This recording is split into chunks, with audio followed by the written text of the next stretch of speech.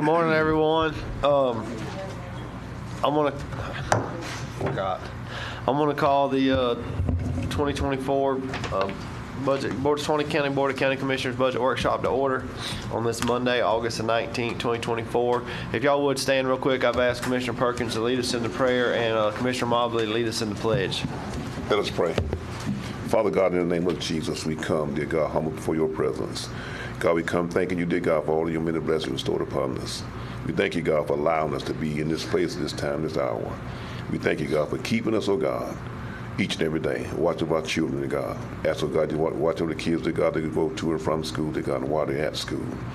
We ask, Heavenly Father, God, you bless this board, dear God, to handle the situation and circumstance that come up for this board.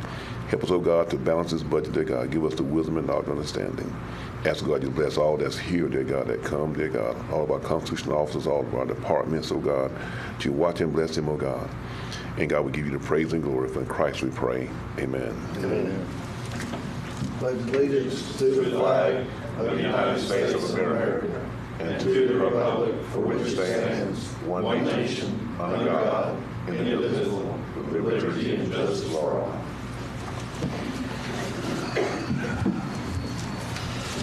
All right.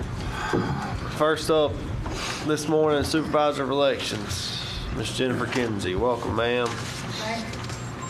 I think she's under tab 50. All right. Very back. Go ahead. Y'all got any questions? Y'all got any questions for Ms. Kinsey? I would like to make a note. Commissioner White said that I wouldn't lower my budget. He didn't believe me. It did go down $13,000. I would like, can that be in the minutes, please? He said it would never happen. Well, that's a good job. It just wasn't enough. I know, it's a little bit. But yeah, y'all have any questions or anything? Yeah, it is actually a little less than last year. Not a whole lot, but it's a little bit. Yeah. I did not have any questions on your budget. Any other commissioners have any questions on? No. I'm good. Commissioner Hale? No, I think she's explained everything to me beforehand, so I appreciate it. Thank you. Correct. Thanks. Yep. Okay, this is easy. Thank you, ma'am. Hopefully tomorrow goes this We easy. know you got a full plate, so. Yeah, I'm having trouble breathing. I'm getting nervous. Get heart palpitations. All right. Thank you. Thank you, Yes, Jennifer. ma'am, we're good. Thank y'all. Thank you. Thank you. We're going to skip. I've talked to the sheriff and property appraiser. Property appraiser's got something going on this morning too, so he's going to go next. And then the sheriff's office. 49. Tab 49. Good morning, Mr. Chairman, Board, citizens. Pretty easy budget this year. All of our increases except for two were just inflationary increases. Insurance going up, contracts going up, IT stuff going up. The only other increases that we had was a True Roll. True Roll is a nationwide provider for double checking death certificates, homestead exemptions, and we have more and more people move to Florida, especially Suwannee County. We're not able to track whether they have a homestead exemption in another state. Used to, the state provided that information to the counties, but they don't do it anymore. So we had to go out and find a provider that would do it because it's against law, against the Constitution to have two homesteads anywhere. So we're starting to see that more and more. This is one avenue that we're going to use to try to check that. If they've got a homestead somewhere else, they're buying a vacation home in Florida, we're not wanting them to benefit from our exemptions that they don't have the right to. The other one is the Kreisner Group. It's employee handbook lawyer. I don't know the last time our employee handbook was open or updated. When I took over in 2021, we started going through it, and we finally got to that point where we want to send it to the attorney and get their feedback and review from it. And that was the only increases that we had. Fair enough. Any questions? Any commissioners got any questions for our property appraiser, Mr. Gamble? I have none. No, sir. Good, Mr. Hale? Nope. We're good. All right, I think you're good, Mr. All right, Gamble. y'all have a good one. Thank you, sir. Next up, we'll do Suwannee County Sheriff's Office, Sheriff St. John. Welcome, sir. What tab is he? I'm looking. 48. You're slow. Welcome, sir. Everybody ready? I'm looking at this, if you're looking at this, well, I'm not sure which one, what page number would be on your list, but it's where the whole total budget is between all the different departments, between law enforcement, corrections, animal control, and so forth. The first part, we got a... What's it look like? Hold up so they can all see, just in case. There y'all go. That's the one I'm looking at. Yep. Yep. That's what I See got. that? That's the one he's talking about. That's kind of all in one, right? That's everything. Yes, that's all departments, instead of going through each and every individual one, that it shows the increase and decreases here. Right. As you see, obviously there was some, the increases as far as the salary wise, for the pay increases. And then, they got the FICA taxes, Medicare, retirement, life insurance, obviously all that went up, to where you can see the amount on the very right side, which is a total of, $448,000. But then you skip down to where start with professional services. That's where we had a little help there. Last year we had contracted out with the medical services for the jail, and they just started out when we first hired them, they was less than what we was paying before, and then once they got their foot in the door, they said, well, wait a minute, we got an increase, and that was a heck of an increase. So we had to increase the budget last year to make sure we could keep them, but it was way too much. So what we've done is we fired them.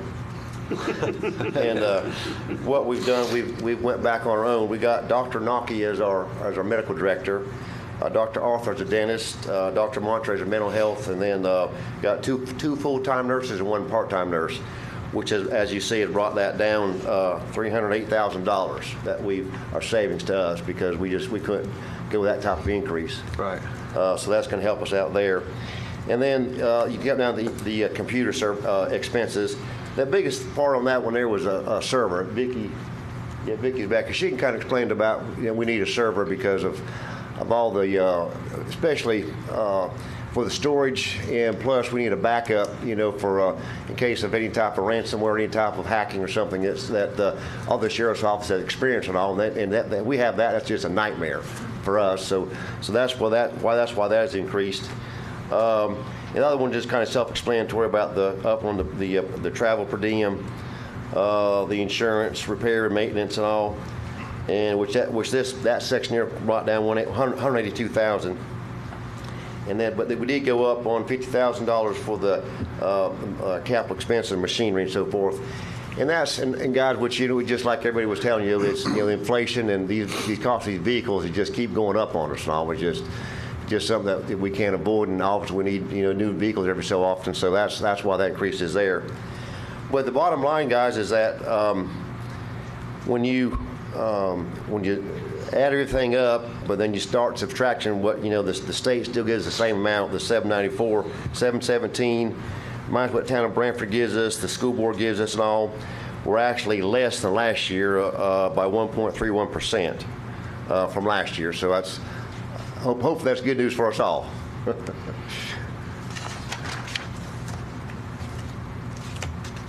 Anybody have any questions for the sheriff? I have one, but it's not really for you, Sheriff St. John. Vicky, where's Vicky?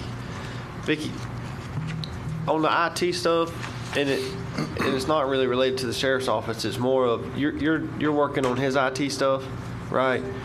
Can you explain what that salary increase or what that increase was for his equipment? Because really, I'm thinking about the county's IT stuff as well. So and explain all that, what you do with the clerk's office, and then also your knowledge of the sheriff's office too. Sure. On the IT side. Good morning, gentlemen. Good morning. Everybody. Currently, right now, I work for the clerk of the court. We have an inter-office agreement with the sheriff and with the property appraiser. And whatever their needs are, we make sure that they have them. What we did for him this year was we had to get him an off-site backup. We have an on-site backup in 2 different locations, 2 different buildings, 2 different UPSs, and all that. But in order to stay with the statutes, we had to get him out of this county. As you know, you can have a horrible, horrible situation hit, and you have no way to get your backup back. So that's what we did for him this year, was we pushed him off-site. He's down towards, I think it's Winter Haven. So we have them down there with the clerk's office as well as the property appraiser. We take a picture of it, it goes out, it's irrefutable. So you cannot change it. No one can change it except for the IT department, not even the company that we sit in. So That's what we that's do. really just for, like you said, natural That's disasters, just for the fires, backups. whatever. So all of his information, as well as clerks, property appraisers, is at a off-site, non-Suwannee County Document- site backed up. You got to have documentation, and it's got to be safe. So with the lack of, we're getting a generator right now for the sheriff, for the courthouse. It's been a long time coming. So we're just finally getting there where we're going to be able to support this information and save the hardware. If the hardware goes down really hard, as y'all know, if you don't have a good, UPS, then it crashes, those drives spin down, and boom, they're done. And that's what can happen. So anyway, but that's what we do for them. We take care of all of their vehicles, the laptops, all of the printers, everything that they need. Okay, good. And I asked that because I'm thinking about one of the county departments had a computer issue problem, and I don't know that, we had it done the right way, but. Well, I was just speaking with our voting lady, Miss Jennifer, and she has her backup sitting in the same building as her live is right now due to flooding that we had. And I've spoke with the sheriff, and he's been gracious enough to say, if you can put her over there, put her over there. So we're going to pull her in, a straight piece of fiber, won't touch anybody else's network. That way she's, safe from anybody's juju. And then that way she can sit there where that big generator is there in the jail. We've expanded another server room there so that we could at least separate the clerk and the sheriff and everybody. Yeah, I think that redundancy we've learned is pretty important when it comes to software and computers. And it's not cheap. I won't lie to you. It is not economical. However, without it, you're shooting yourself in the foot. Yeah. And we have something that we need to do for our taxpayers, and that is protect their data. Make sure that their deed is still there. Make sure that all of their information and who owned that property way on back is still there, the history. We have to have that for them, especially this guy when he has frequent flyers. Mr. Chairman, I have one last question from Ms. Vicki. How many attempted hacks do you see on these departments? I mean, I just want the public to know why it's important for us to. A lot. We have a lot, and they really don't care about the property appraiser. They don't really care about the clerk. They want to eat this man alive. No, I got And the you. reason that is because, it's to shut down your first responders. That's what this whole thing, it's about chaos. I got you. And that's what we have in this world today. It's nothing but chaos. Gotcha. So what we try to do is mitigate the risk as best we can, and then make sure he can do his job. I got you. And sometimes it's about filtering, sometimes it's about blocking. There's nothing you need to worry about me. I'm not going to ever talk above your head. I'm just like a plumber. I make stuff flow, and that's it. So it's no big deal. That's right. All right. Anybody have any questions? Well, Vicki's right here. Another part, I guess, would be considered my wish list while she's right here, but we're needing like $30,000, according to Miss Vicki, to upgrade the wiring at the CD, and she can kind of explain to you of why that is necessary. Currently, most everybody is going to your VoIP phones, which is like they're not the 1902 pop phones from, Windstream or a company like that. Now you're talking over my head. Yeah. I Well, don't what know that is it's just like a cell phone sitting there plugged into a network. And that's pretty much a new phone that we have nowadays. And we have gone to that for the property appraiser, the clerk, and for the sheriff's department. So in order to keep that data separated, because it is CJIS compliance, we just went through that for the sheriff for him. We make sure that he's compliant with FDLE and everything so that he will continue to get the services that he needs, to be the sheriff. So we need to rewire that building. I know we're going to get a new one day, but that's not going to happen in the near future. And in order to keep that data separated, we do need some wiring done in that building. That's the criminal. The old CD building, yes, sir. And the reason I'd ask for that is because that way I can totally separate the VoIP data from the CJIS data. Right now, we are not in compliance in that building. Now, they have given us a year to kick the can for us because of budgetary reasons, and I explained to them we're a little bit indigent on this side of the street, so they've been very gracious not to gig us on that this year. So Is that already included in here? Or? I don't see that. in there. Yeah, see, it is. It's on your on wiring the- that CD. It's Okay. on your Yeah. list, on the wish list. You got three, right, Sheriff? You got 3 million for a new criminal division building, which we. are aware Well, I of, mean, and then the I mean, 30,000. that's, yeah, it's there, Travis, but just a kind of a reminder that, hey, one day we're gonna need a building. I realize that, that's gonna be a down the road project and all, but just kind of keeping in the back of your mind. But the two biggest things, is awfully the biggest thing would be the wiring, and then with Dowling Park, I'm not sure. They used to kick in some. Yeah, they kicked in some, but they've stopped. But we still provide service down there because I don't want to leave them without. And so we was minus that what they kicked in. So that's the main two: the wiring and then the help with the Dowling Park area right there. Okay. I don't have a problem with the two $30,000 request. The 3 million though, I would like to see, if possible, Sheriff, and maybe start escrowing something. Instead. Yes, sir. Yes, sir. And it'll take this board to authorize that. But like sometimes, not recently, but sometimes you have a surplus. Maybe we could, in your own budget, put a line in there. Escrow and start saving some of those We money. did some of that last year, didn't we? Yes, sir. Yes, sir. Yeah, did roll yeah. some. Yeah, and we had talked about that, and I think we did it last year, and I'm sure we're going to have some. We can return some, and we can maybe earmark that for that, and just kind of build it up as years go by. I think that'll make that nut easier to crack when Yes, that sir. time comes for whatever board's here, whenever it's Yes, time sir. to pull the trigger on that. Okay. Yep. Sounds good. Any of y'all have any questions? The other thing is that, that wiring, we can do that wiring in-house, or we have to do it outside, that wiring for that Vic- room? Miss Vicki? How much wiring you gotta have done? The wiring in-house, or is that So that's- subcontracted on the wiring job? It doesn't matter to me if you have it done outside or if we have a contract. I do utilize someone that comes in, they get it pulled within just a timely manner.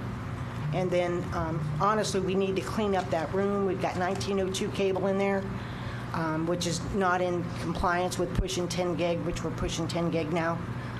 Last year, we were able to uplift everybody's network to 10 gig from 1. But the 30,000 will cover it, whether you do it in-house or sub it out and part of it in-house? I don't know about in-house. I just know outside, I can get the guy to come in for about that price, maybe a little bit less. And that's putting in the really good hardware so that it's going to stay for 10 years. Gotcha. That's the thing. I want longevity. We ask for new hardware about every 5 to 7 years, and it's not economical. But I'm going to kind of reference it like this. Your tractors shut down at 5 o'clock in the afternoon, right? Mine never shut down. So when those tractors are running 24 hours a day for 7 years, they get tired, and it's time for new hardware. Besides that, most companies will not extend any kind of warranty, and with being up 24/7, I can't be down. So that was the main reason for that, and that's the other reason, like with Brother Barry's stuff, we always have that contingency fund. We're putting away about 40 grand a year, because when we have to replace everything, it's close to $250,000. Thank you, ma'am. Anybody have any questions for Ms. Vicki or the sheriff? Mr. Chairman. Yes, sir. The law enforcement certified deputies at Dowling Park, what's that, Sheriff? I mean, what's the deal? I don't So understand. Advent Christian Village used to kick in 30,000 to Yeah. basically increase patrol out there and have. Yeah, well, they kicked in $30,000, and we paid the rest, But he stayed right there at that Advent Christian Village home, and they're right there in that area, but mostly at the home. And for whatever reason, they're not able to pay us anymore. But I didn't feel right, leaving, abandon them. So I still have a deputy down there. We just absorbed it in our budget and all. And that's the reason I was asking to see if y'all could help us out with that, what the home had been kicking in. It's replacing what the Advent. Yeah. I guess due to economic times, that's something Yeah. they've cut out. But he's asking us to replace it, and I'm okay with that. Okay. Yeah. But any other commissioners?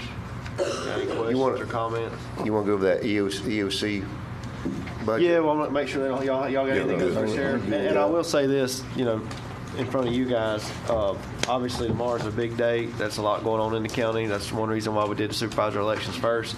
I did tell the sheriff that if we got any questions or whatnot today, we will, when he leaves here today, we're not going to ask him to come back tomorrow. Y'all okay with that? So let's just get through the sheriff's budget today and handle him so he can do whatever he needs to do tomorrow, and not us, because sometimes we'll call him back up and go back through it again, but if we can, let's just get all that done today for him, since he's got something going on, and then be done with that. I mean, and it was less than last year, so I thought that y'all might would probably agree to that. Yeah. Okay, you want to go to the EOC? Yes, sir. Y'all got the EOC page yet? Yes, sir. Okay. Okay, as you see, the salary, both salaries increase, to 32,000, up to 32,000 from the increase. Then you got the EMPA grant, which is 105,000, which entails part of their salary, or most of their salary. And then they have this FDLE grant, which this kicks in also. But down at the bottom line of this here is that you got the EMP grant of 105,000, the FDLE grant of 5,000, 5,054, and then you got the county match and the 6,000 for the CERT additional funding. And when it all shakes out, the total increase there is 50,866.37.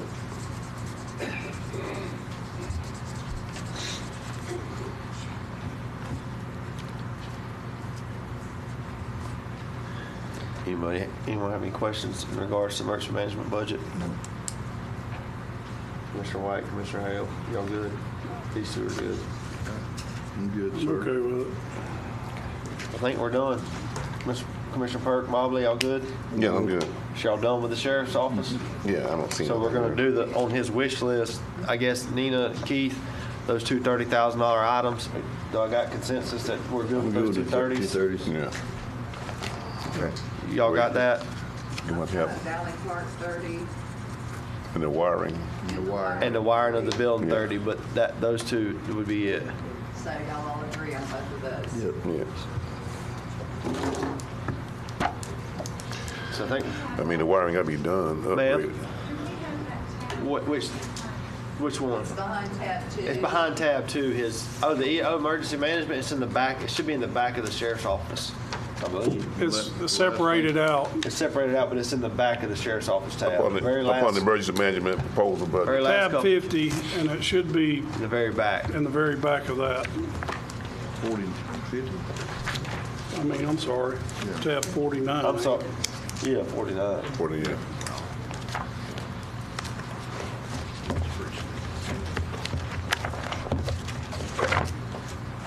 No, 49 is property appraisal. We just 48. 48. In the very back. 48. Tab 48. 48, You very get back. glasses out of the truck, right? That's what you're going to see. There's Bar Hill's glasses. Page, only got the front page. The sheriff. Wiring. Getting there quick. You good, Chairman? Yeah, Okay. I think we're good. Ask that question. I just want to know what tab so I could She visually. only got the front I think page she's of the getting you a sheriff. copy of it. Thank you. There you go. The front page includes all of it. The emergency management page. The emergency management, I guess, is a department within a department. Yeah. If you were a department within an office. Yes, sir.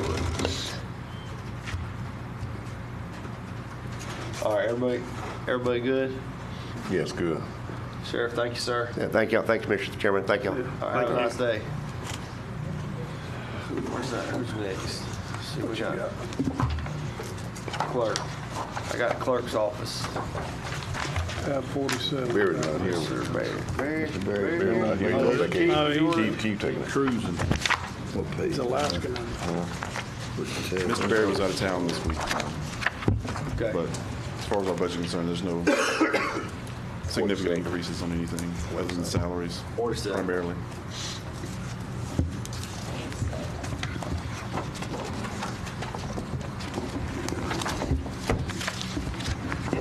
He apologized for not being here this morning. He already had a scheduled trip out of town. Yep. Yeah, and we rescheduled this due to Hurricane Debbie right after.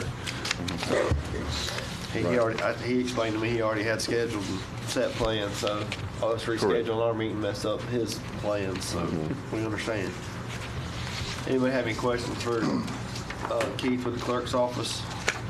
Actually, he got a decrease, Yeah. Yep. 8,900 under the administration department, but overall, a little bit of an increase.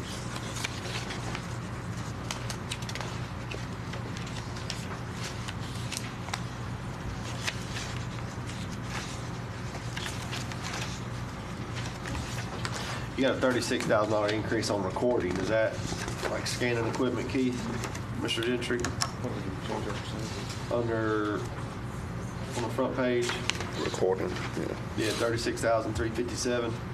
The I guess that's scanning equipment. state can't fund any of that. We had to change our percentages that we were charging out to the board because we found out during the year that the state doesn't fund or shouldn't be funding any of that, and they were prior. So that's the reason for that increase. Fair enough. On the court side. Any commissioners got any questions for Mr. Gentry? None. Good. Commissioner Hale? Good, sir. Good. Thank you, sir. Airport. Mr. John Duhane, did I say that right? Tab 15. 15. Tab 15. No, yeah, tab 15, airport. Morning, sir. Good morning, Commissioner. Morning. Chairman. Yes, sir. How are you, Mr. John? I'm good. How are you? Good.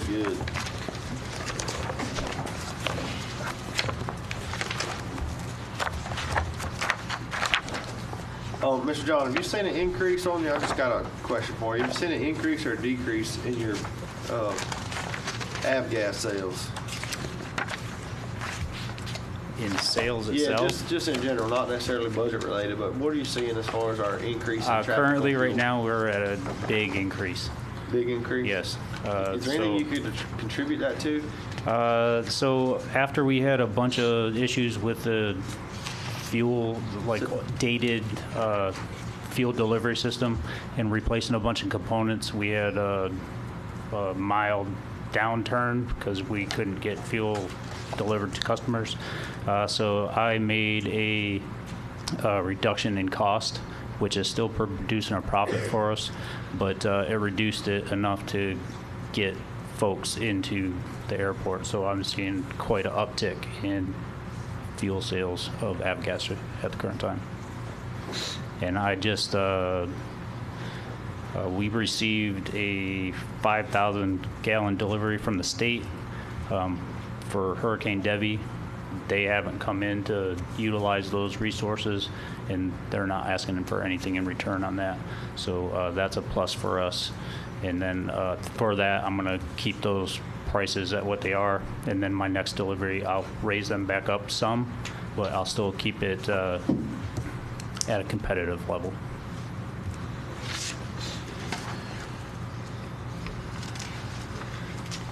Any commissioners have any questions, or anyone have any questions for Mr. John?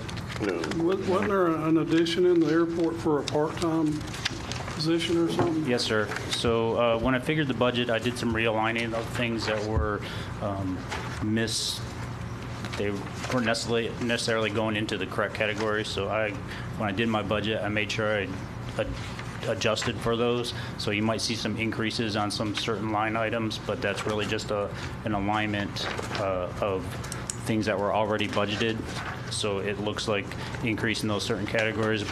But overall, I'm seeing a 12% reduction. And then we are still showing a revenue profit at the end. And with that, I'm hoping to be able to either onboard a seasonal or maybe eventually a full-time employee. But with the increased look at maintaining customer service, that's where my focus is on the other employee, to have customer contact, someone always in the FBO for the customer relations. Well, that goes back to your fuel cells too, someone being on site to be able to handle those planes when they come in. Yes, sir. You know. Right now it's me and then our groundskeeper. Most of the time he's out of the FBO, and some of my duties do take me out of the FBO to maintain the FBO, and it always seems that the folks come in when someone's not there. You So got a generous 5,000-gallon donation from the state, so tell them we appreciate that. That should help. I will let Mr. Roberts know. Yeah. Anybody have any questions? That's all I had. Mr. Chairman, I'll just say I've been speaking with Mr. John more often here as I'm trying to educate myself more on the airport and things that he needs, and I think he's doing a good job, and I just want to say I appreciate it. We had a few little issues. Probably could have had more sales and fuel, but we had some pump issues. But between him and Mark and some of our local electricians, they jumped right Yeah, on I it. think they got those kinks worked out, They did. so there's They did. more of a consistent availability out there. Yep. Yes, sir. And then, like I said, that good faith lowering of the price, it's really contributed to our increase in sales lately. Well, just don't go too low. No, sir. I want to give it away. That's right. Anyways, have any questions, Mr. Haynes? Very good. Thank you, Good. sir. Thank you. We appreciate it. Appreciate it. Next up, Economic Development, TDC, Mr. Jimmy Norris. Tab, what'd you say? 30. Tab 30. I didn't bring my notebook. Mr. Norris, you're limited to 3 minutes. Get long-winded. You guys got any questions? TDC's money in, money out, so we can't spend what we don't get. That does not come out of general revenue, as you know, so on economic development, pretty much all the same except for the initiative line, which is a reinvestment of leftover funds from this year plus leftover grant money that the folks didn't acquire for, plus the $25,000 we've been plugging in there each year.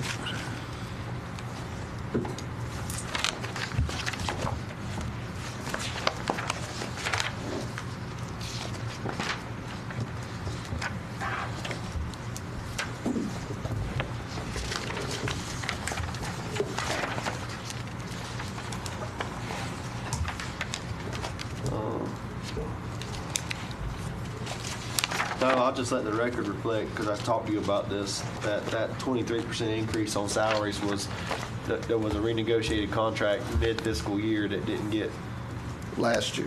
yeah, that's what I'm saying, last year, it just didn't get aligned in the salaries page. Now that's just aligning that number to, Doubled up. yeah, so the fiscal reflecting that, yeah. reflects with the, Right, and Keith and I spoke about that. That actually happened last year, but Yep. because you guys were already so deep into the approval of the budget, it was in this year's budget. It just, my budget didn't get changed.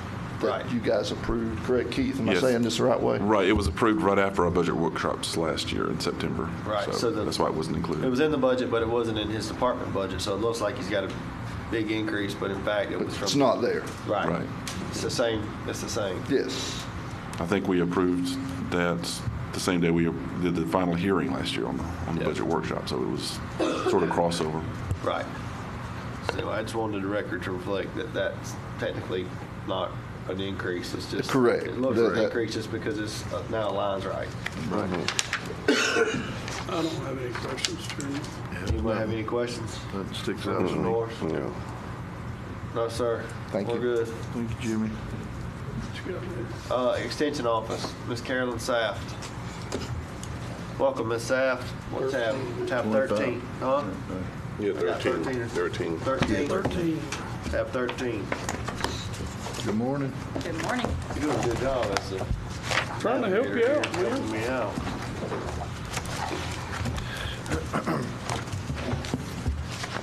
So, good morning. How are you? I'm doing well. So, our biggest change was in salaries. Any questions? I did. I had one. Are y'all fully staffed now? I know there was some. We are. You are now? Okay, great. We have a Okay, full good. staff, and we are super excited about that. Good.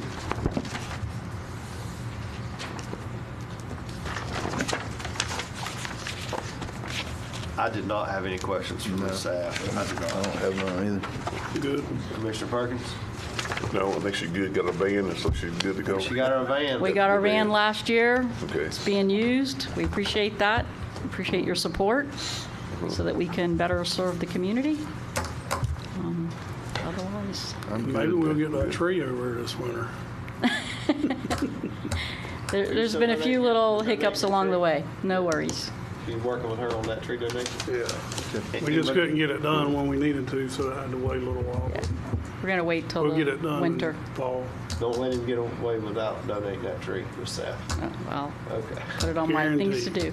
He's got good intentions with that. I know that. Thank you. Y'all good? Yes, sir. All right, thank you, Miss Seth. Thank you. Yes, ma'am. Have a good day. Next up, fire, rescue, EMS. I know the chief's at a training. Do you want to come back to that one? Okay. Maintenance department, Mr. Durham. Welcome, sir. 10, page 10. Tab 10.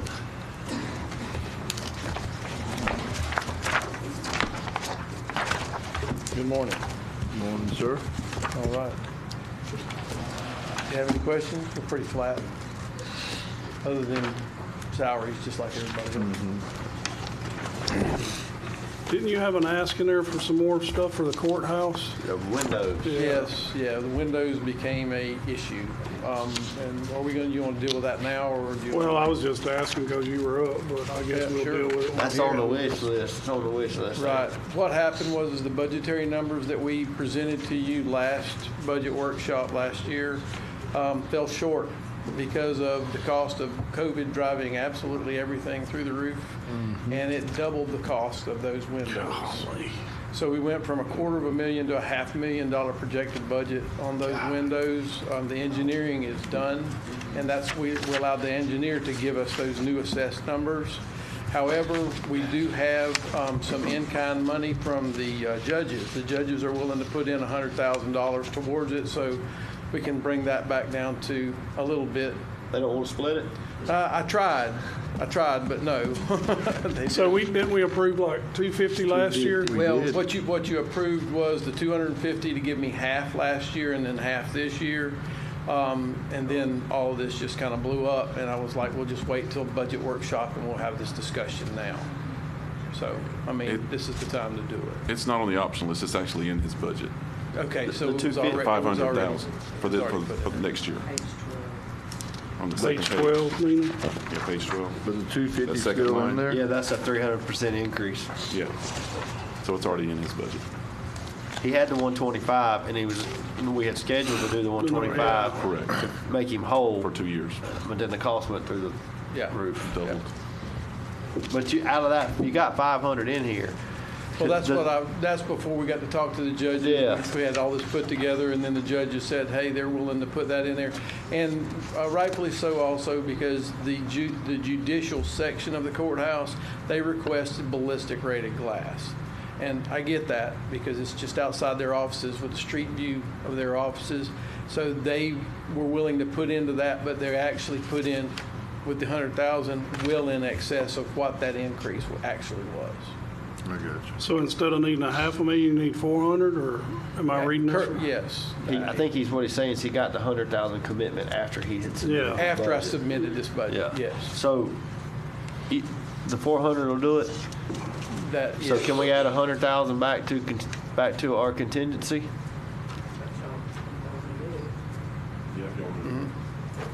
If the judges is gonna pay 100, they'll just reduce his by Decrease 100. Decrease that line to 400,000, then put the 100 back into contingency. Yeah. So is that consensus on And that? Barry was in the middle of that conversation too, so y'all have that. You go with that? If we put that Good. 100,000 back on our contingency and make that 400? As long as they got to come out of my pocket, I'm good, brother. But Thank you. have a consensus on that, Bert? Yes. Yes. Come back tomorrow wanting it back. I'll just go ask. Oh, he's Nina. got some wish list items. He's going to say, hey, you remember I gave you. Yeah, right. Don't think he didn't set that up right there. We just walked right into the Well, trap. actually, I had nothing to do with that. You took that on yourself. No, we'll let the judges and court admin know we appreciate I them will. throwing some money at that project too. I will. And to just explain again for the public that's here why we need new windows at the courthouse. Will you mind doing that? Well, the windows are over 100 years old right now. They're the original windows that were in the courthouse. courthouse, and they were wood frame, wood sash windows, and they're deteriorating to the point to where they're just falling apart. So we're requesting to put energy efficient, good windows in there to help with energy costs for one, but also keep the aesthetics of the building. And these are all special made windows. You can't just go to Harbor Freight or someplace. and pick up a set Custom-made of windows because of the, Oh. they're not, I guess, what would you say, they're not like a standard floor plan because of the age of the building? They are not, and when you talk to window manufacturers, there's an arch on a lot of these windows. Everybody's got their own radius arches, and so it gets really complicated. But yes, it's a special made window to cut it short, and it has to be, they have to tool up specifically for these windows, and that's another thing that drives the cost of it. Wasn't the molding a big deal too, the window molding and stuff? I thought- Well, just the way, that's how you close the windows Yeah. in, so I mean. And then yeah. the frame, that, your wood pane, they're all wood panes versus vinyl or Yeah. plastic, what they are, so I mean, they're old. Right. Those windows required. Wasn't it on to the be historical historic? thing or something? That's what At one time, when Yeah, we be did a historical. historic upgrade in 2001, I believe it was, they would not allow us to do it because we took historic preservation money, grant money. But that had a covenant that lasted for 10 years. Once that covenant has expired, we now can go in and put a new energy efficient window in there and still be in guidelines. Knew it was something to do with that. Yep.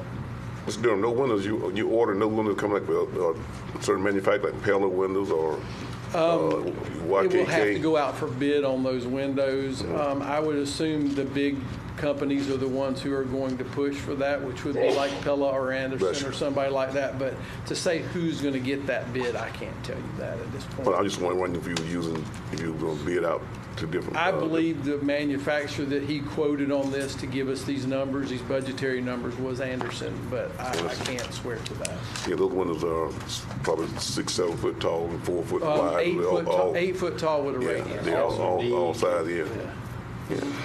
So, Yes, sir. Well, Any other I'll be glad to get this done. I know Mr. you've been Chairman. talking about these windows for Mr. Chairman. 3-4 years now. Yes, sir, Commissioner So, Perkins. so those windows, the cost of that, what you're budgeting for, that include windows and installation? Yes, sir. Okay. Yep. Well, And demo. You've been working on this for a few years now, so I know Yes. that you and the court people will be glad to get this done, so.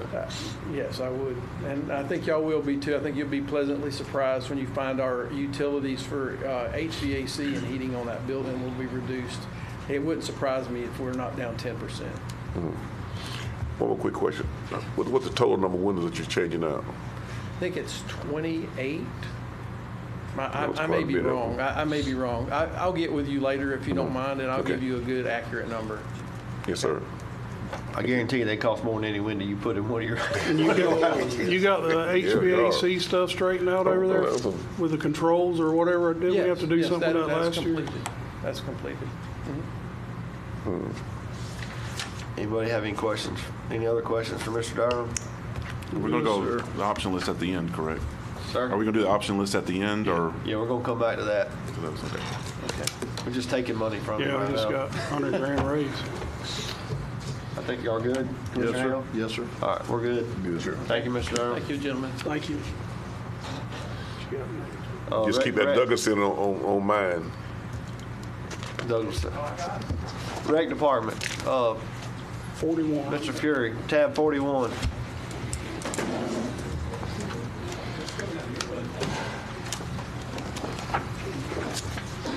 I'm glad you brought that Douglas Center up during Mr. Durham's section. Appreciate that. We're gonna give half to you as well. I'll spend it for him. 41. Man, yours is thick.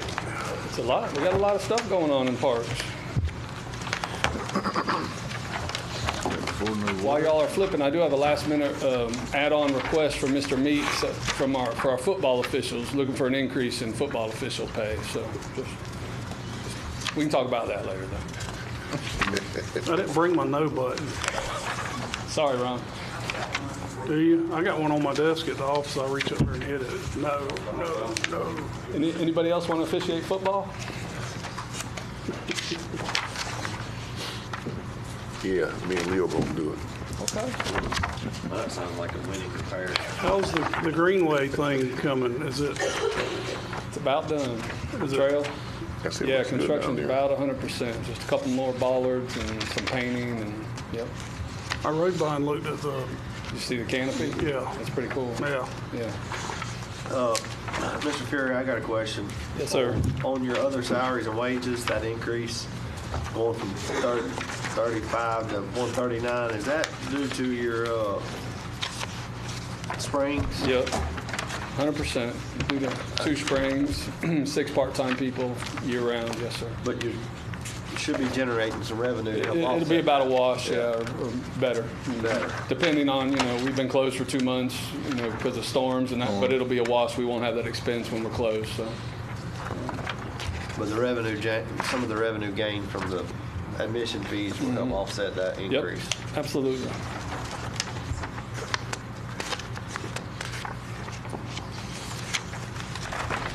No real changes. I think it was just a $38,000 increase from last year's, basically.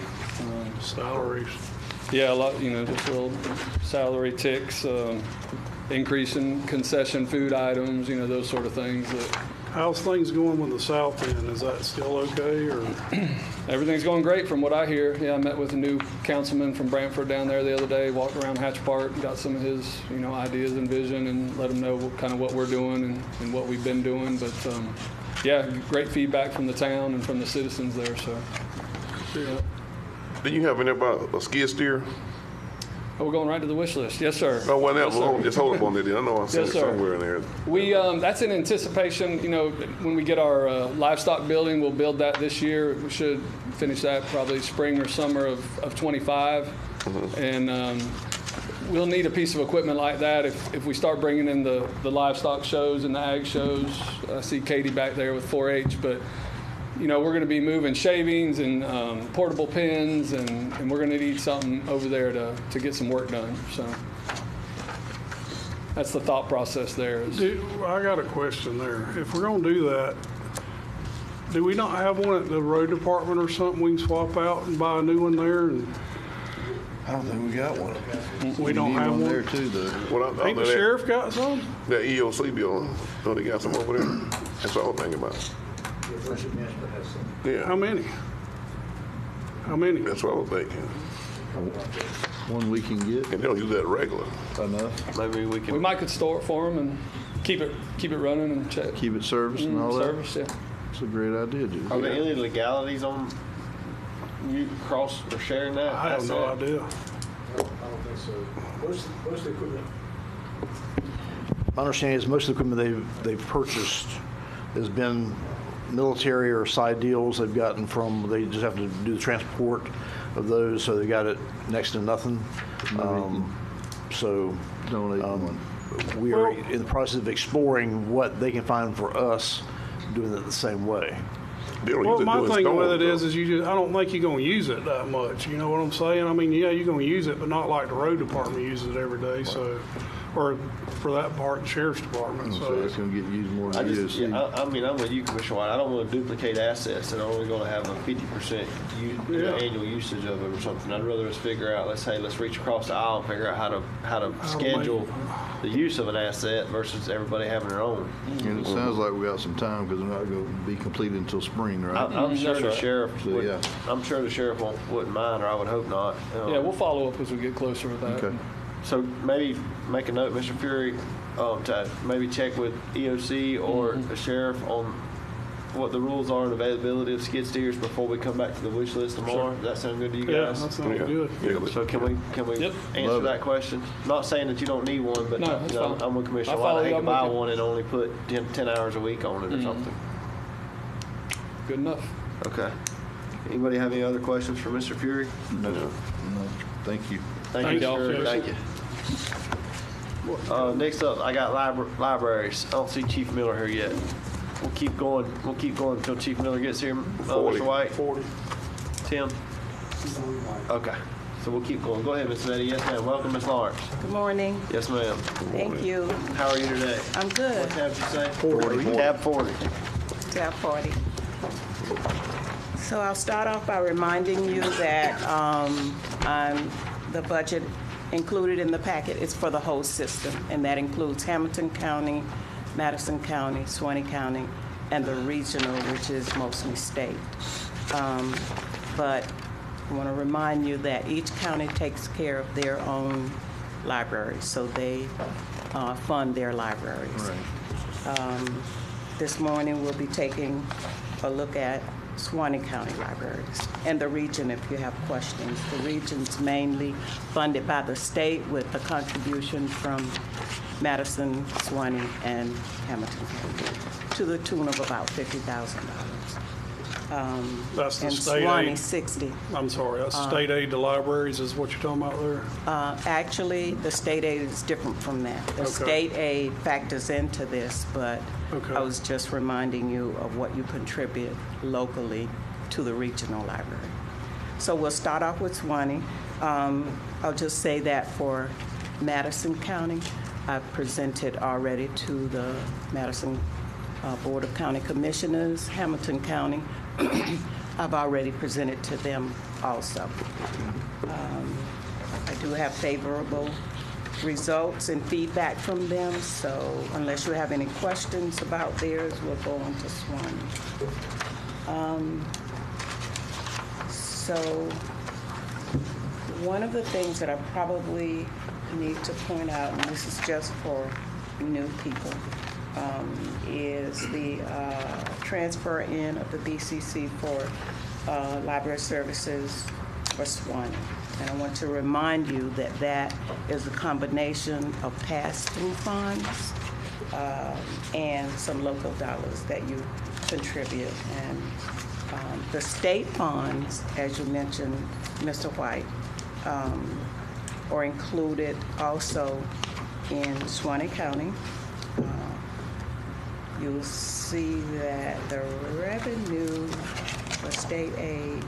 Are you looking at page 19, Miss Betty, at the very top right-hand corner? Is that what your page says? I am. Okay. Okay. But all of the county's revenues are included on this page. You probably know that already. So for state aid for Suwannee County, we anticipate $778,368.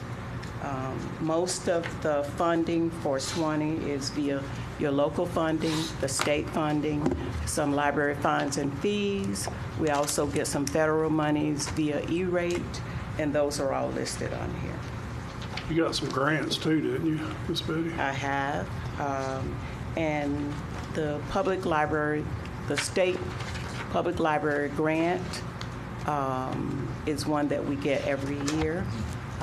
And the way that the state decide on how much we will get is determined by how much the county puts in for the second preceding year. In other words, 2 years out is what you're establishing in terms of what the state will give you.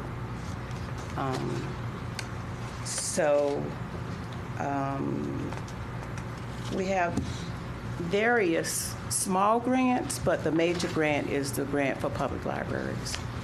And you get about $1 million.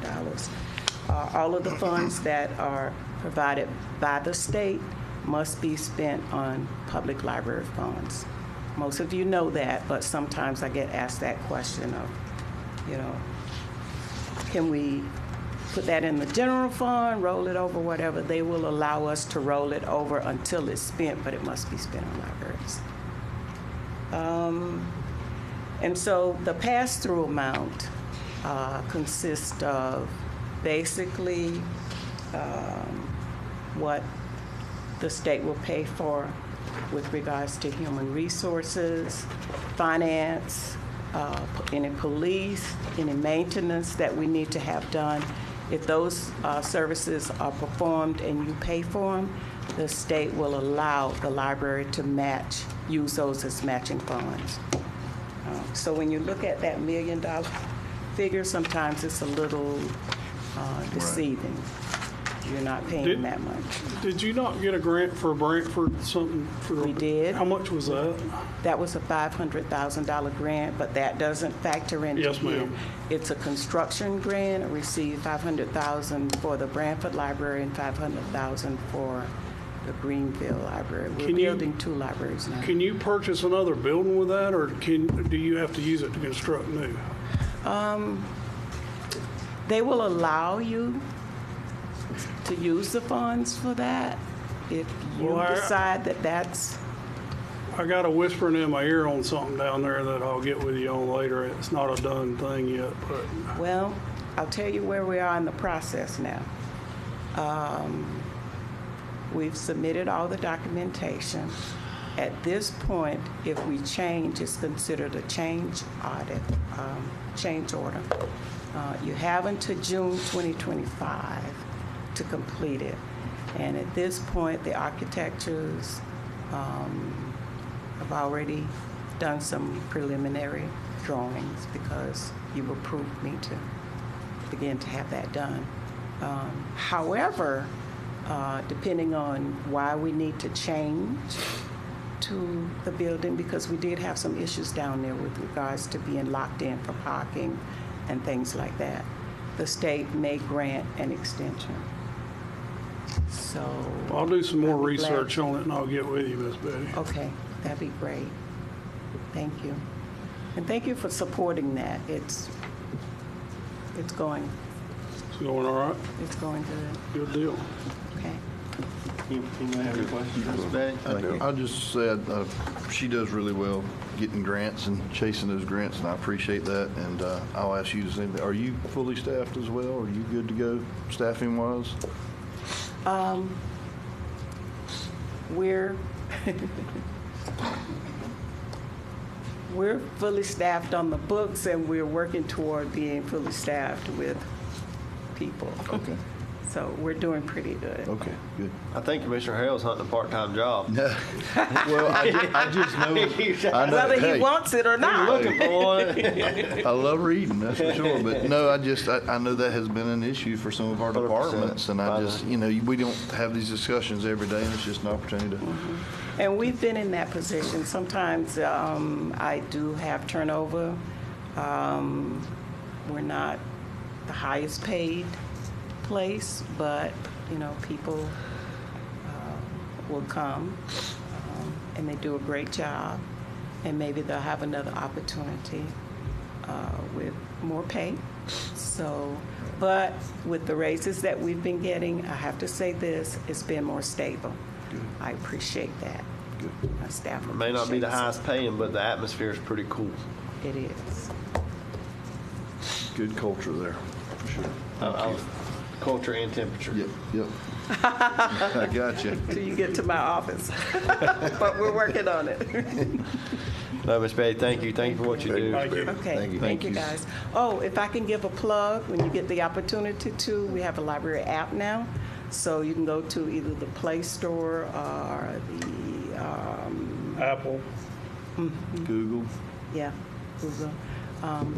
Upload it or download it. Okay. And, Commissioner Hale's going to check be on it that out. at lunch. Okay, That's right. all right. Thank you, Miss So Betty. Thank you. Appreciate it. Have a nice day. You say you like to read? I do. Comics. That must be why you have to wear the glasses. That's right. Chief Miller, I see you're in the building. Are you ready? Y'all ready, Tim? Let's circle back around and get back on the Okay. schedule. Let's go back to fire and rescue. Since we skipped over them, let's get them and get those guys out of here saving lives. Fire's 33. Let's do fire first. 33. All right.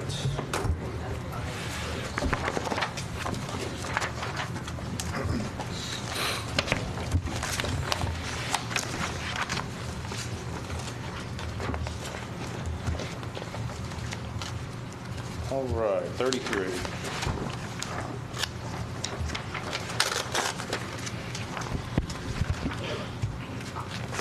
Changes to this one. Right. Tab 33, guys. All right. Fire budget. Doesn't look, No real changes to the budget unless you if you notice in the contingency line, our projected will be down to that 40,000 because from what I understand, we've been using contingency money every year to kind of make up the shortfall each year. Does that sound, are you familiar with that? Yes, sir. Yes, Okay, sir. so just, we want to point out that after this year, after balancing just now, we'll be going into next year at that 40,000 rate instead of the normal 3-something. So we're going to have to just be mindful all year long watching that to make sure, try to figure out where that shortfall is coming from. What page are you looking at? I was just in the back. I'm sorry, there's quite a few pages in this one. It's been changed. Yeah. And then you can see that the salary increase because of the wages went up 3%, 3.8.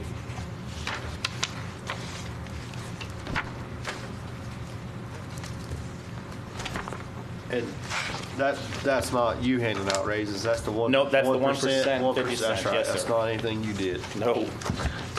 This is day 1 of week 5. Yeah.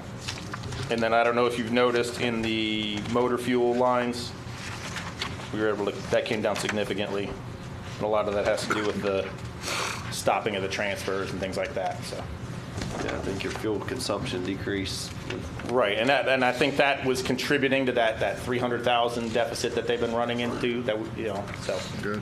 Well, the balance forward, Lena, explain that to me, please. Where are we at? Or Chief? Yes, sir. Yeah, the $1,358,000, is that, Hold on, I'm looking for it. That is what's sitting in their bank, scheduled to come forward October 1.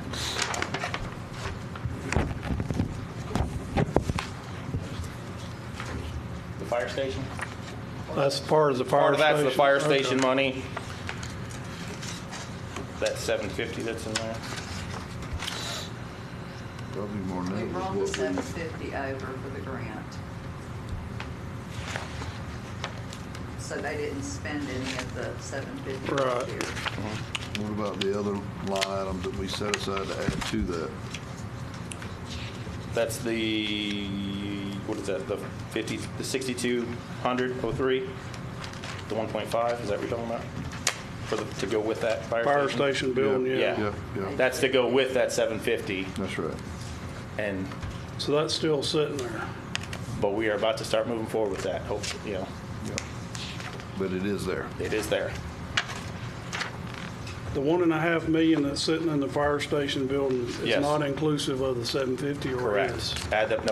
Add them together. So basically, we have about 2.25 for a fire to end up building the station.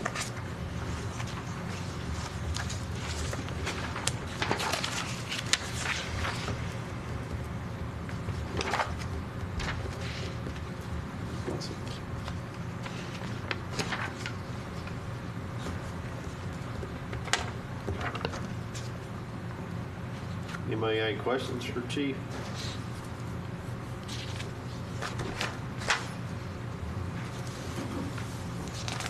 We may have to come back to the fire, but if y'all don't have any questions, yeah, we'll move over. They kind of run hand in hand. We'll Yeah, move pretty over much to- run hand in hand. The only, If y'all don't have any questions, we'll go to EMS, and then if you got any, if something correlates, we need to come back, flip back to fire, we can do that too. okay. So on the EMS line, 12. there's only I guess you'd call it an allocation change. I don't want to change the amount of money being spent. I just want to change what we're spending it on. And I'll go over that here with you once you get caught up. So in the 6400 line, the machinery and equipment line, 932, 627.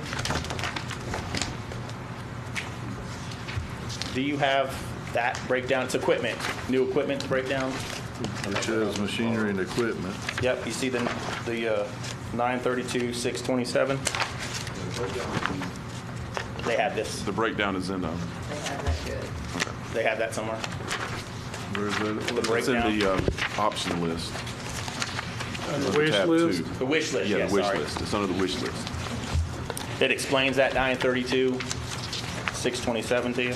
But it's included in his budget. Yeah.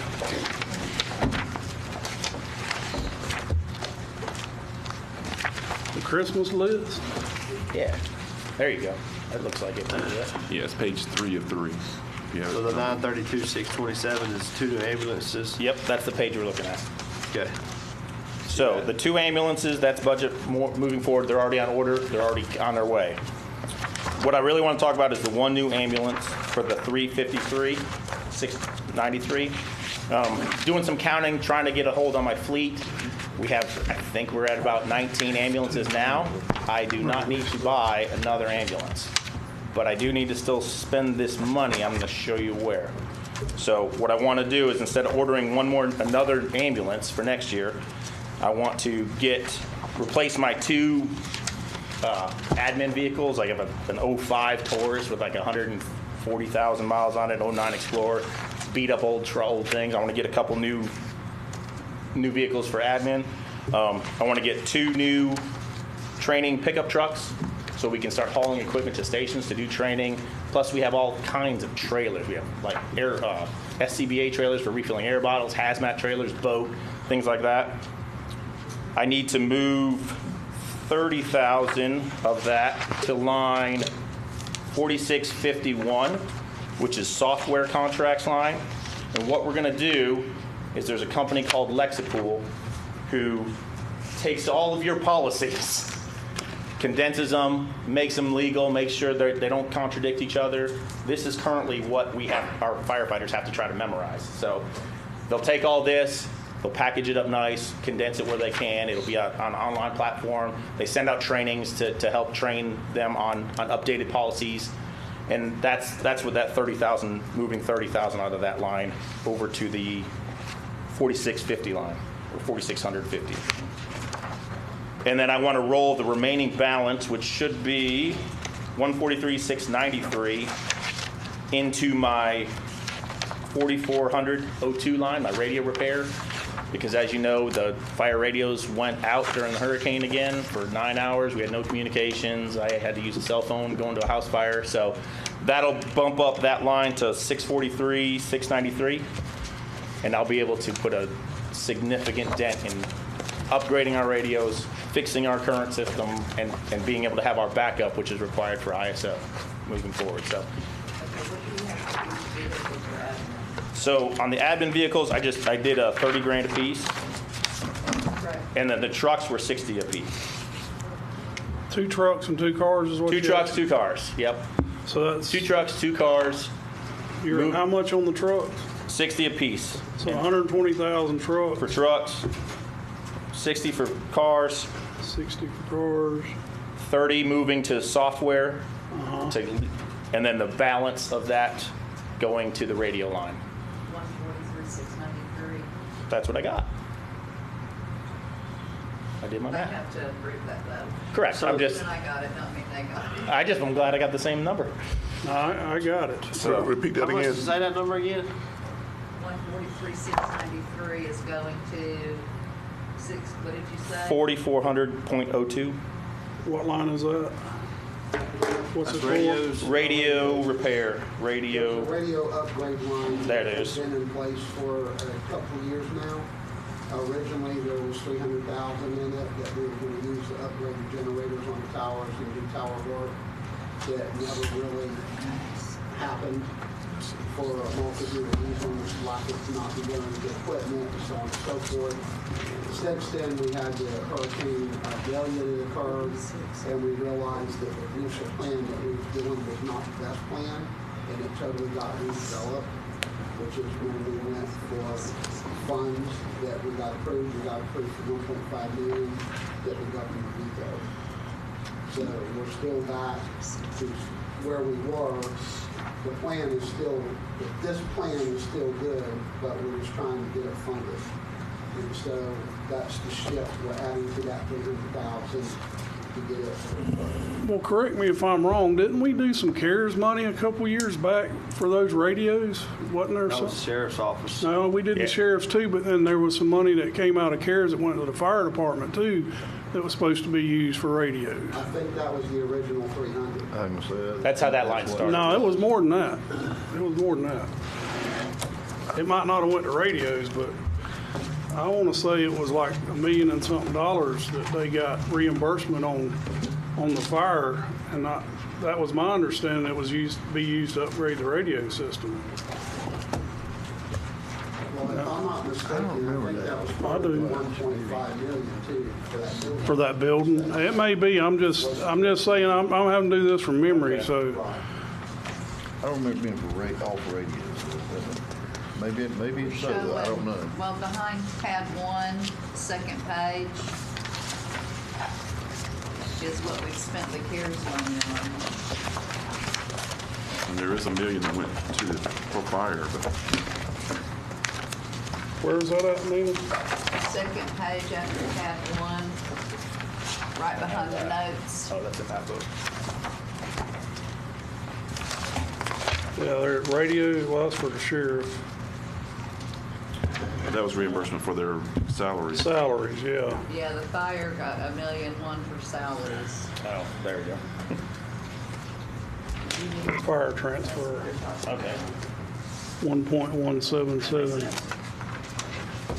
Now, I ain't sure how that's got sliced and diced since we done that, but Well, the problem is they're probably using it because their contingency contingency going keeps down, shrinking, yeah. so Yeah, what year was that? How many years ago? 21. So 21, and if we have to take 300,000 a year out, so that's, 21, 22, 23, that'd be. I remembered something about it, so Okay. that's why I went back to it. Mr. Chairman, I had a question about that page that Nina's referring to. I know we set aside money for different projects. Was that spent, do we have a breakdown on what was spent and what is just in a line item currently on the CARES money? Say that again? Did it just go into their budget? I guess he's saying this money was allocated, how much of it was actually spent. Is that the right question? Right. Well, that was just went back into their. Went in their contingency? Contingency? Yeah. Or maybe went in somewhere and over the 3-year Back into period, their and some bank. got moved into contingency. These road repairs in 22, I'm pretty sure we did. Y'all did. I know we did 250. And the 153rd, that money the 153rd was not done. It was reallocated to 184th, but I don't think we've done that yet either. No. We've not. I think it's in the budget to do 184th now It keeps because rolling, so Yeah. it must be in there to roll it's, next year. so that money had been allocated but not spent, the 750, but I don't want to get off track on road department, talking No, about that's- fire. But I can help with roads. that was some of the. I some drive of on the money. roads too, And so. then we got Douglas Center got something due. Well, I got a question, and I don't relate to this, but those tanker trucks and stuff we leased for 10 years. Yep. That's getting closer and closer to being paid off. Correct. I just wanted to know what your plan was for that when that time comes, if you've even thought about it yet. Yeah, I have thought we talked about, I would love to be able to just keep that same amount in those lines moving forward and start using that as our future replacement. So we don't have to find money for trucks, apparently like we did back when this started, you know? But it was my understanding that those were just leased to own pretty much. We own them at the end of the Yeah, we own them. It's basically a payment. They just call it lease. It's not technically a lease, but yeah.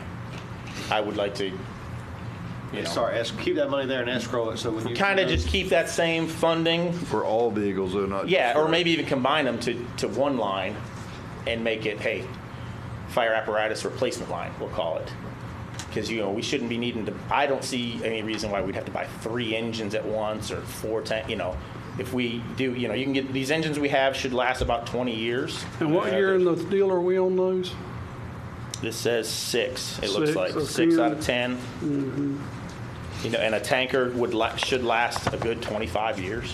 Well, that's kind of where I was going with this. I'm just trying to look down the road and see, is there going to be some available money there to use somewhere else? Yes, and we wouldn't have to use all this on the wish list because we Right. would have a line dedicated for some replacements in the future, whether it's, another 30. Because y'all been getting staff. some grants for trucks and Yep, stuff. we have been so- doing that. We are about to take delivery on one engine. Got $1.5 million allocation. Got, I think it's 1.9 right now 1.9. for the tower truck, which we're doing some slight changes on, but And we got 800,000 for an engine, yep. and it's supposed to be delivered in September. Good. I didn't mean to get you off track. Oh, I'm fine. No, but I'm Your glad, thing's a This is lot. fun. There's a lot to look at there. It is a lot. but I'm glad to hear like the engines and things like that we did get with the veto of the other. So at least Yes. we're not looking for all that. So, yeah. Yeah, that's what I said. I just, after I've been trying to get a grasp on the entire fleet. Like there's a whole volunteer fleet I haven't even been able to get yet, which will be the next thing I tackle. But looking at that and the ambulances we have 19. I could use to not buy another ambulance this year. Well, we quit doing transfers, so we Yeah, shouldn't that's be going to needing all help. those Right, yeah. ambulances. And we did it just, I don't know if it matters, but we have we'll have 6 primaries, 5 backups. We're going to get rid of 2 of them, whether we auction them or sell them or another department may need them or something. And then I'll be able to have one also dedicated for training. Okay. So we won't have to use in-service 911 ambulances for training anymore. So. I got a question for you. Sure. Chief. On your go back to that 2.25 million that you got. Have you and staff started talking about? There's a time limit on that grant, right, Commissioner Hale? There is. Yes. Have y'all started talking about? I don't want to go on a rabbit trail here on the worked,shop, but have y'all started talking about moving that? Yep. Somewhere We have doing something? we have a plan moving forward. I think like I said, the reason I'm late because I had my shift meeting, but I want to get with each one of you over maybe next week and can go over individually some of the ideas. But yeah, we're getting it narrowed down real close. Quick plan. So, got a plan, got a footprint, got a blueprint, got everything. Mr. Chairman, So Yes, sir, Commissioner White. the McAlpin Fire Station, I Yep. guess we had 100,000 in there, We're gonna put that to. He's requesting to up that to 200,000. Yeah, I think the reason for that is McAlpin Fire Station's is in a double wide mobile home, That's right. and we're trying to escrow monies. And correct me if I'm wrong, Yes. Chief, but start escrow monies to remedy that to a Yes, more hardened, exactly. safer structure. We added some more to it in this budget. yeah. Yep. So- Add a little bit to this budget for a new Station 2. If we don't use all of the 2.25, we'll put that in there and Into get that account. going. Like, yeah. So correct me if I'm wrong, but the 2.25, once you figure out what you're going to do there in the next year or two, I hope in the next 12 months or so, start doing something. Or less. We got that. My plan is less. Any leftover monies you're going Going to to start Station remedying the situation Yes, there. sir. Any idea on what that's going to cost to do? Which one? McAlpin. Rough idea, $3 million. And that's cheap compared to what they're paying for fire stations now. I spoke to a bunch of fire chiefs over the last few months, and they're all their stations are $5-6 million. Is that? Let me ask you this question. So when we're talking about building fire stations, is it where we have to go out and hire a firm to design it? We can't borrow plans from already other did. rural. Yep, we just did that. Dixie County has 2 amazing stations that are coming out of the ground right now. We went and visited them last week. Blueprints, nothing has to change. We just need I know you have to get it blueprints. recertified and renamed, and there's an expense for that. We don't but have to make We don't have to reinvent the wheel. No, sir. My plan is to not spend a bunch of money on designs or changing a wall or an outlet because that all costs money. I can take exactly what they have. Have it recertified, And whatever, put it their up on our stamp on property. it Yes, for sir. a third of the. Or Yep. But don't we have, And it's the same company that we already use, that same engineering firm. So but don't we already have a building there to put the equipment in? We need to upgrade the housing, the living. yes, yes, we can. Yes, but that is a I don't know, very. you scaring me with that $3 million price tag is what you're doing. So I'm sitting here thinking we ain't never getting there at no $100,000 or $200,000 a year because the cost of inflation's eating that up as Oh, yeah. quick as Oh, you said. So are we planning on using what we got there and adding to it is what I'm asking. That is not the plan, but that can be a plan if that's the direction that we want to go. That station, so that station's in the dead center of the county. Yep. Okay. If I was to build this new station, it's already there, designed. Build the new station, I can move my entire training section there. So then my crews can come to the central location to do on-duty training. There's plenty of space to build a burn tower or whatever we have to do out there for training.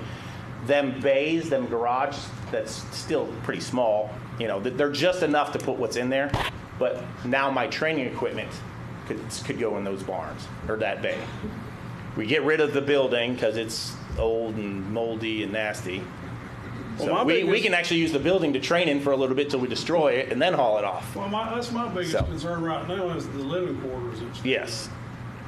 I mean, But if you don't mind, Mr. Chairman, No, go ahead. add what he's asking. I mean, is this something that you're going after, like we did on this other, some grant money to fund a $3 million building, or? Honestly, I haven't even got past that far. Okay. I just know that if I don't spend all the money on the first building, whatever's left is going into that line I'm good to with move that. forward.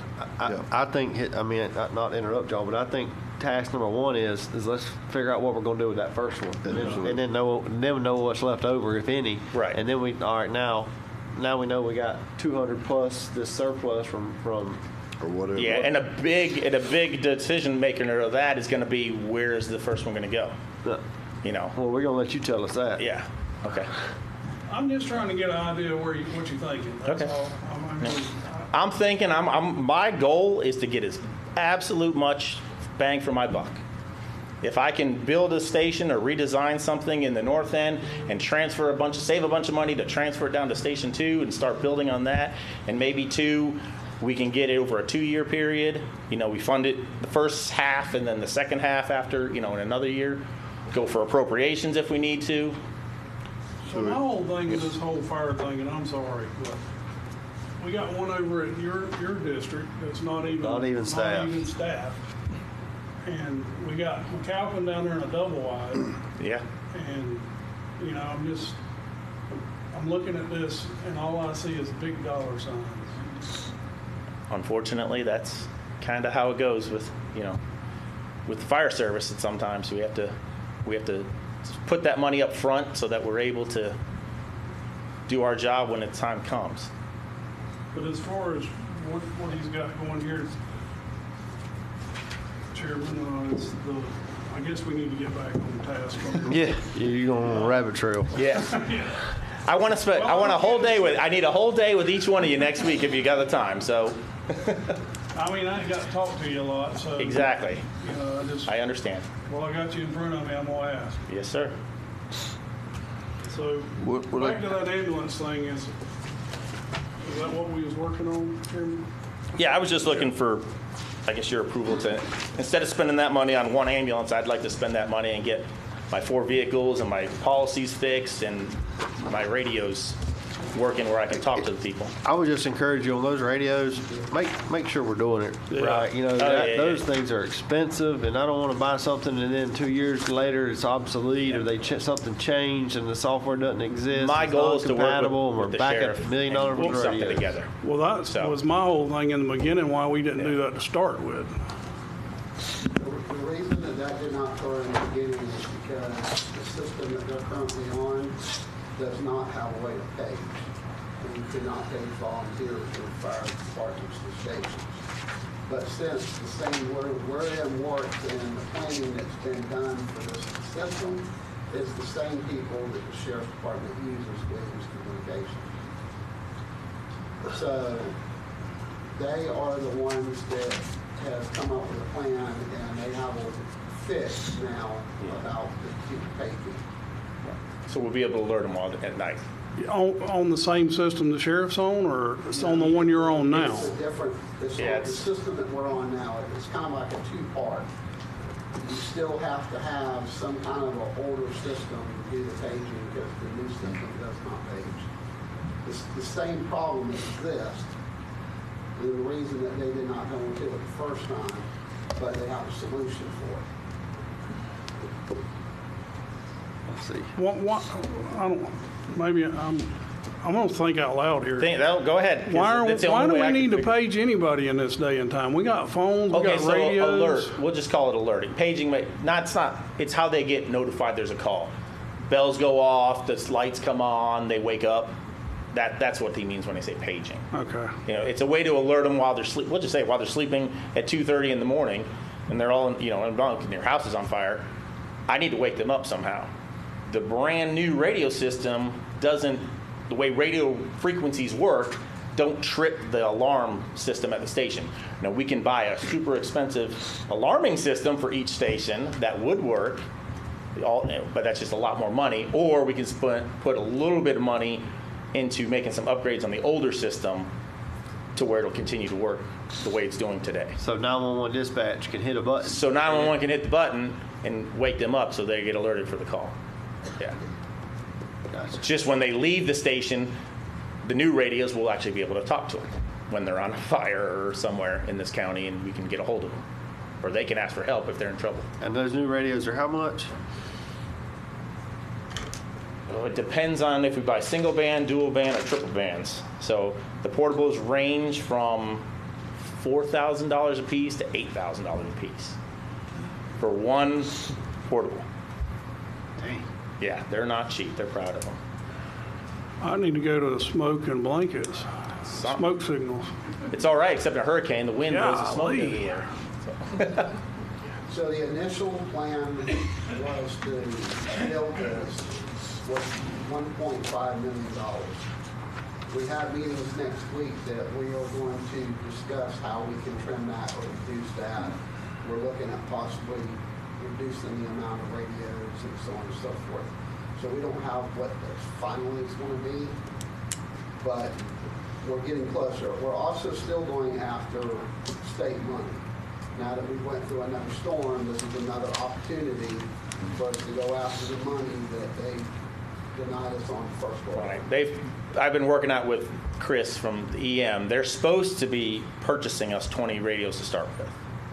So we'll see. Have we talked to other counties? What are other counties doing? What I mean, same thing. Same. I just want to make sure we're reaching out and we're kind of on the same page with other fire departments. I mean, I don't want to reinvent the wheel is what I'm saying. Yeah, no, we are. This slur system, all that resources that you saw come into the county, they all worked on a IA channel. It's called interagency channel. They just all turned it IA Jacks is what it was called, and everybody could talk. Cops from Key West to Live Oak, all on the same channel. Fire, radio, police, everybody. We couldn't because we didn't have those radios. So that's why the state loaned us radios during the disaster. They just recently took them. That's when we found out that these will work great. Let's just go ahead and move forward with this plan. So being able to talk to some of the higher ups that were there, they're helping us get some radios, some money, and they're supposed to give us 20 free to start with. So, which will be a good chunk. I remember when the sheriff went to the slurs. I know the fire department talked about it, but it was a huge sticker shock at that time to try to take on both. Yeah. And I guess we're just kind of circling back to that option now. That's correct. Yeah. We still ain't got past that ambulance, have we? Which one? He was talking about reallocating the money for the ambulance. Yeah, we didn't ever. Yeah, we got him sidetracked. 2 cars, 2 But it's trucks, important. I mean, and then $30,000 worth of software and I know. 143 diverted to the radio upgrade line. That's the request. If I'm right? If I'm wrong, right? I mean, That's I'm what I okay with have that. I mean, I'm gonna listen to Chief and his staff and tell me how many ambulances he needs. Certainly, it's not my job to determine how many ambulances you need to do your job. So, if this is what you need versus a third ambulance, then that's your job to tell us what you need. Okay. I'm okay with those diversions if you guys are. I am. Good. So we're gonna change Keith, Nina. The one new ambulance at that 353,693. We're changing that to 2 automobiles at roughly 30, 2 trucks at roughly 60, a $30,000 software patch to upgrade something to consolidate your personnel plan. And then the balance of it will be moved over to the radio upgrade line. Yes, sir. And I appreciate you recognizing we don't need another ambulance. I mean, Well, I like the fact you Like I think said, it I got takes us 19, to but I only have 25 enough years. people to put on 5 of them, so.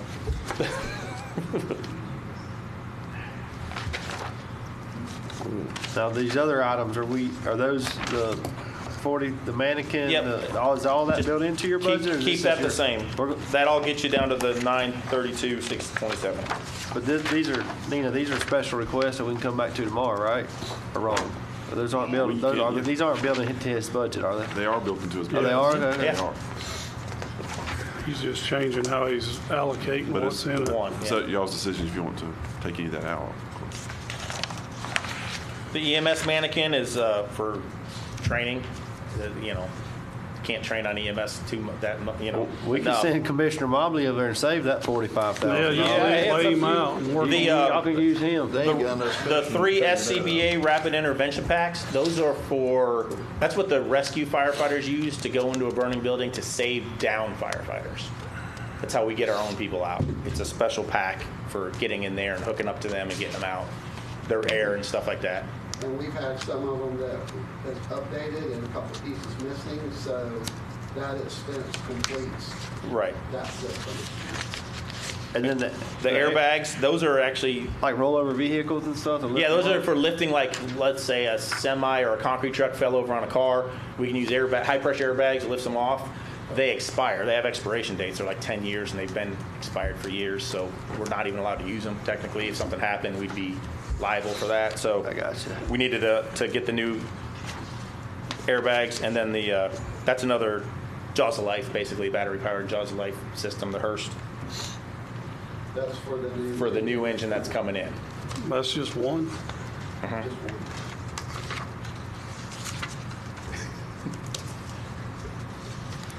We need to quit selling plants and start selling some of this stuff.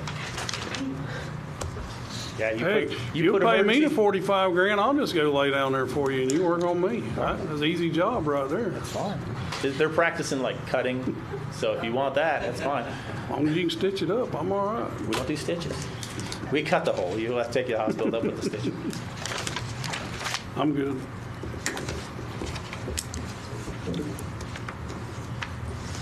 Anybody have any questions for the chief or assistant? I'm good. You see, a total of 20 radios will be given to you. How many total do you need? Initially, we're thinking 40, so we're going to get half of them right off, Yeah, give 'em off to the yeah. You know, ideally, you want one per person. Every single person gets their own radio, their own. But then you get, a charger and an extra battery. There's a little bit of expense to each one.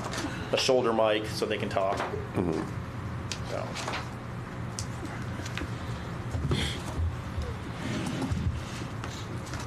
Y'all good? Yes, sir. I think we're done. That's it? We're done for today. That was We might easy. bring you back tomorrow. You didn't give us time to think on it long. All right. Thank you. Thank Yes, you. sir. Thank y'all. Have a good day. Mr. Meeks, Development Services Director. We got 911 addressing, building department, code enforcement, planning and zoning, and veteran affairs. We'll start with 911. Is Mr. Payne? We're gonna start with 911 addressing. 27. Which Under one is on, it, so Mr. Perkins? 27. 27. 47. Start with Meeks and Ms. Payne on tab 27.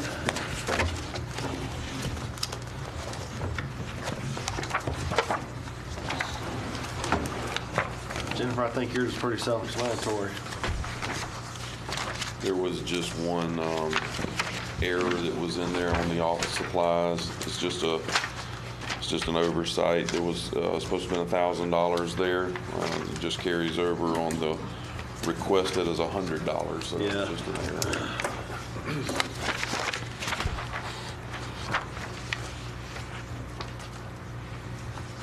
A lot of your funds are restricted, so you can only use them for certain things, right? Yes, sir. Especially the contingency. I like how you say that. Every year. Every year. She pointed that out, so y'all don't get any ideas. That's right. Y'all have any questions for Mr. Meeks or Ms. Payne? Bob, you good? No, good. Hale, White. Good. Thank you, ma'am. We're good with yours. Let's go to the building department. Mr. Meeks, y'all got a tab number? 29. Yeah, 29. 29.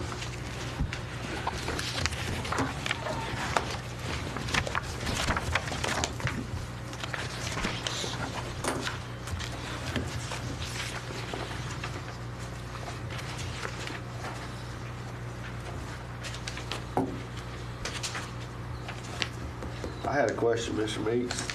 On your contingency, it's increased significantly. Any specific thing contributing to that? And do you need that much in your contingency? Or max contingency? This went up from 25. to $343,092.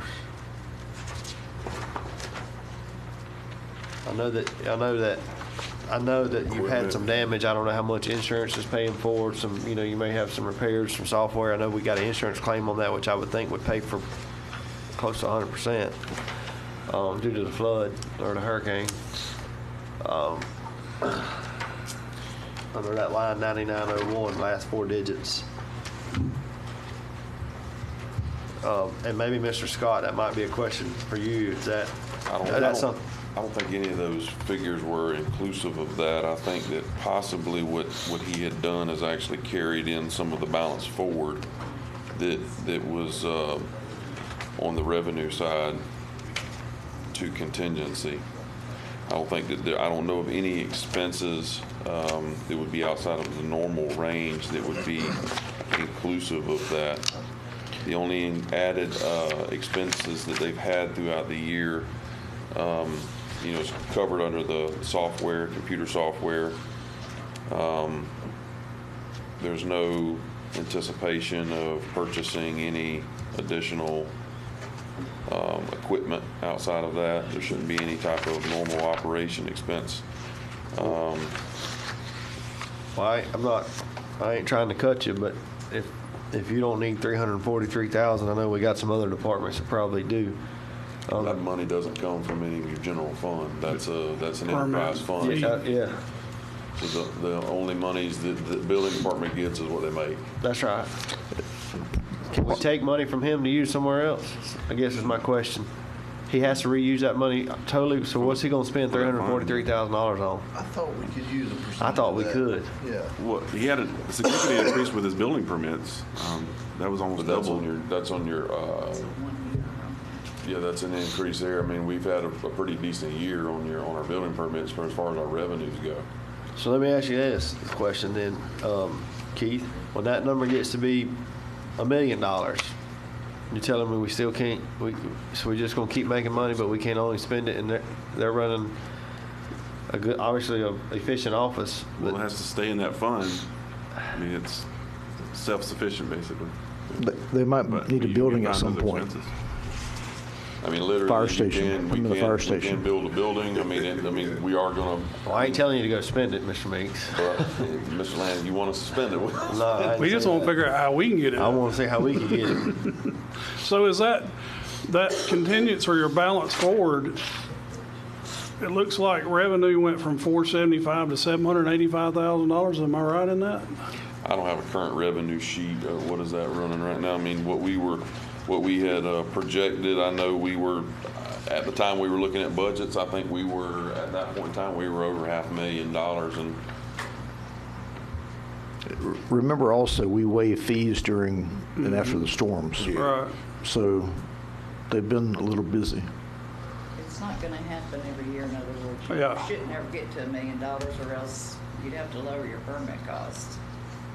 I mean, that's just, this is a one-time thing with everyone moving in, right, Ronald? Well, you got some have big that, but projects. We've had some projects that's come in. I mean, the first phase of True Leave, I think their original building permit fee was $96,000. Now, they do have some additional phases. If our building permit fees continue to increase, Mr. Norris is going to be happy, because it means we've got new businesses coming. I guess I'm kind of like our chairman, though. I want to say we have a conversation like this, that these monies could be moved and used for something. Maybe not in our general fund, but maybe I've got a couple ideas.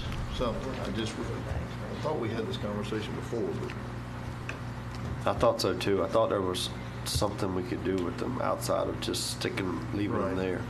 But maybe I'm wrong. And I've always understood that each department, that building department revenue was created by the permits and all. They use that money for that. That was just their department. But what I want to ask you the question is, how about staffing for Max with his inspectors and things? I know with the increase of people moving in, are we stable to handle all that coming in? Currently, right now, we are.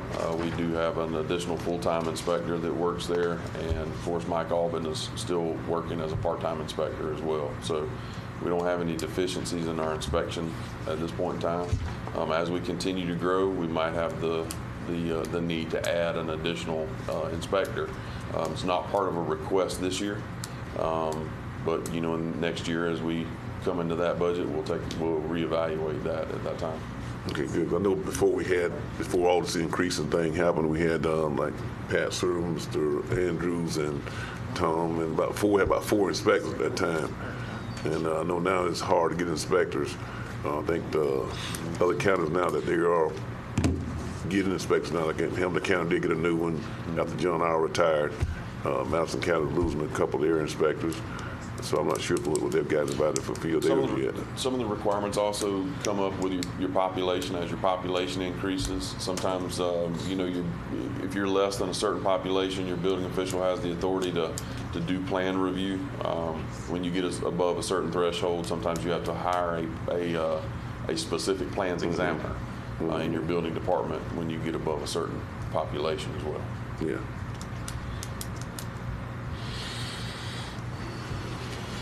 We'll have a lot of backlash from down there in the department, so make sure we are efficient to have somebody to plan review and get those permits out quickly, because a lot of people complain about them, but so we're on the right track. Since switching over to our new building permit program, it has made things drastically more efficient, and as well as acquiring our data that had been lost through the server failure. We've been able to acquire that and finish out some of the older permits that originated on the old building permit system, and able to fulfill public records requests that come in, and we have to access those old permits as well. So we've been able to get all of that stuff out. I think you mentioned that wrong. Now that server, now how are we standing now that we don't have this thing to reoccur? How we combat that problem? We do have the replacement server in the building department. It's my understanding from Charlie that he's now backing up to an off-site location. I don't know where that's at. I believe that some of that backs up to administration. I don't know of any of the redundancy beyond that. Okay. Good deal. That's a smart move, not to have them all in the same place. 100%. Anybody have any other questions? Yes, sir. Y'all good? We're good. All right. Good, White? Yes, yes. All right, so we'll move on, leave the building department, go to code enforcement. Y'all got a tab number? Same tab. Yes. Same tab, on pages to the back. 24, same tab. I see it. 2411. Let's turn a couple pages. Page 16. Mr. Chairman, Yes, sir, Commissioner White. Mr. Meeks, did we hire another code enforcement guy, or we got just one, or we got two? What do we got? We had the position advertised for a second code enforcement officer. We didn't have any, I'd say, good candidates that submitted applications for that. Mr. Crespo, current code enforcement officer, had indicated to me that the bulk of his bogged down with his time is administration. When he goes in the field and he has to come back in the office and he has to prepare the notices for violations, or send those mailings out, prepare the agendas and everything for the hearings that come before a magistrate, that is what eats up a lot of his bulk time. So we wanted to change that position from the code enforcement officer, and we've actually amended the advertisement from an officer position to an administrative code professional that would be in the office actually doing all of the notice requirements and scheduling the re-inspections. Mr. Crespo would be the one that's in the field. It would drastically help him in his time frame that he does his fieldwork inspections. And we budgeted for that last year, correct? That's correct, yes, sir. That position was approved, the money's allocated. We've just modified that advertisement, and I believe that advertisement went out this past week. We modified the description. Paula was submitting that for advertisement. Mr. Chairman. And code enforcement, does it come under building department? You asked, you think you just asked. As far as the contingency money? There are some of the fees that is partly paid for through the building department. Currently, Mr. Crespo's part of his salaries come out of the building department because he does in the field sometimes do mobile home pad inspections. And he does take his drone and fly for virtual inspections for communication tower co-locations. So we are able to pay part of his salary that comes through the building department, but code enforcement itself, all of the expenditures is typically part of that has been out of general revenue in years past. But what I'm asking, I guess what I'm asking is, the money you got in contingency in the building department, can it be used in code enforcement? I don't know the answer to that. I would think that if the code enforcement officer is running dual purposes, I would think that a percentage, if you figure out what percentage that is, he's working for the building department. Yes. I don't know the actual percentage allocation. I think it's either 50 or 25% that comes out of the building department budget currently. Building department has always funded in years past, or at least in the past couple of years, funded the motor fuels and everything for code enforcement, so that's not come out of his budget. Does the code enforcement generate any revenue? They do through our magistrate, through hearings that they've had there, and Nina has actually set up a line item to capture those funds that come in there. General got the 50,000. It's It comes in the general fund? Yes. So general's keeping that money and then funding code enforcement with it. Understood. Chairman. So we captured 50,000 this past year through the revenues. Commissioner Perkins. So all that coming through fines that he generates from robbing, through fines? Code enforcement fines do. If there are the only way that code enforcement makes money is if there is a code enforcement issue that fines are levied to, or if it is a building permit fee that is a code violation, then that building permit fee is a double fee permit. Mm-hmm. That fee is allocated out. Building department gets their portion. Code enforcement gets their portion. Y'all had a pretty big one this past year, didn't you? We had two of them. Yeah. Two of them, each one of them $25,000 fine each. So $50,000 was captured in there. Both of those were paid? Yes. I think what I'm hearing from everybody up here, that we're just, when we're looking at this stuff, trying to make sure that all this money's working in a good spot, not just laying around. Well, and I agree with that, and if there's any increases on the other lines, that other money. You got talking to Mike, I'm Commissioner sorry, Hill. and if there's some increases in some of the other departments, Yeah, they're right. Team effort, so to speak. Right. Correct. You know what I'm saying? Yep. Well, and some of the contingency that's there is there's going to be the need moving forward it's kind of hard to specify them originally, but if the money's there in contingency, sometimes when there becomes the need for certain equipment, we're able to purchase that from that contingency line.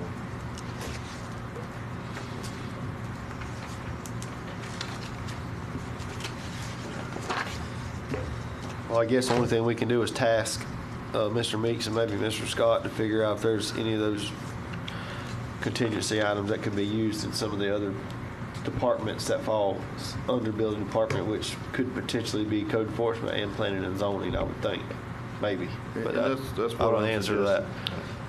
We might purchase a skid steer. Yep, there you go. Well, do definitely let- do need to be let Jason buying use it. bigger public notice signs. I'll put that So here. I just want to make sure I'm thinking right. Any money code enforcement gets goes in general revenue, and then we're just funneling that back to code enforcement through general revenue. And what comes into the building department, that's strictly It's in a different a fund. different fund. Code enforcement's paid out of general, but we keep them together because they're in the same building.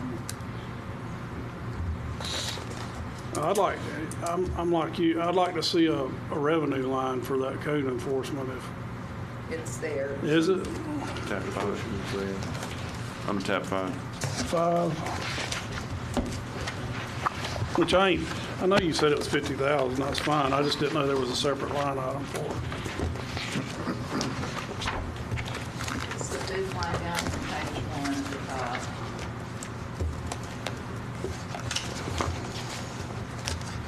Go to your blue dot. Go to your blue dot. My fat fingers are trying to.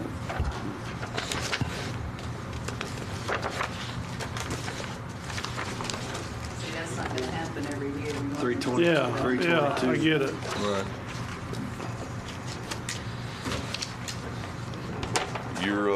Your typical code enforcement issues that come before your magistrate, they'll have a cost of prosecution that'll be attached to those.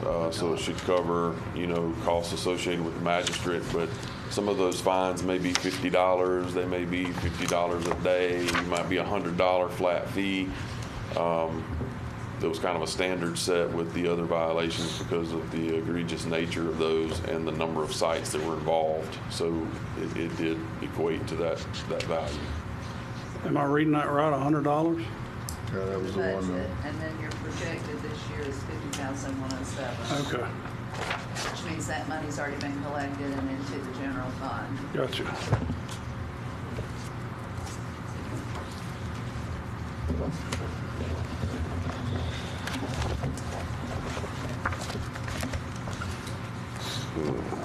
That's all I got. Y'all, everybody good on code Yes, sir. enforcement? Planning and zoning, Mr. Meeks. You're under the same tab too, right? 31. 2 tabs back.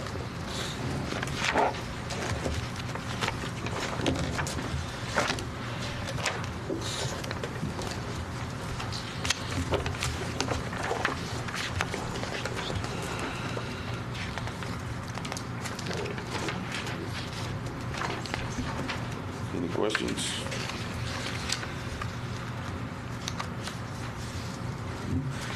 Only, I have, I guess, a comment, Mr. Meeks, and I've talked to you about this already, but do we need to increase, for our public notice advertisement on your advertising, do we need to increase any money there so that we could advertise in both of our local papers, considering that some of our eastern and apparently western side of the county do not subscribe to the Reporter? Can we, do you have enough in there to advertise on your public notices in both papers? I don't believe we would. That was one of the things I was going to be checking into this week is the cost associated with those advertisements and also the print times, because one of the things that I don't want to have happen is that if we use one paper as our primary, I don't want to create a situation where one paper meets an advertising deadline and another one does not. So that it then gives someone the grounds to think that that is a violation of us not complying with the statute. Well, I would err on the side of over giving the notice and then having the one that failed that went in last, that published last, be the one that we started the time clock on the day notice. Just as you know, everybody doesn't read both papers. Apparently, I don't read any of them. So I mean, but can we advertise in both papers? That's kind of what we're doing is trying to look at what that time frame would look like, because normally our advertisements for public hearing have to run 10 days prior to the meeting. Based on when we get the actual applications, we have to have ample time to prepare the advertisements, because a lot of times that ends up being duplication of legal descriptions. And if you go down to a paper that prints once a week, when does that advertisement have to be submitted and a proof approved? I mean, right now with the Lake City Reporter, I can submit an ad Friday morning as long as I have it approved by noon. It's printing Saturday. So I know that, you know what I mean? It's next day.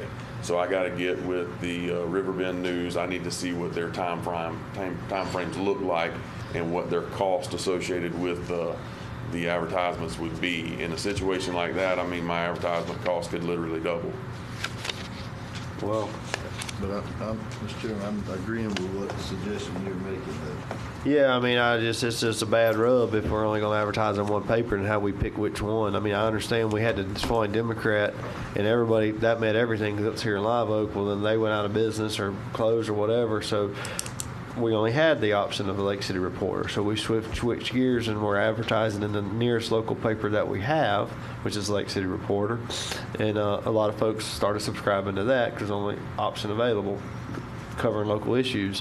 Well, now, you know, for a couple of years now, or I don't know how many years, we've got another paper here in town, albeit their circulation numbers are still lower than the Lake City Reporters in our county.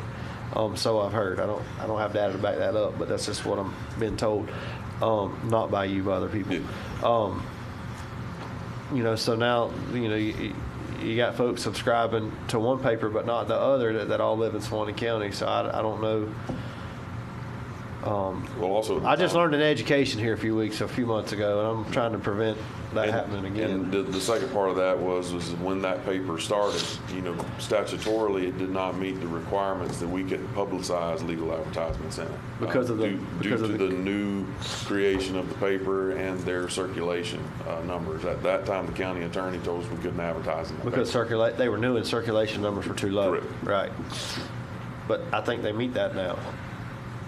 I don't know. But I think we're going to have that rub to say, well, why did you switch? I've been subscribing to this Lake City Reporter. And I don't know what the answer is. I'm just trying not to get... Well, I'm like you, though. I mean, given circumstances, I mean, it'd be easy to get that information. I mean, just a quick phone call, we could find out, you know, what that cost would look like from the other paper. And I think they print once a week.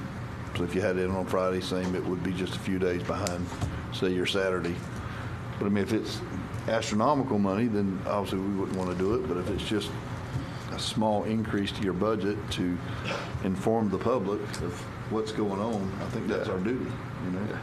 So,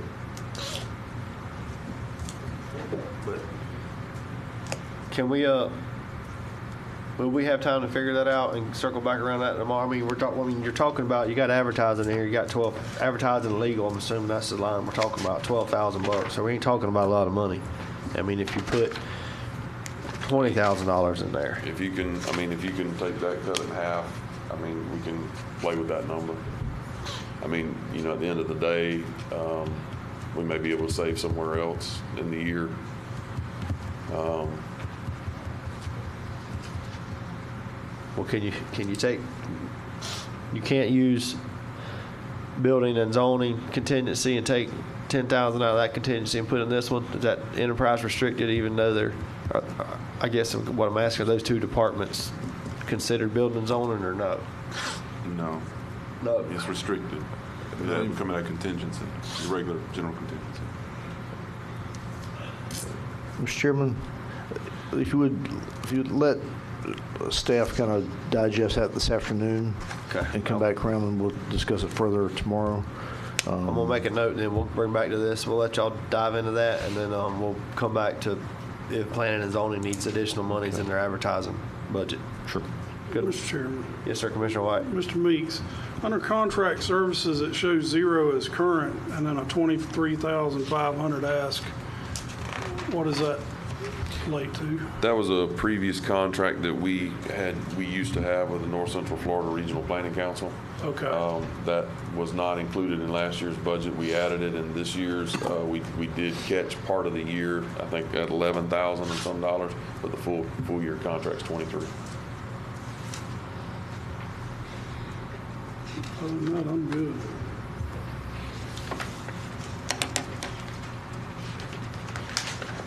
Anybody else? You're good. All right, we're good for now, Mr. Meeks. We'll come back to that other question later. Next one's Veteran Services. I've got a tab number. 17.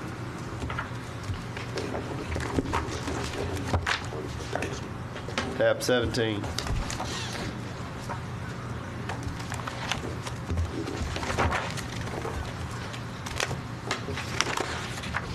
think one of the only real increases that Mr. Abersold had in there was some travel per diem. He is anticipating some additional costs with travel associated with some national recognized conferences. So he's added some additional travel numbers in there.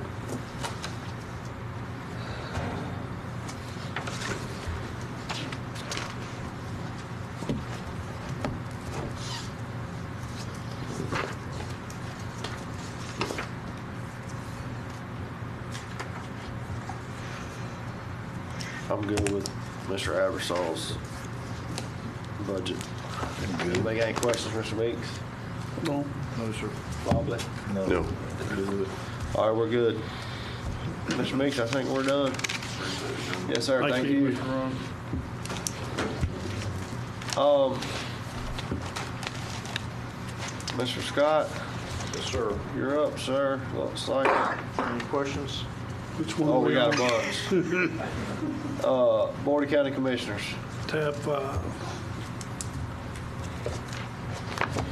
Actually, can we go to like county IT and maybe knock out some of these shorter ones? Because we got an hour. Board of County Commissioners might take a minute, so will probably the road and bridge, so will solid waste. Can we do IT? Sure. Maybe knock out, I'm looking at the clock and we got an hour before lunch, so I don't want to get mid-conversation on one of these deep ones. And Tab 22. 22?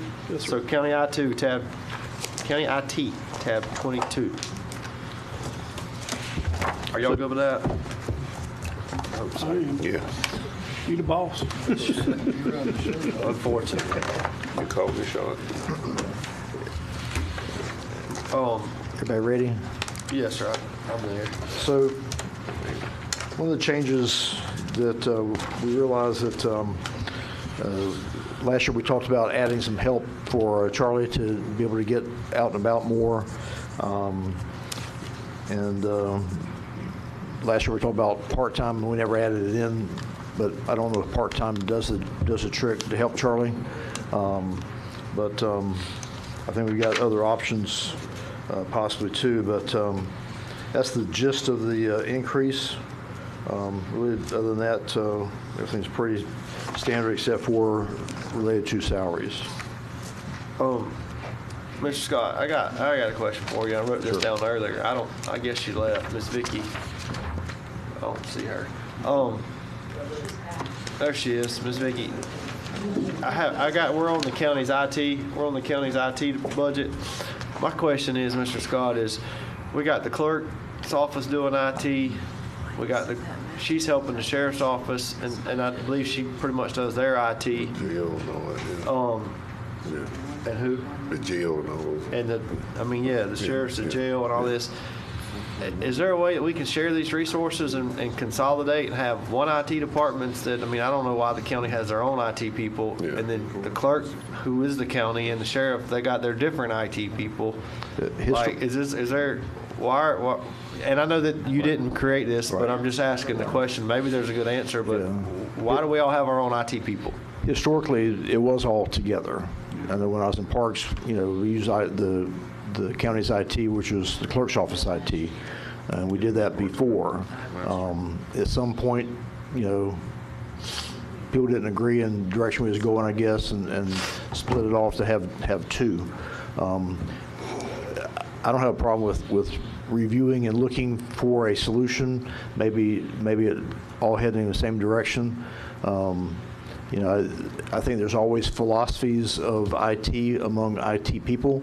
They speak a different language than I do, but I would certainly like to explore the idea of working together. I know Vicki, just out, for the record, Vicki has offered to help us at any time that we need help. Appreciate what she does, but we certainly can look toward getting a plan to kind of merge that or see how that looks. Well, I guess I kind of had a wow moment here earlier, and if are we doing it the best we could be doing it so that everybody's compatible, everybody's on the same page, and everybody knows what's going on? Because like you said, those IT guys speak different languages, and does our software even talk to each other? I mean, I don't. I mean, is everybody compatible? So I don't know. You know, I guess what I would do is make the suggestion to maybe just reach across, have our IT people call their IT people, and say, hey, are we duplicating services Right. here? Are we doing the same thing for double the money and can be done better, cheaper, more fiscally responsible? I mean, I don't know. I'm not a computer nerd. We can explore that. You know, the one thing that if nothing else, when you've got more than one person in a department of any kind, you got different ideas, different suggestions, looking over each other's shoulders. Have you thought about this? Have you thought about that?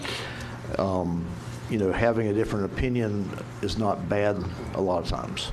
That's why we have 5 commissioners to have different opinions about the directions we go. So I would support the idea of, you know, looking at what we can do to share, work together. Yeah, and this isn't, you know, not directed at any individual whatsoever, but like this IT world's ever changing. Yes. And if you only got, you know, 1 or 2 people, you know, doing all of this stuff, are we crossing I's and dotting T's and the fact checking like 5 guys in a room right here? All, you know, we don't always agree, but collectively, everybody looks at it a little bit differently. And with 5 guys looking at it, you should have a better decision versus 1 guy or 2 guys. Well, back when Charlie had his accident, there was a holy mess moment in my head. You know, how do we go forward? You know, we worked through that and had rolled in other resources. And again, Vicki was very helpful and wanted to help, but a one-man show doesn't solve the problem. Yeah, I mean, you have a hiccup that happens, all of a sudden, it's a wow moment. I mean, Mr. Chairman, I'm sorry. That's what I've been saying since I've been here is why are we doing this? It don't make no sense to me. So I'm not going to repeat what he said, but I'm on board too. Miss Vicki, you would like to come to the podium and talk? I see you back there. Yes, ma'am. What is your ideas about how you're going to move forward? Oh, I don't have any computer ideas. Don't ask me for those. No, I'm looking out. I'm asking our administrator, are you wanting to expand your IT department?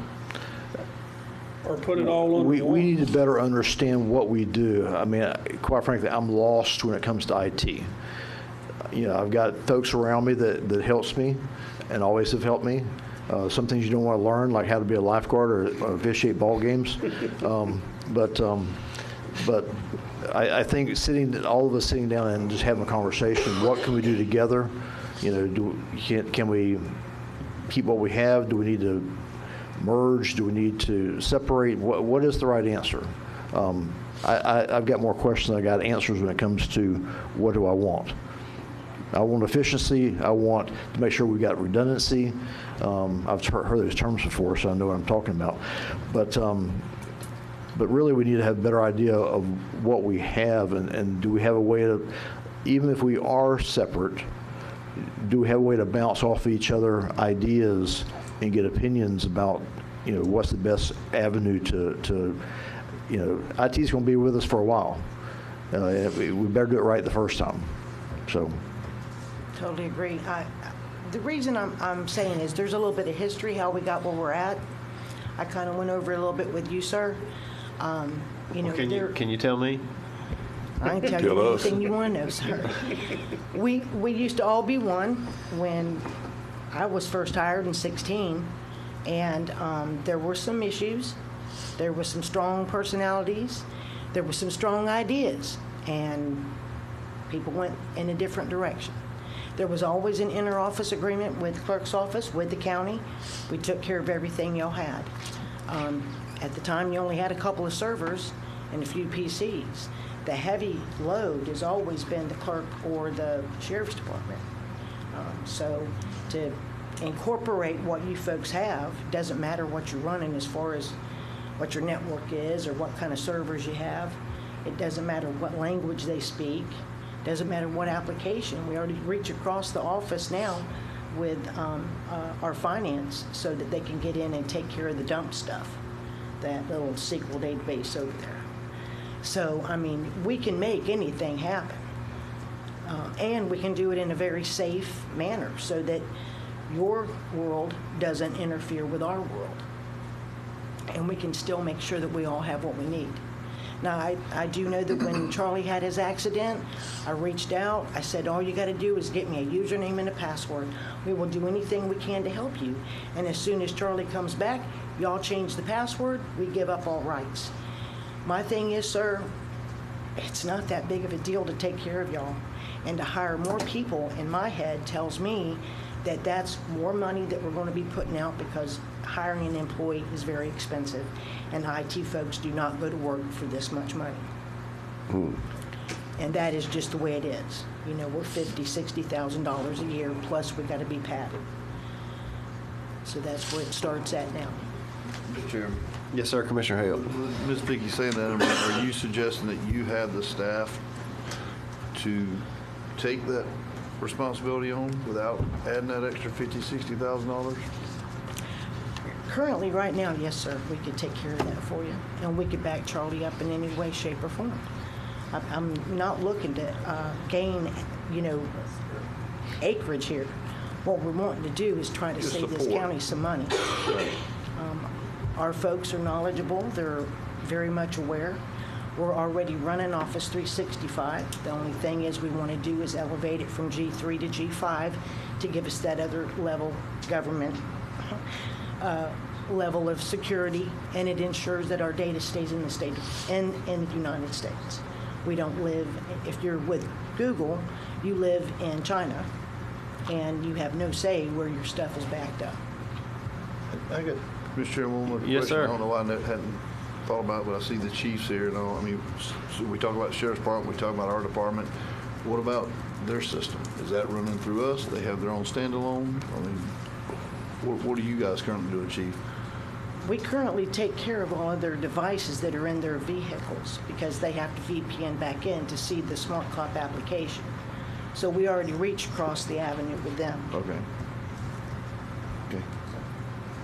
Yeah, like I said, moving forward though, we are about to probably bring out a whole lot more IT stuff to help us do things a lot more efficient. So I don't know what our demand is going to end up being yet. But, you know, we run a lot of software programs. We are starting to put things in all of our vehicles, AVLs, locators, things like that. There's a lot of IT that's going on with fire rescue. So moving forward, I can't tell you yet how much of a draw we're going to be on one entity. Gotcha. Or one position. I don't know how many positions they have. So. Okay. Thank you, Chief. I thought this would be a short department, but Well, I just think that they ought to get together and see if they can work something out. yeah, I mean, I don't know. That's my thing, is I'm looking at it fiscally and then also redundancy side. I mean, we got two different folks doing, two different departments doing the same thing at an expense to the taxpayer. And if you could consolidate those, and I'm not saying you know, by no means eliminate any position or something, but if you could consolidate some of the services that we're paying for and save some money, I mean, why are we not doing that? Use all our resources. What'd you say, Miss Nina? Mr. Chairman. You're a taxpayer. We can hear your idea. Well, I was just saying that Vicki and her staff do work with the clerk, so you'd have to negotiate with the clerk. Yeah. Sure. That's all. We can do it, or we can go back to his budget and start cutting. He'll give us a bit. I'm kidding. We thought he'd just do it for free. Yeah, that's what I was hoping. In his absence, we'll assume that. Mr. Chairman. Yeah. Yeah, that's what he Teach gets him for to not being leave here. I'm joking. Totally joking. Mr. Chairman. Yes, sir, Commissioner Perkins. You know, I think so that'd be a great idea to bring and to combine them all together, you know, as well. My own concern is that how that, I guess, Charlie will want to come in and play in the picture. Miss Vicki has about herself and about three other guys that work with her. So we had combined Charlie in there, and then she would increase the staff. But how would he feel? You know, that I guess he's the head. You know, he has the head department of Israel for the county, and then to pull him into that with Miss Vicki. Yeah, hopefully he'll be okay, but you know, what I'm looking at is all this stuff below the cost of the employee. Yeah. If you look at everything down there below that, I mean, there's some money there that I would think is probably duplicated that the clerk's paying for also on this kind of stuff. I mean, if we could, you know, this ISP contract, this postage, repair, maintenance, office Yeah. supplies, like, hey, I mean, some of that wouldn't go away, But but I think a lot of it would. Yeah, allowing the administrator to work with Charlie and I Ms. think Vicky and try that's- to I bridge think- that together, bring it together. So, but I'm just stating my concern with it. But I think it's a good idea to have it as one, being that everyone work for the county. I mean, I think that we probably will end up just approving the budget as it is now, and then task, you know, administrator there and staff to, hey, let's see if there's a better way to do this. Yeah. You know, keeping the employees in mind as well, but have the discussions like, hey, can we do this cheaper or better? I'm sure it'd be a process. I mean, obviously sit down and have a discussion to Yeah. start with and just lay the cards on the table and just see how it works. But, I mean, I'm good with the budget as it is, because obviously we're not going to change that today, but I would encourage you to see, hey, get our people with their people, as they say, and say, hey, can we do this better? Can we, you know, save the people some money? Sure, yeah. I think it's worth the discussion. It's worth discussion. I agree. Absolutely. I agree. Okay. So we're good with IT. Y'all good with IT? IT's good. So we're going to check IT off. We got 45 minutes for lunch recess, so which one y'all want to do next? Can we take like 5 minutes? Yeah. Yeah. All right, 5-minute recess. Good job. I know you got a bladder this thing. I had a slide out. We'll call this Woo, look at budget that. workshop back to order from our 5-minute recess. Where were we at? Board of County Commissioner, Mr. Scott. Tab 5. Everybody ready to rock and roll? Yes, sir. Any questions? Or I used that line, didn't I?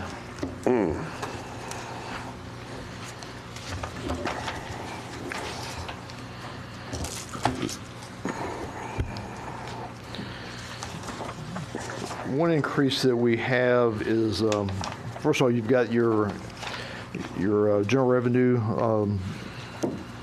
piece in there also. So a lot of this reflects the combination. Anyway, on the expenses, really what you're looking at. Professional services, we increased that. From time to time, we've got special projects we've got going on, so we increased that a little bit.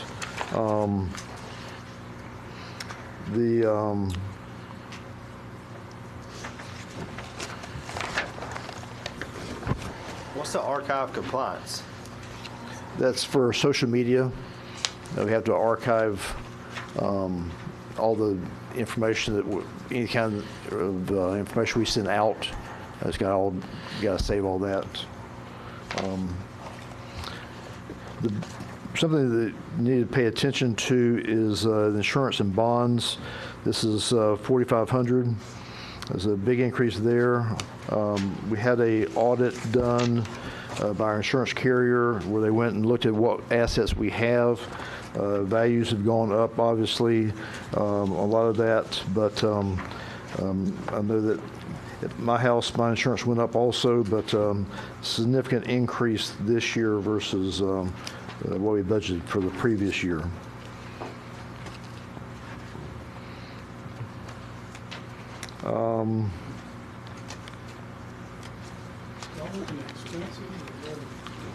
Expenses. Page 2.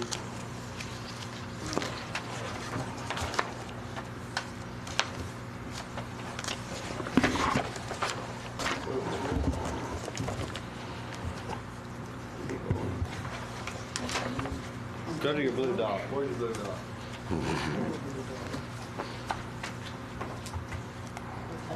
You're in the wrong tab. Tab 5.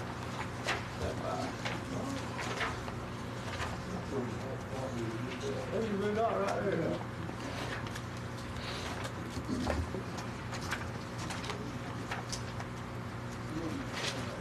There's your revenue. There you go, right. One more page. One more page. We got to help our elderly here. He's on the right page, I think, now. All right, carry on, Mr. Scott. Overall, if you'll notice that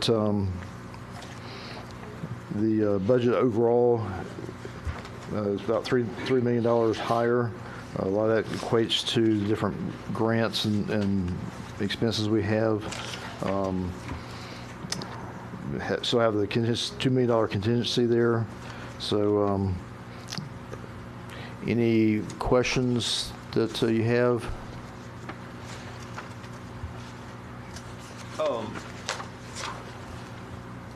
And this might be Mr. Durham. Is he still here? Let's see. On that Douglas Center project? Yeah, we shifted that from our budget to his budget. Well, I had it started out in this one because I got a question under it. Do y'all know when that's going to start? I know Commissioner Perkins asked about it earlier. Do you know? He done left, didn't he? Let me ask. Brenda's helping with a grant that we got for the Douglas Center. Yeah, we on that grant project, we still haven't even got into the design piece. Still getting the agreements from the state. Okay. And part of that, we just got to jump off in part of that. It's hard to go in and just do AC when it's going to change later. You could just put AC in the gym, but there's going to be other components of that building also that will be affected by the AC. So it's a poor answer, but you don't have come back and do separate units later if the design is different. Mr. Durham, I had asked on the Douglas Center project where we were at on that air conditioning stuff on that. It's my understanding that Shannon is working on some grants and trying to work the logistics out on that.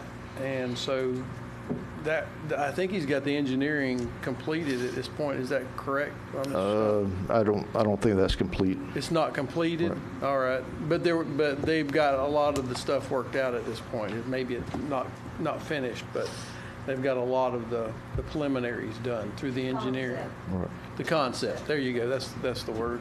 The concept. We Put haven't together. explained it yet? No.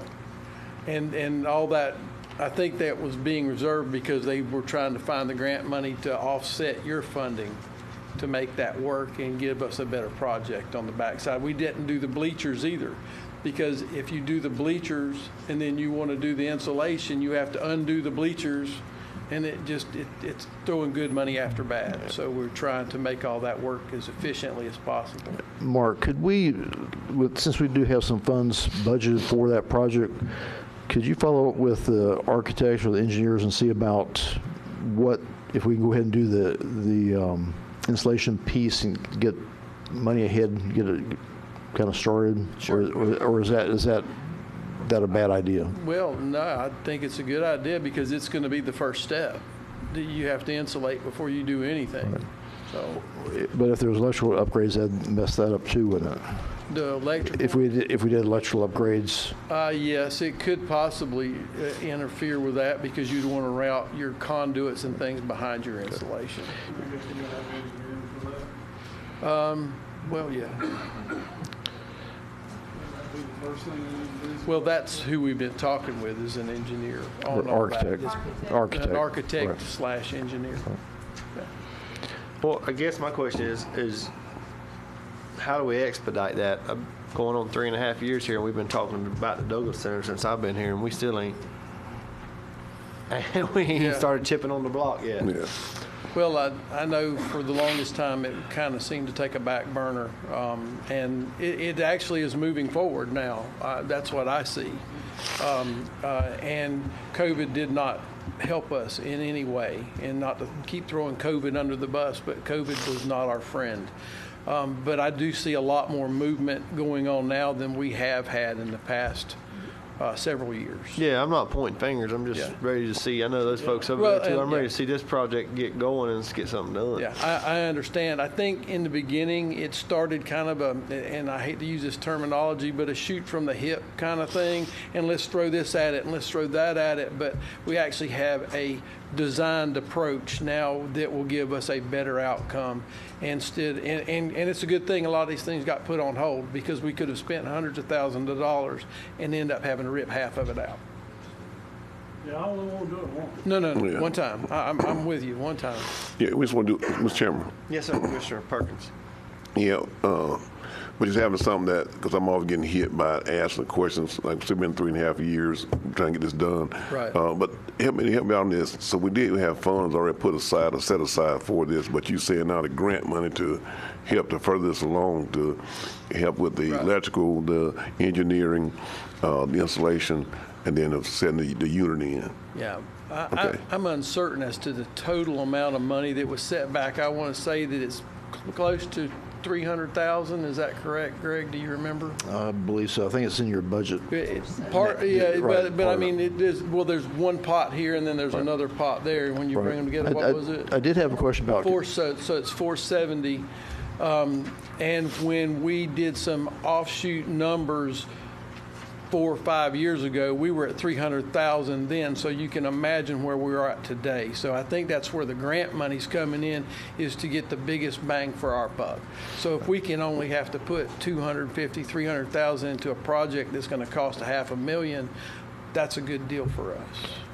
Nina, do we have an escrow account for the Douglas project? We've got 470 for the AC and Mark's budget. Okay. Is there any other funds that were set aside years before that was sitting somewhere else? We had the 170 sitting in general, but we combined it this year. Yes. Next year for the 470. Okay. Right, that's what I was referring to a while ago. There were two different lines, and then we combined them. Nina and I got together and just said, here, it's all the same money, and put it in one, the 400. The bleachers are still in here at Yep. 25,000. Yeah. Okay. So you got 470 and the bleacher money. 470, we should, okay. Yes. So, Mr. Chairman, so if we can put, so right now is, you waiting on engineering drawings and things done, right? Well, we're waiting, is it the engineer drawings? I mean, I'll keep looking. Because I was saying, if we could do something out there, if we can do the electrical, if we know where everything's going to go at, we need where we need the electrical at, upgraded at. Can we go ahead and start the electrical, get that upgraded, so they'll see something that's in the works? That's all going to be part of the engineering, and it's going to have its own electrical. It's going to have its own service for that HVAC in that building. And it wouldn't surprise me if we're talking a 600 amp service just for air conditioning. Mark, if you would, let me just ask you to follow up with the architect, CRA. I know they were working on a project, and see what we can go ahead and do. Okay. I can do it. Right. Yeah. I'll get back with you. I'm sorry. Oh, yeah. Let me just interject my 2 cents. Thank you. I think part of the misunderstanding is that we're going to improve that. We're going to change that whole footprint of the Douglas, not the whole footprint, but we're going to add on a couple wings. Yeah. So there's going to be some new construction with Brenda and Shannon's, great Right. project. So there is some things that we can do, but the majority of it, if we add on, is going to be, as Mark said, kind of for waste. So I don't know that you can do anything ahead of time, because until we get the grant agreement from the state and know what we can do and move forward with that footprint, we don't know what that looks like. So Yeah, no, this came about what Ms. Brenda and Shannon worked on the grant, came behind the initial of putting the AC unit in. So even if we had $1 million to do the AC today, I don't know that we could do it, because we're going to add on 2 wings and increase the size of the Douglas Center itself. So until we know what that looks like, I don't see how you could do anything, because you're going to rip it out. Checking the electrical, making sure everything is capable of having computers, and there'll be a lot of really nice upgrades. Yeah. Mhm. But unfortunately, it has to do with the postponement of Yeah. Do we have grant money approved for it? Mm-hmm. John Hill Park. We'll start on that already, doing work there, yeah. For the wings, I'm talking about, the additions, do we have money for that in grants? Yeah, there was a We were million told that something. we were awarded, but we haven't got any kind of grant agreements from the state yet Yeah. to be able to start.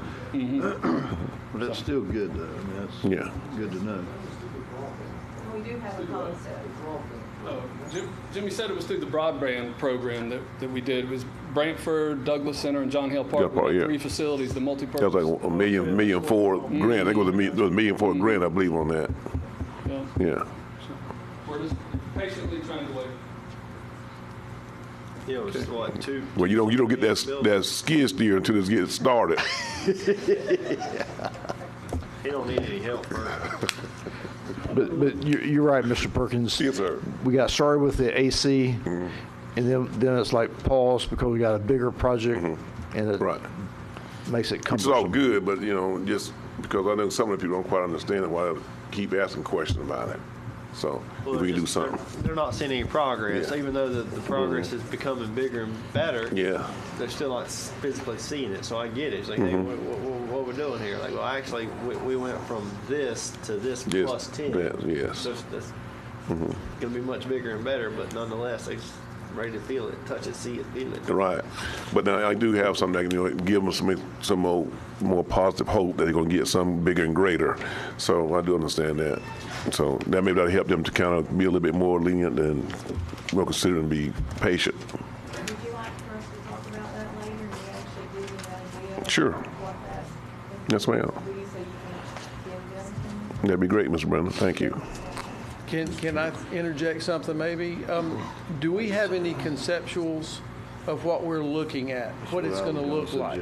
Do we have those? Rough conceptual. So what if we put some conceptuals in the lobby of the Douglas Center and we're throwing you something out there that they can see? Yeah.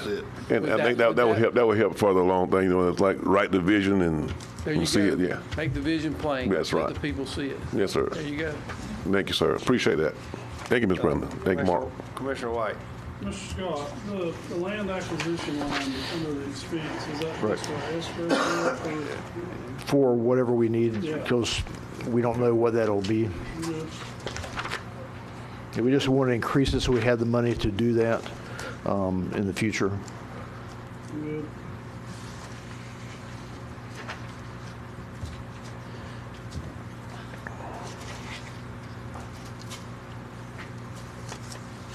Anybody have any questions for Mr. Scott on the Board of County Commissioners? Where are we at on the EOC? I see we got money in here for a EOC. What, is any plans on that? That we've got some federal money, but that figure will not do what is wanted.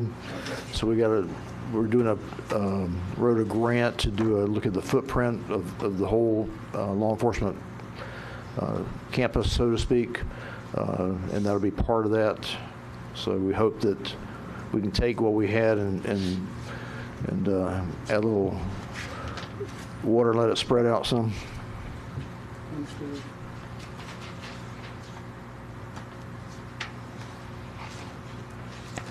Anyone else have any questions for Mr. Scott on the boards? Just one on the improvements, office improvements. It's a detail of what you got there. Office improvements. What line is that you're looking It's it's on page 33. About 5 items down. County office improvements. I You got got 20,000.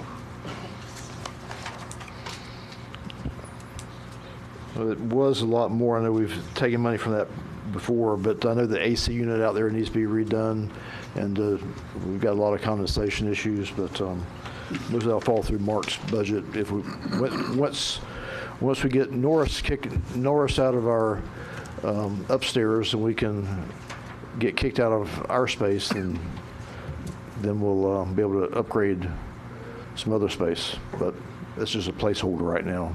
Nothing specific is looked at right now. So you say you're going to take that up, redo that upstairs at the county building for the building department? Right, yes, sir. Right. That's where you're going to relocate at? Yes, sir. Okay. When we get out of there, Yeah, we got a couple squatters there now. So you need to get the sheriff to do an eviction notice? we had to move to higher ground. Nina, the contingency under this requested is 2.357 million, and there was 599,000 current. Did we use all the current in the contingency from last year? You know, on the contingency part of this, on the expense side, it shows 599,000 current contingency. And then the budgeted is 2.3, which I get where that comes from. Did we use, We started with, I don't know, 2 point something when we started the budget, and then it goes down. So when we're done with this that we're going through now, that 2.3, depending on what y'all approve, will go back to a normal. So we did start with 2 something 18 months ago, and we ended up with 599. Which I think we still have most of that left in the contingency, 599. that's what I was asking, is that still left there? I got you. Oh, Nina, on that same page, just for clarification, why did what's going on with that reserve ARP? There you go. That's right, but that's going to come back. That's going to come back once we get the reimbursement back from the state. Yes, but we didn't have it, we couldn't put it back in That's until it right. comes back. That's right. Well, when it comes back, that'll go back to the 5, Yes. whatever, Exactly, yeah. 5, 6.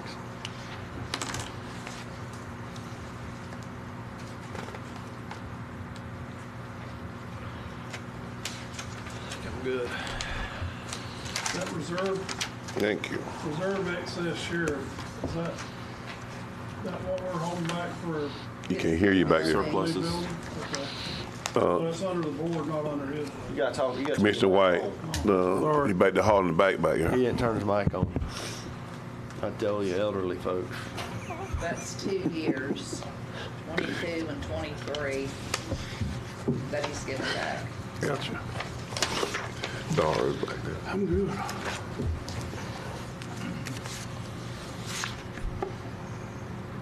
Anybody have any questions for Mr. Scott? Seeing none, we will close public comment. We will leave Board of County Commissioners and go to County Admin. Y'all got a tab number 11, maybe? We already did county admin, No, I thought we just, No, we haven't done that yet. No. County Administration, I think it's tab. How number Tab 11? 11. The biggest thing you'll notice is that the reorganization of staff is that with us splitting out Public Works from Administration. It's the same people doing the same thing, just consolidating the salaries and the administration, not spread out through Public Works. So really the budget's pretty flat other than that.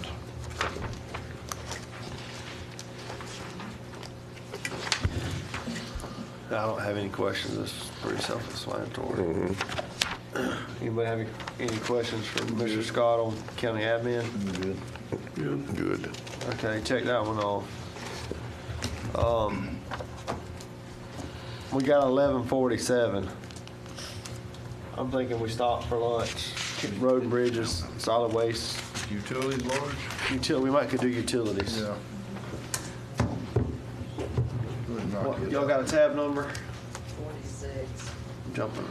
Water plant, 46. Let's do utilities, tab 46. Then we'll break for lunch. If y'all are good with that, I'm good with that.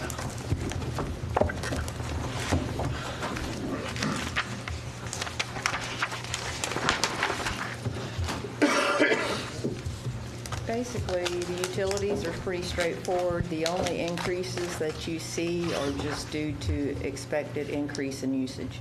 I got you.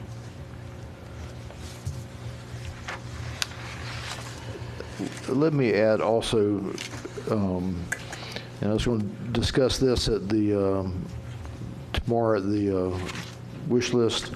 For the regional utility, we put aside some money this current year, $100,000, and the board met, the regional board met, and thought we should have another $150 from each county to get things started.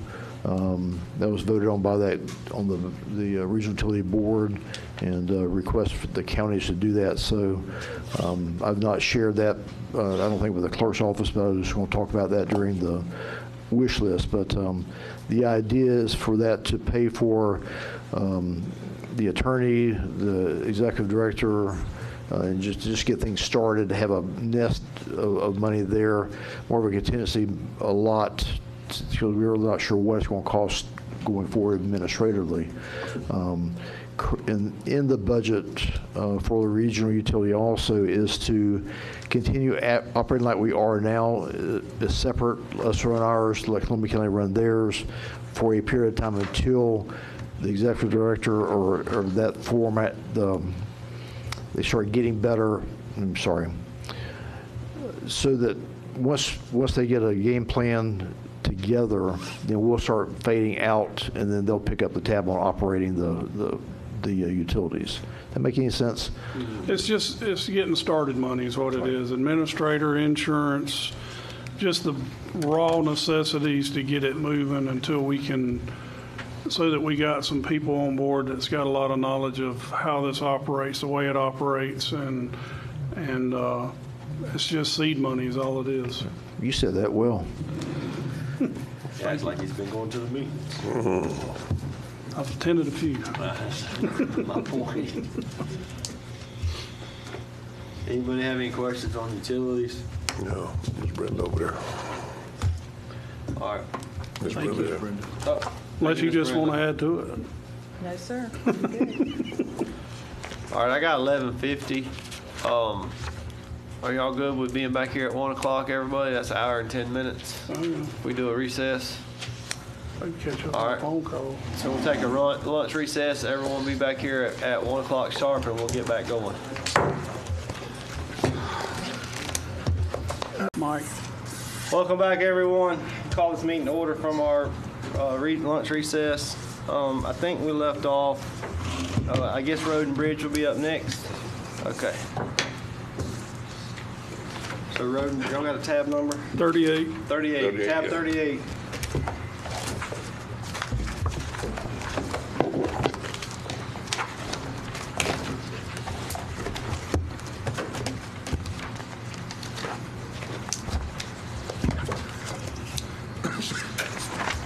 Welcome, Ms. Flanagan. Thank you very much. So Road and Bridge, there are a few items that went up, and I want to go ahead and point those out to you. Road striping went up quite a bit because we were so far behind, basically. But in general, the budget went down from last year, which is a plus, right? Are you guys there yet? I'm there, yes. Okay. Getting there. Okay.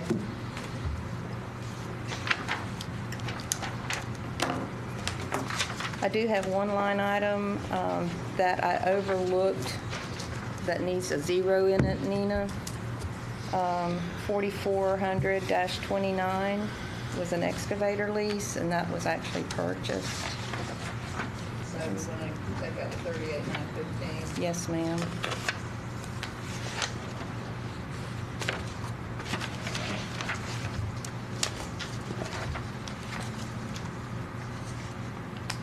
So you're gonna take that out and put that in your contingency? Yes, sir. They have no contingency, so y'all want it down in their contingency? Sure. I mean, there's 4 more guys. I'm good with that. We doubled our bridge maintenance and repairs line item from 50,000 to 100,000, just because we know that a lot of them are in severe need of repairs. We're getting those comments from DOT. The other item that changed the most was road materials. Asphalt went from 300,000 to 500,000. What we did was we took part of what had previously been designated for chip and seal and moved it to this. Not all of it, but like 200,000. So those are the biggest differences. What was that again, Ms. Brenda? On the asphalt materials, 5300-01, that budget item went from 300,000 to 500,000. And the reason for that is because we moved that money from chip and seal to asphalt.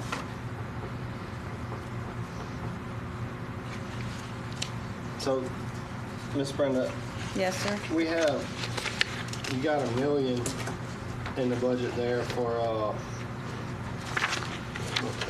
road paving road projects, $1 million. Yes, sir.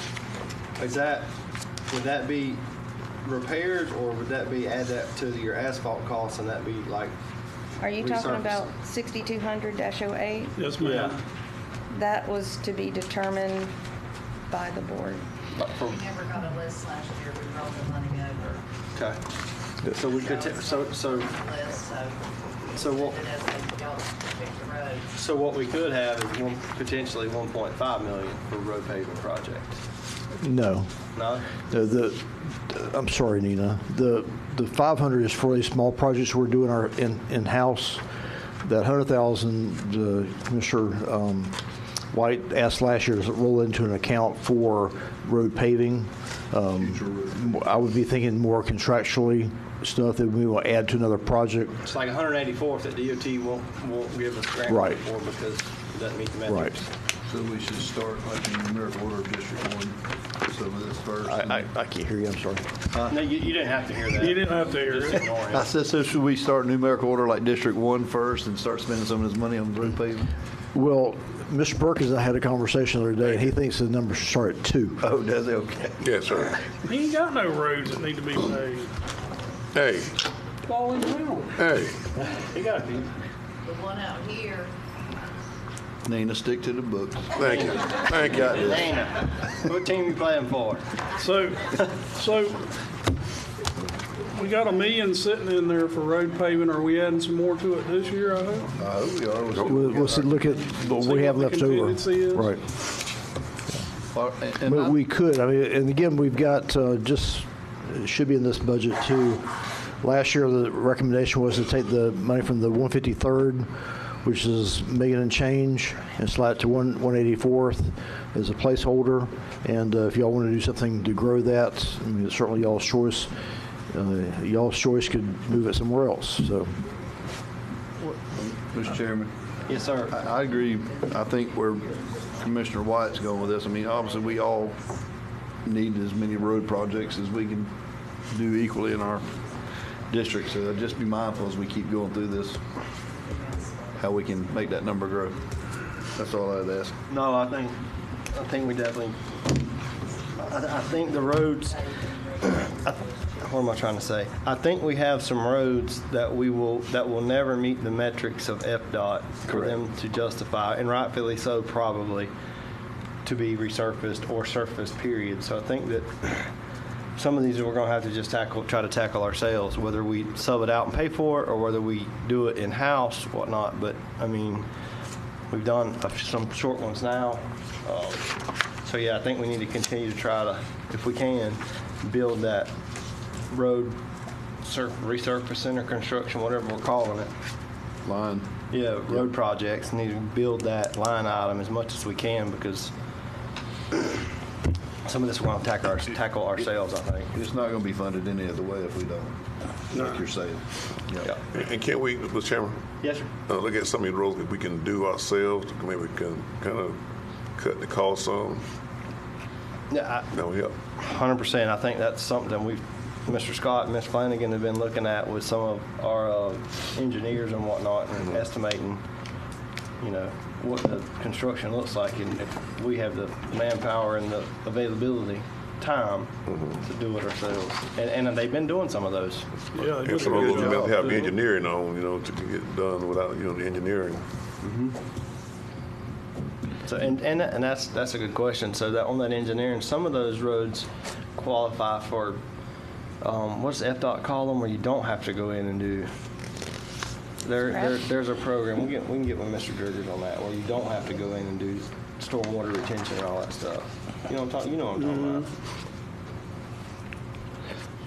So one thing, I think is important to share, with the new role that Brenda's got, we're looking at several things. One is a 5-year equipment plan, also working on trying to look at a road plan and working with DOT to what that looks like going forward. But I feel really good about kind of the steps we're taking now. They're baby steps to get us to bigger things. Set aside money for different projects. Having as many roads as we have, trying to pave everything is going to be monumental. There's just no way. $1 million a mile it would take too many years to accomplish those, and he hadn't finished yet. But just the relationship with DOT that we're enjoying now has been a real blessing. And a couple things we want to work toward is assessing our roads through a program, seeing what that looks like, so we can have a good base, and to ranking. Appreciate the board's letting us bring to you recommendations on roads. I think that's been a big plus too, so that you listen to staff and what staff feels like.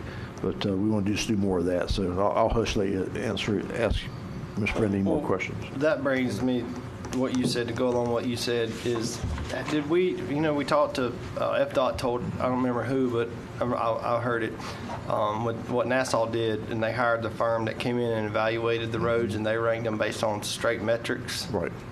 Is that something that we're going to do? I mean, it wasn't a lot of money that they hired that firm, and they come in and I guess they laser them, they ride them, and they do their studies, and then they say, hey, here's our list. These are the roads that meet highest demand, worst condition, yada, yada, yada. This should be priority 1, 2, 3, 4. So I guess it eliminates political bias, if you will, and just put straight metric base. And I'd be in favor of that. I don't know if we're doing that yet or not, but I mean, just something straight metric based. I mean, it takes a little, like I said, takes the politics out of it, and I think that's what we're here to do, is do good business. But have we studied that? Well, they did that 2 years ago, and they're now about to put it out to bid again. And Robert Champion is the one over there that's overseeing it. In Nassau? In Nassau. And so we are discussing maybe piggybacking on their contract, depending on what that looks like. And we'll bring it back to you, of course, before we do it. But that's what our thoughts are, because the new program that they plan to use will actually rank it with DOT's ranking system instead of something different like they had last time. Guys, I just think that would be some good fact-driven data to have, to say, hey, they could look at it with the storm. Mr. Taxpayer, look, this is why we paved this road. These are the metrics, and it qualified first, not this road here was fifth, this road was first. And it's just data-driven. Yes. I agree. Additionally, we can use that for FEMA, so we have a baseline of what that road was before it got destroyed. So we got that'll help us too going forward. So it basically provides every 10 feet you would have a snapshot of what the road looked at that time, what looked like at that time. So we got off on a rabbit trail there, not the budget, but I think that's something that we need to make sure we have some money in there to do. So when that well, but on those hills, and then kind of not get too far off here, but I mean, we obviously, I think all have experienced some roads. I could give you several. If you went every 10 feet right now, the road's missing. It's gone due to the storm. Is that something that we have to worry about here in this budget, that we're going to replace and fix these roads? Are we confident FEMA's going to step in, or the state? We're working with the state and with FEMA on that. Thing to remember too, we talk a lot about FEMA reimbursement. Well, that's not this year. That's not next year. That's about 4 or 5 years away. That's kind of my basis of the question. How do we get that road back passable, or roads? So in the budget process, it is very difficult to even do an estimate on what that looks like. I know that we'll be having to repair roads. Look at some of the roads that were chip sealed before that aren't there anymore. It's lime rock holes. I couldn't recommend going back with chip seal. Right. We have to go back and cut those pieces out and go back and pave those. Until we get a real assessment, it's going to be very difficult to, take a stab at it. But to your point, anything that we do, we can be looking at planning money here for future roads, but we may end up having to use this to fix roads we already have. Right. Exactly. So, we are documenting everything, Okay. though, along the way to make our odds better at getting reimbursed. Thank you. And let me just add, kind of chasing some rabbits, but still, we've enlisted, North Florida Professional Services, Pittman Engineering, also Tracy Busby and her team that works very close with the FEMA emergency management folks, looking and assessing, and they work with Dewberry to do these things. It's all hands on deck right now, so just work through that process. Thank you. And since he mentioned plans, the equipment plan, we're working on that as well, trying to prioritize. First of all, do an inventory on exactly what we have, how old it is, what kind of condition it is. So if you'll notice, there's a couple of lines in here that have 0 in them because we're working through this, and we'll talk more about it tomorrow on the wish list of how we would like to move forward with the equipment. But line item 6400, machinery and equipment, it currently has a 0 in it. We also did not add any additional equipment other than replacing things on our wish list yet. But we can talk about it tomorrow and go into the weeds with that if you like. Commissioner White. We got several pieces of equipment that's like their leases. Correct. Like a vibratory roller, bulldozer, they're all running out. We have 5 or 6. Is that plan to replace those, or is it to buy them out of the lease, or what are we doing there? There's a mixture. Some of those items will become ours, and some of those are strict lease. I get it.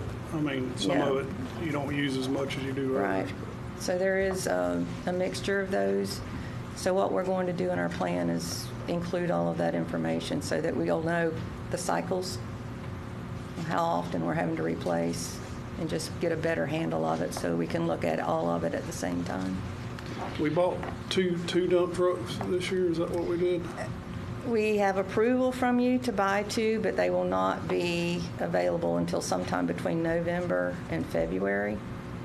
And that's one of the things we want to talk about tomorrow is just the whole timing process that we go through. Okay. Well, I'll leave it alone. Supply and demand, that kind of thing.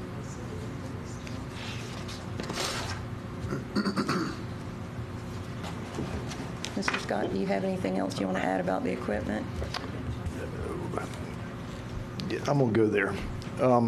So some of the things we'll talk about tomorrow, some things we really need. But I think some of the guys, as Brenda has talked through the needs for the guys, there's initially when we started talking about things, there was a kind of a feeling, I don't put words in anybody else's mouth, that why we even have this conversation, we've been promised many times we're not going to get it anyway. But because of Brenda's way with the guys, they're beginning to believe her and understand that we're working on making improvements. So I think it's important that the guys that's using the pieces and the guys in the shop fixing the pieces is more than just if this is a nickel cheaper than over here, we got to listen to the guys who's actually using the equipment, make sure that we're looking at longevity. So anyway, I'm chasing rabbits, but tomorrow we can get in more of the weeds of specific equipment, but feel good about what direction we're headed. And just one quick note, when we talk about some of that tomorrow, some of the needs that we now have identified were brought to our attention immediately during the last hurricane. So not quite prepared to talk about all of it today, but that's where we'll head tomorrow. Like that Diamond Park sidewalk? There's a lot of things. Yes, we can talk about the Diamond Park sidewalk. For y'all's information, there's a sidewalk in Diamond Park that is ridden by elderly on scooters and golf carts. Well, it ends at the Family Dollar, which just closed, went out of business. So now they're driving in the ditch to the dollar store. Probably a couple months ago now, an elderly lady flipped her scooter over in the ditch because she was on the highway and had to get off because there was 2 cars coming in anyway. So they've been asking for a sidewalk extension from the ends at the Family Dollar to go another, I forget how many feet it is, to the dollar store now as a path. Anyway. There's also a path going to the collection site. And a trail going to the collection site, but anyway. So, That Dollar General, about a half mile down there, that Dollar General? It's like 900 feet, I think. 1,000 feet or something from where the sidewalk ends. Yeah. There is a sidewalk goes from. Yeah, the Family Dollar. Yeah, along It's by that 250, old but it's, Federal that's Bank, right, yeah. but it stops at the Family Dollar. Well, Yeah. now they're out of business. They're taking Running their dirt, yeah. scooters and their golf carts on the road and off the road, so. What's Been a the, push They will to save extend a cart path. I said it didn't even have to be a sidewalk. It could be an asphalt, like a greenway trail type thing. Yeah. You could just run something down there a little bit further to get those folks off the highway. It'd be good, but anyway, that's for tomorrow. what's the drainage 71st Drive ditch? That's the Oxidine Creek. Oh, we still on that? Is that at Peacock Lake? Yeah, we've just left that as a placeholder. Yeah, that's right. Okay, I remember now. I remember. I just wasn't sure what 71st Drive was. Is that right? Was there wasn't a problem out there recently?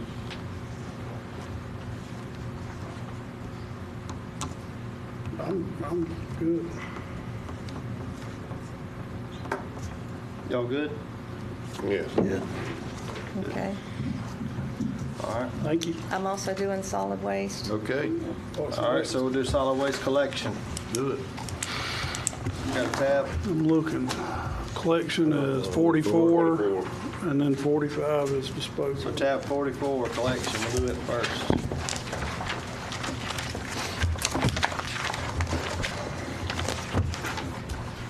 So there's a couple of changes. Professional services are going up. We anticipate having to prepare for future growth, changes, updates, those kind of things, so we wanted to increase that amount. And another change you'll see is instead of 3 different items for garbage trucks, we've just combined all 3 into one line item, just to make it more straightforward. Where's that at, Ms. Brenda? The line items 4400-02, 05, and 06, Yeah. we're combining those into just one, Which is 02. which is 02. I got you.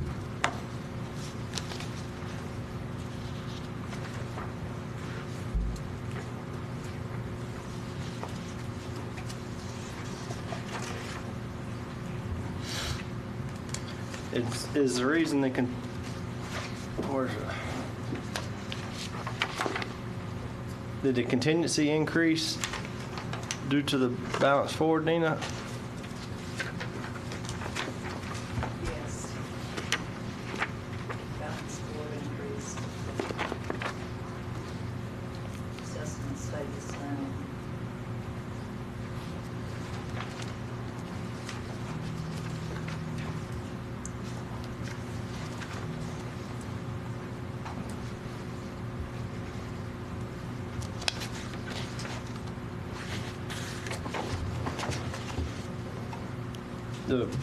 I'm guessing the compactors are in disposal. We got anything in there for, We don't have a specific line item for those. Thought we'd add that to disposal. I thought it was, I saw them and they're just, should I not?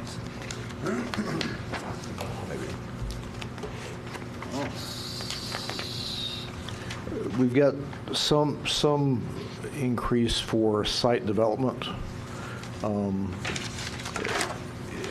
As we transition in the next couple of years, looking at things a little bit differently moving forward, we'll have to make some upgrades to different facilities.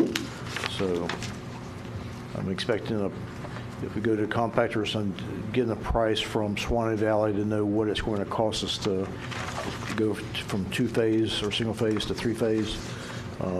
So that should be, I should get that most any day now. But we tried to make some subtle investments for the future in the budget.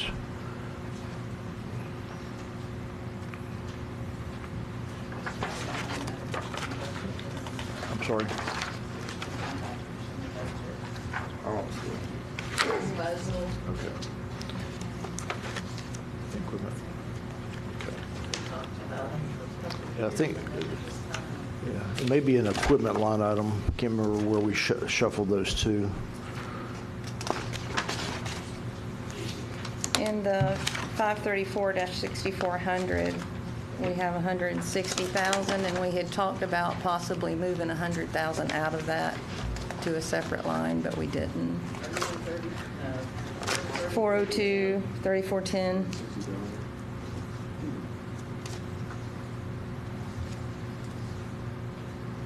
And then you've got 264 for equipment replacement. I don't know.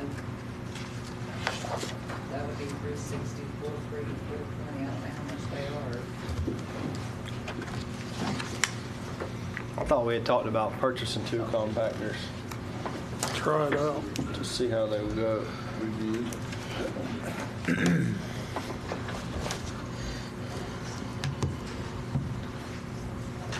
Compactor runs about $50,000, including the can that goes with that. So 100 for 2. Right. That sounds so familiar, but only 2 years old or something. We're gonna do compactors. Yeah, I thought we started a contingency last year to put some money away for those. I could be wrong, but did we escrow any money for that last year, Nina? We've got 264 in reserve, Okay. but we don't have an escrow for compactors. Now, what's the machinery and equipment for the 160? That wouldn't be for those, would they? Do you have a? I think that those will Mr. Chairman. be things like pumps and that kind You of got thing. down here on, actually 9901, the contingency, then in the footnote said needs separate line for trash compactors, 100,000. Where are you at? Where you sit at? Get to the last page, last sheet. It says, there's a side note here on the bottom. That was Scott. from some of my Scott, you had my on side that notes. last sheet, that last line, your line item said need trash compactors, need separate line. That was a note from 100,000. me on our worksheets. That was enough for you? I think Previously that's, part of 6,400. Okay, so you want to Yeah, take put your 100 part out of 6,400, right. 64 and put it in its own line Yes, ma'am. and leave 60 in equipment. That's what we had. Okay, well, we can Mr. do Scott, that. do you still want to go that route? It was previously 6,400, so that the money's in there on 6,400? Yes. Okay.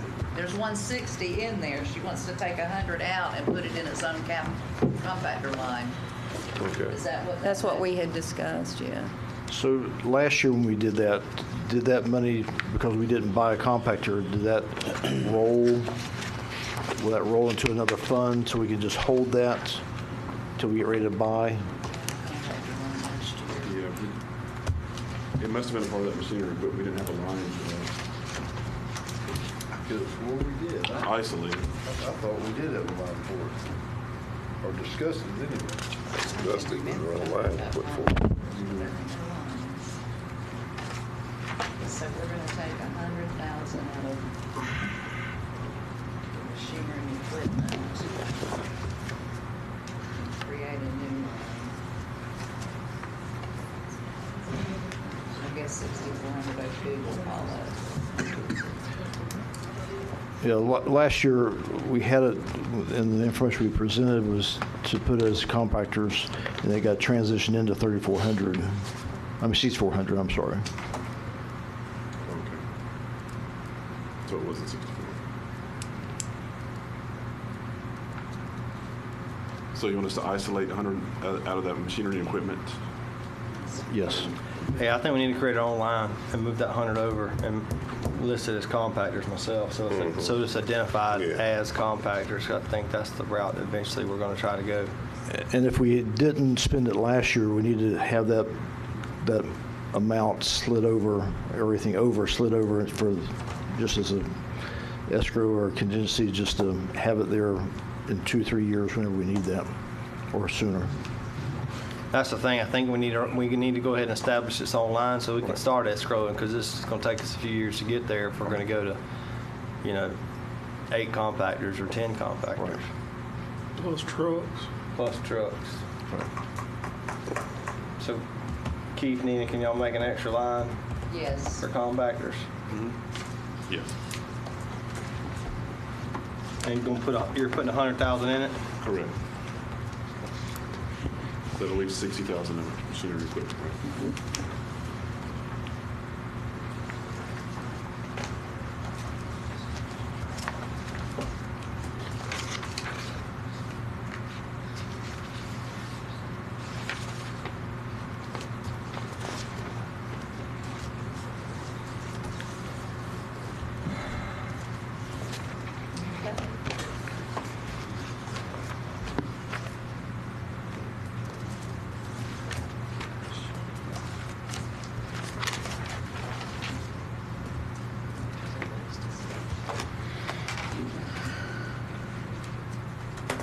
Y'all have any questions, Ms. Flanagan? Good.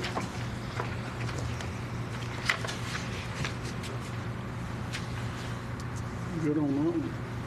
You good? Hale? Yeah,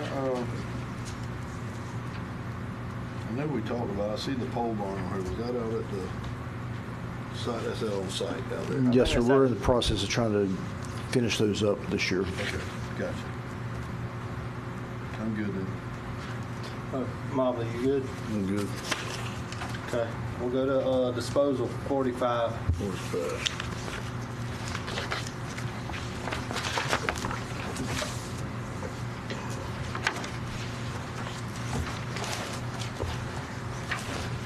So there are two items for disposal that have changed. Waste hauling, that has gone up quite a bit just because we're taking the furniture from the collection sites and taking that to Suwannee landfill. It's cheaper to do that rather than hauling it the other direction. And then the other item is 4,600, and we are increasing that from 80,000 to 120,000 based on what we've had to spend over the last year.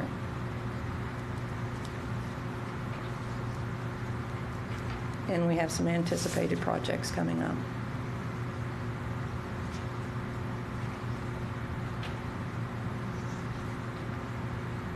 $3,400-03 was the first one you were talking about? Yes, sir. Which was an increase. That item's gone up, but it's actually less expensive for the county. Gotcha.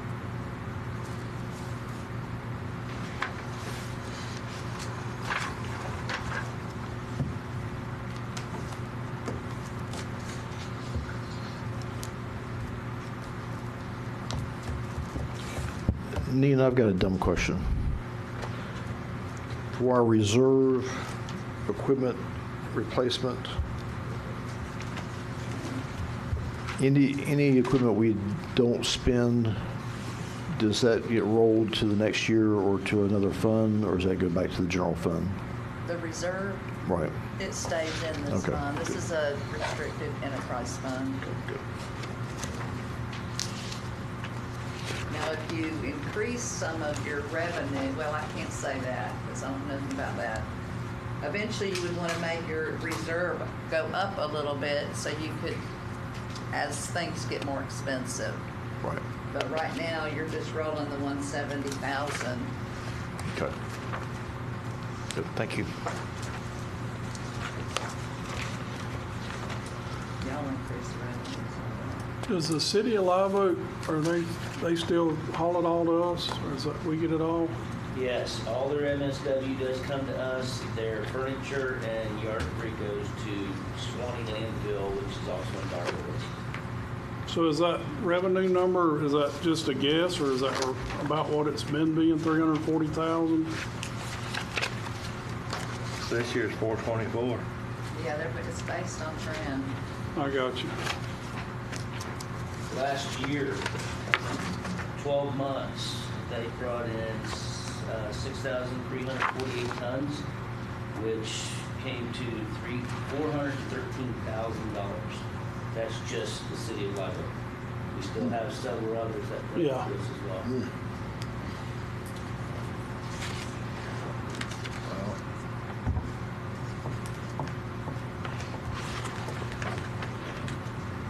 I need to ask a dumb question. How often have y'all historically raised fees for cities, and like Lafayette County, I think used to use us. I'm not sure if they still do or not, but others. Historically, have y'all raised those based on our increased cost? I think we raised them when me and Commissioner White got on the board after about the second year maybe on Probably there. time to look at it again. Right. And I think that's the first time they've been raised, and I don't know, Commissioner Hill could probably speak to it, but in quite a few years, I think. So. Also, our cans, I know that y'all bumped them up a couple years ago. We probably need to do another increase. And if we to build that reserve to add it to our future projects, would be good. How many commercial cans, Dennis, do we still have out there at the private sector? There's approximately 95 right now. That are,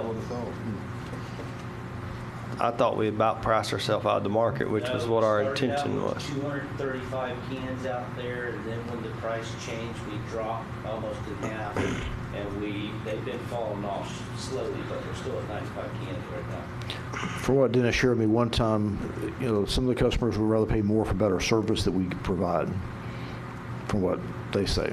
We provide a better service? Absolutely. Right.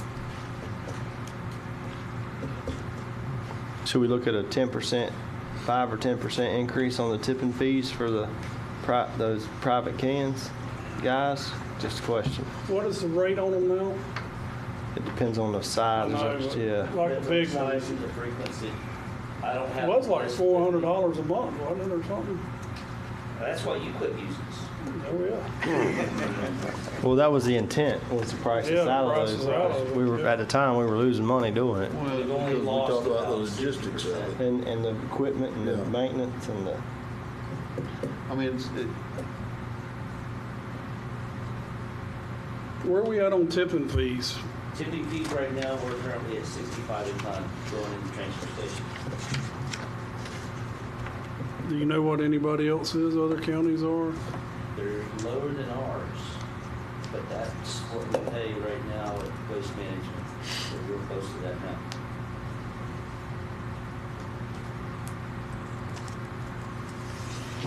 I would say at least a 5% increase, just to cover inflation. Now that's for the lease cans, correct? And- 5%? and your tipping And your fees. tipping fees. Right. Because next year, we're gonna actually go up. Our tipping fees are gonna be, with our tiered contract with Waste Management, they're going to go up to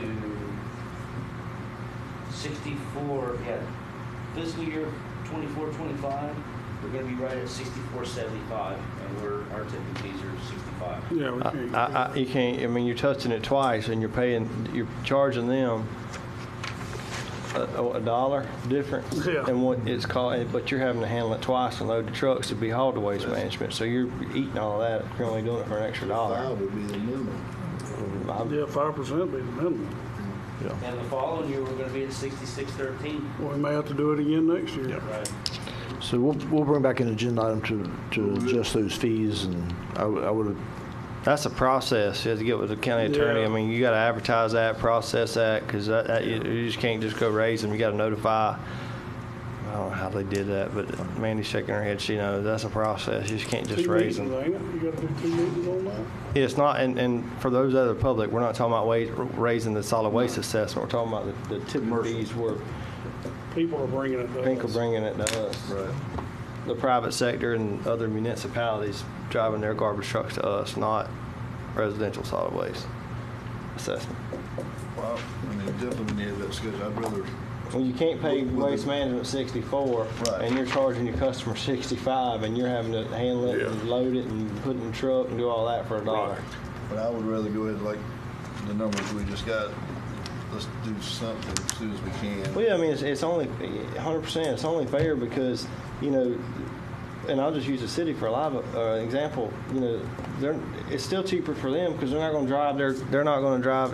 Logistically, that makes sense. If I was them, I wouldn't drive my garbage truck all the way to Folkestone or Greenville to dump one garbage truck. It's still cheaper to drive it down there and pay $70 a ton and dump it at our transfer station, and then we load the truck, the semis, and haul it out of here. I mean, because if they drove it over there, they're going to pay 64, but it's going to cost them more than $1 a ton to get it there. So, and then they're logistically they can run their way more routes for their customers and service area by their dump truck servicing their customers versus on the road running up and down trying to dump it all the way to Folkestone or New River or Greenville. But I agree with all that, but I'd rather have a certain increase this year and a little bit more next year. That's what Dennis is saying, than us waiting 2 years and hit them with it. I think you need to do somewhere between 5 and 10% on your tipping fees to ASAP. Right. That's what I'm saying. Your disposal with our contract with Waste Management is a tiered and going up every year, but we haven't adjusted ours in a couple of years. So I think we just follow the increase there over the next 2 years. I mean, we just stay in line with it. Totally up to you guys. I'm good with that.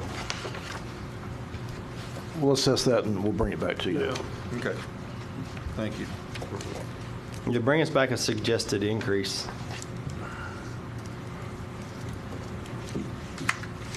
Is the landfill closures part of this too? Yes, sir. It is. It's, The leachate tank replacement, that thing's been on there since I've been on the board, I think. Have we done anything with it? It has. I'm wanting to drop in liners for a third of the price, or we can replace the tanks. It's cheaper to drop in liners, the lifespan's 10 years. The other ones are new tanks for 10 years, or we can spray in liners for 7 years. They just spray in a liner is what they do? Spray in a liner, or we can drop in liners for a fraction of the price. The problem is to get the contractor there to prep those tanks, do any repairs, get them ready to drop in the liners. And this landfill closure stuff, does it just go on to infinity or does it end at some point? Well, we're on the hook right now for the closure until 2033. Yes, exactly. And they can extend it another 10 years at will, basically. So I don't think that one's ever going away.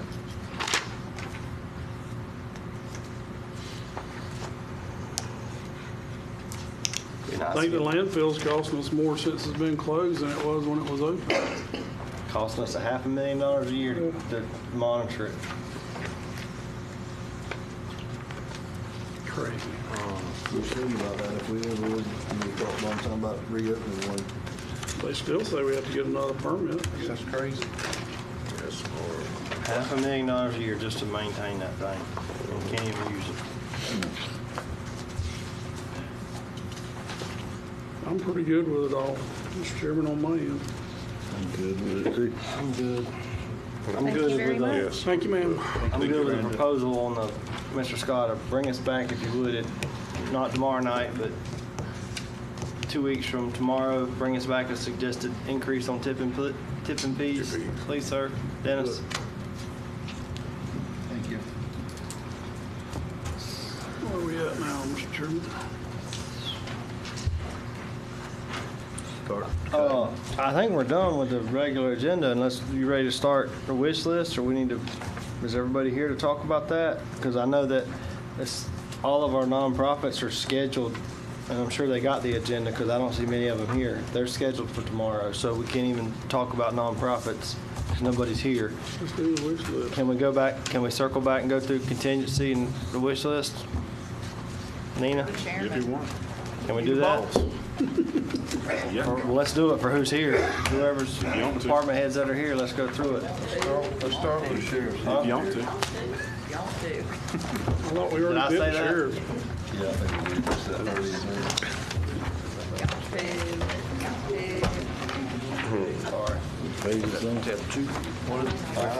there. We're fixing to do it. Two. The wish list.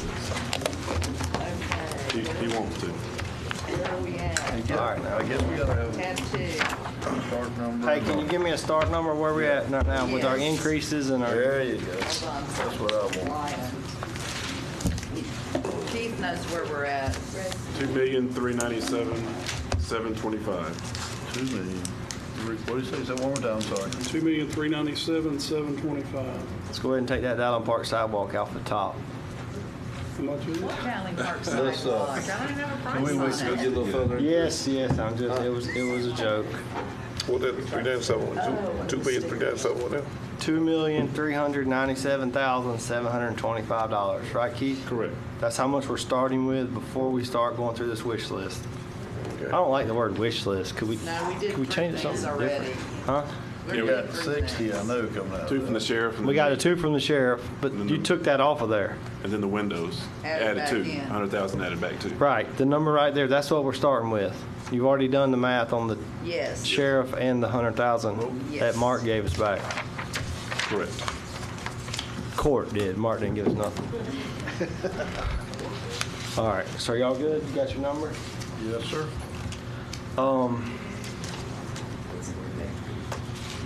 Well, the first page is equipment requests, maintenance. A 2024 Ford F-250 crew cab replaces a 1997 F-250. And they also, I'll do two at the same time, they also have a request maintenance does, which that, Mark, this is you. 2024 F-250 Super Crew Cab replaces a 07 Silverado with a blown engine. 62,064 and 54,040. I think you had, those numbers are right, Mark? I didn't. They were current coming from Allen J. Allen J.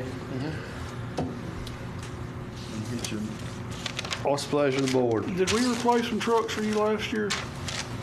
One out of the 15 that I've got. Oh, you got that many. I didn't know you had that many. Yeah, I'm trying to give you one or two here and there so we can get through them eventually. And all my trucks are old. Well, the bulk of them are still old. I got a few new. So, what are you gonna do with that 07? You gonna end up putting a motor and use it as a backup? No, the 07, that's not worth putting an engine in. The engine Got so costs many more than miles the on it. truck's worth. We're gonna put it on the auction and let somebody buy it out of scrap. I'm assuming that's what they would do with it. They may part it out. I don't know what they're gonna do with it. The 97 F-250, what's its condition? It's in pretty rough shape. We've dealt with linkage problems on it, transmission problems, and it's just getting to a point right now, you put more money in it than the truck's worth. And that's why I'm going this route. It's 3 years away from being 20 years old. Yeah, they're just a little, that's amazing. A little dated. I don't have a problem with it. Perkins, Mobley. We're good with it. Hale. Yes. Yeah. All right, Mark. All right, thank you, Or gentlemen. Mr. Durham, thank you. Is that for both? Both of them. Yes. You might want to pick that fan up and put it on that calculator. What? You're gonna what? What's our new number? 2281621. Say that slower. 2281. 621. All right, guys, you got 2.2 million. We're getting close to the skid steer, y'all be careful. I already scratched through that. That's Sheriff's coming from the donation. sheriff's department. I'm gonna be sure of that. Road and Bridge, 2 grapple trucks for the trim crew. I'm assuming that's LT's crew, trim crew? That replaces two that have been in the shop, one for over a month. We just can't get parts for it. I'm in support of this. With 2 storms and those guys running, and they've been getting solid waste hand-me-downs for the last several years. You give them your hand-me-downs and they make them work. For 20 years. With Adelia and Debbie, Yes. I'm all about you guys having something Yes, to work I with. agree with that. Yeah. That I totally got to you. directly affects our people. Yeah. Good. You good? It's just the only thing I'd say, and I'm sure they will, but just make sure they are the proper grapplers for debris and type cleanup. Because I found out that what Dennis uses sometimes is different from what these guys actually need. Right. That's- We're on solid ground cleaning out the concrete bins. Right. They're on in ditches. They need a smaller unit. Okay, gotcha. So make sure somebody specs that out, that he gets what he needs to have. Nina, So is that we doing both of those for the road crew. a 4-year lease for the Is that a grapple truck? 2-year lease or a 4-year lease? Says Brenda? 4. You got 4 year right here. It's 2, that's annual payment. Right. That's 2 annual payments, I think. For 2 trucks, one each, 60 No, it says something. 4-year term right there. It says Yeah. right there, 5-year yeah. term, I'm Says- sorry. So the 5 years, so they'll just put it in their budget the next 4 automatically. Okay. But is it like everything else? This is a lease to own. They call them all leases. So we'll, at the end of 5 years, we'll own them, and then we can evaluate their condition at that time, and maybe can get a few more years out of them. That's the plan. Perfect. Is that what you get? I want to make sure it wasn't a straight up lease where we're giving them back. Nina, what's our new number? 2157296. 2157 7296. 296.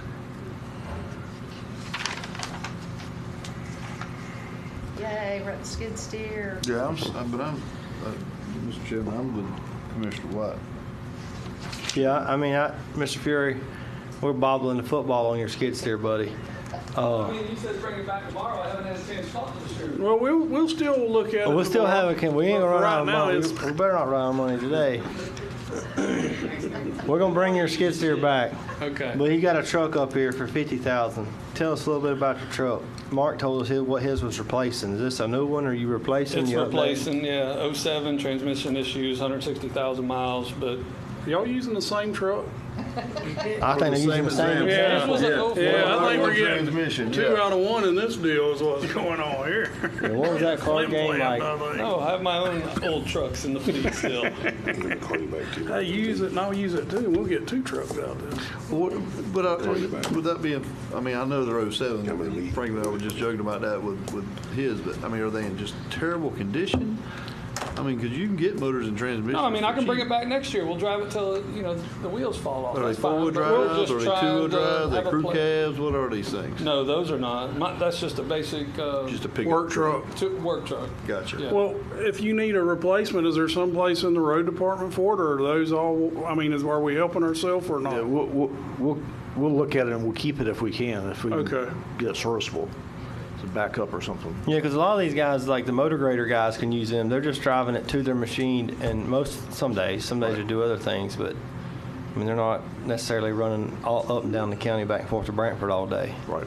Kind of there and stopping and then And the driving only the reason grader all I day. press on this because I sell motors and transmissions for these things all the time. You can get them with 3-year unlimited mileage warranty on motor and transmissions for what you guys are talking about would last forever, back and forth to a road grader or something. Do we have an account with your company? No, not me. Just y'all about to move somebody else. I just know the business. Yeah. Mr. Fury, how many other trucks do you have? And I asked this question to get my head wrapped around. How many more updates do you think? I mean, I know it's a ever revolving door, so to speak, but do you have 2 or 3 more that are on death's door? We have or 2 right now that would be our last 2 to replace. We got 2 from the property appraiser last year that would be above that. They're hand-me-downs, but they're doing the job, so we're down to these. This one and one more, Mm-hmm. and kind of your doomsdayers. Okay. But the second one, in all fairness, I mean it's a trash truck. The guy makes rounds at all the parks every day and goes to rentals and unlocks buildings and that sort of thing. So it doesn't necessarily have to be a crew cab 4-wheel drive. It might be something different. I mean, we like to buy those so that we can rotate them into the fleet later on, and one of the guys can use it. But it doesn't have to be. We go to a cheaper truck, a Ranger at some point, or something different for that second truck, not for this truck. But. Right. I'm okay with your truck. I'd rather you try to do, 1 a year than hit us with I need 4 new trucks. Yeah. I mean, guys. I'm good. I'm good. Okay. Yes. Skid steer those. No, we're coming back to that. You ain't getting that one yet. So I'll get with the fire chief. We can. 2,107,296. That's what I got. Yep. Mr. Chairman. Yes, sir. Sorry. There was the other thing that, and I don't know if you're going to go down the list, but we were going to talk about the springs with the water management as kind of a wish list workshop item. It's not on the list anywhere, so I didn't know when or if you want to talk about. You're here now, so go ahead.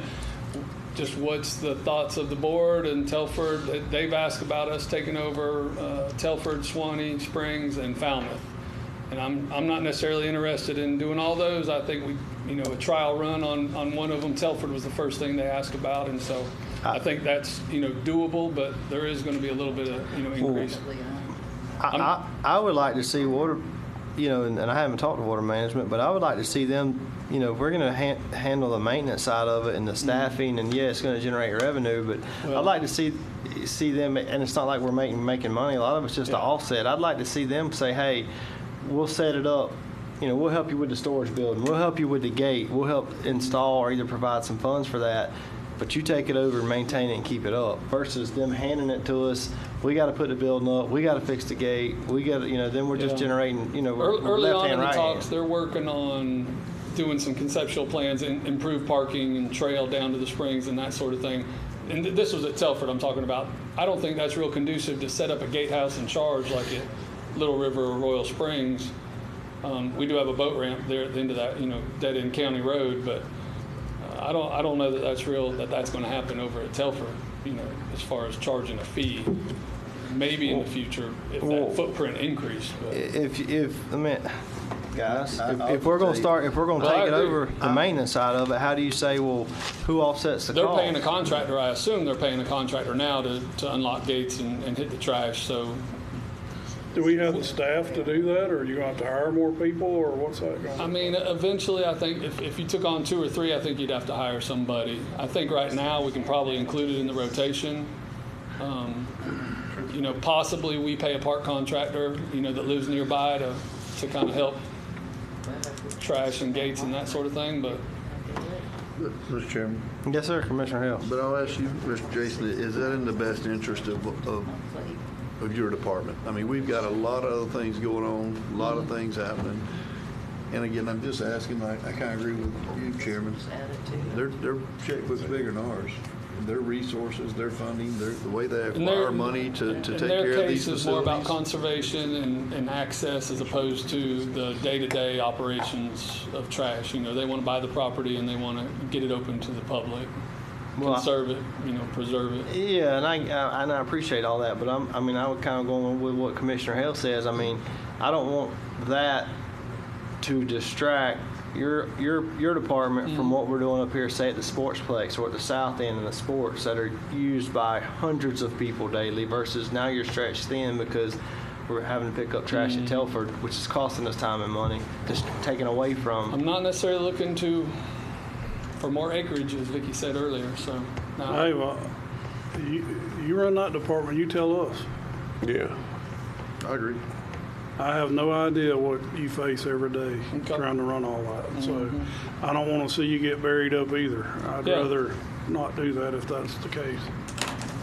I'm totally agreeable to that, and I tend to think the same thing. But also water management, we need to be good neighbors with them. And 100%. No, I want to be, and I want to protect those natural resources. But I just at whose expense though? Well, let me go back and just have some talks with them. They've got to take it to their board, and we haven't got anything back from them yet, from the engineer, on any kind of concept, site plan. So I'll ask some of those questions about cost and what they can throw into the pot for us, and that might determine. Just being a good neighbor and a good partner in the effort is all I'm asking. Yeah. Fair enough. Yeah. Mr. Chairman, along the same lines, if they're already having some expenses, they're already used to paying something, and maybe not Telford as much, but some of the other areas. I mean, if they took a snapshot of what it costs them to do upkeep at, say, Falmouth, and wrote that check to us for upkeep in Telford, would be an idea. But I'm sure Mr. Furry's got some experience in negotiating and stuff, so. Mr. Norris, I assume on the tourism side, has a couple comments too, or some thoughts anyway. Sure. I kept it short the first time. No, obviously there's a cost with everything, but what I can say is when we're bringing people to town, when we're out doing photo shoots or video shoots, the team that controls our springs are always there, and we've got a very nice product. It's very simple to work with when we're in charge. When other agencies are in charge, we have to get permission. You go into those parks, they're not to the standard that Mr. Fury and his team keeps all the other parks to. If they're obviously don't want to see the county burdened, but I can tell you it greatly helps our department if we control those resources. And always agreeable. I mean, these guys are just, it's just such a difference versus us have to go to other agencies and get permission to do things. And when we go to the parks and like even Suwannee Springs, if you go there, we've been there numerous times when there's so much debris, like now after a flood, everything's just a mess, and it wouldn't be that way if they controlled it. So just, again, not looking at the cost necessarily, but just the quality of what these guys can do. And I don't disagree with that, but I'll just lean back to the cost of it and the manpower and all that stuff. We'll get some of that and come back.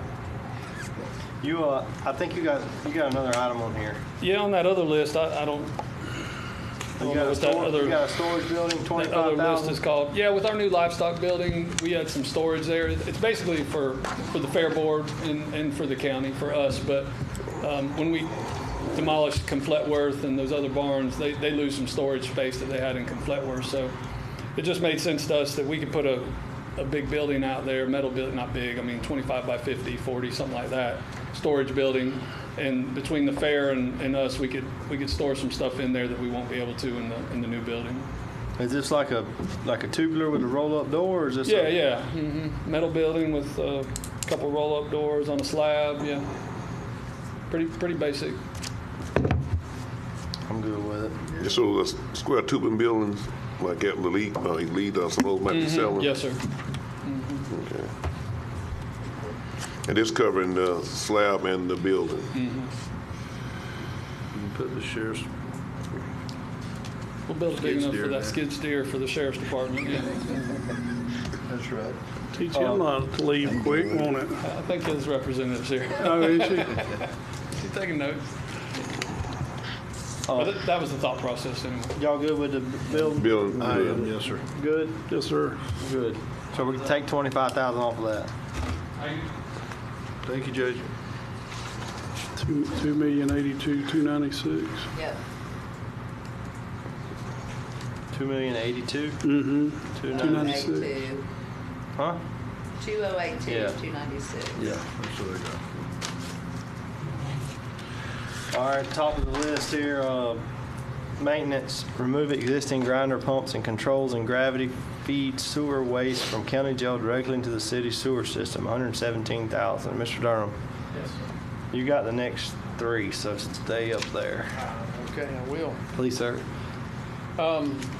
These grinder pumps are over here at the jail, and we have traditionally had to replace, on average, 2 pumps a year because of the type of debris that comes out of that jail and just takes these pumps out. The last pump that I had to buy was $10,000 for one pump.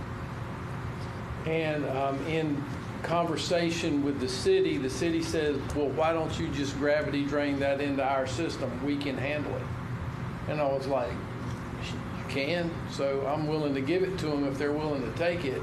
Yes, it costs this much, but I just bought another grinder pump for the new lift station that's out here at 136, and it was $12,000. So where are we going to be at next year with these same pumps? And they're sole propriety. We can only get them one place. We already replacing pumps at 136. We replaced, well, what we had was we had a defective pump, so we bought one to replace it with so that we can get that one warrantied out. I got you. And that way we have no downtime. But this one here on this jail, it's a constant thing, and if they're willing to take it, we did the engineering, and these are the numbers we came up with. And so I thought I'd bring it to you and let y'all make the decision on how you want to go with it. Well, if they could have gravity fed, why didn't he do it to begin with? Sir, there's a lot of things about that jail I don't have an answer I for you. understand. But I really don't. I don't mean to be facetious, but I just don't. I don't know.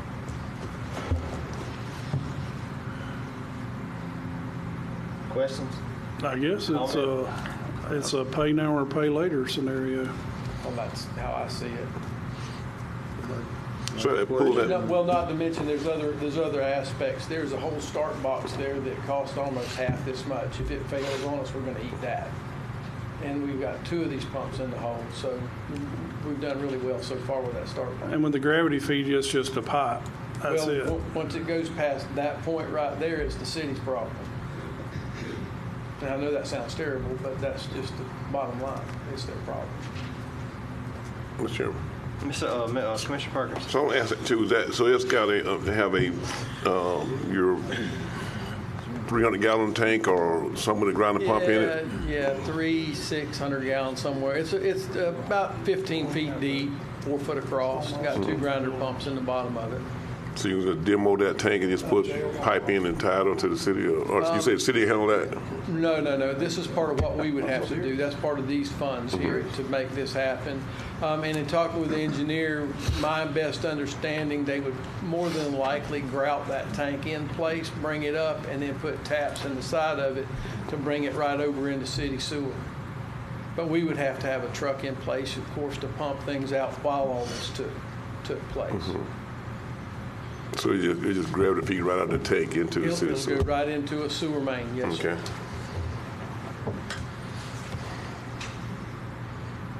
Okay. Yeah. Okay with it. So this will solve your problem? That's my belief, sir. The engineer's belief, too. I think it'd be better you have to work with those pumps. Oh, yeah. Those pumps, those propellers goes out, a motor goes bad, and you grab the feed and you would certainly save you man hours of working on those things, getting backed up and clogged up. So I think it'd be ideal if you can get rid of those pumps. Pumps always trouble. Yeah. If you can gravity feed them, I don't say gravity feed. Yeah, and we're actually stuck into those two particular pumps. They move twice the sewage than any other pump on the market. When they built that, they kind of, I guess they thought all that out.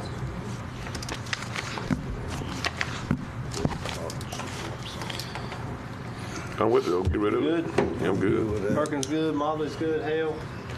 White's good. fine, yes. I don't like it, but I'm good. I mean, it's gonna save you time and money later on in the line. Yes, sir. Nina, Keith, how much last year? I don't have my budget book with me. Last year, what did we end up leaving in contingency at the end? $599, I think. Yeah, it's $599. But we took $1 million straight off the top and put it in the road payment. The road, yep. So before we get too far, I want to see some money go to road payment. We left that in the budget. Yeah, we gonna have to do $1 million is it. in the budget, but he's wanting to build on it or something, I don't know. Yeah, we're going to do that now. So if you take your 117, what's our number? 1965296. Mr. Chairman, Yes, sir. before you get through all of them, especially any constitutional ask, we need to talk about some things we found in Public Works the past several days.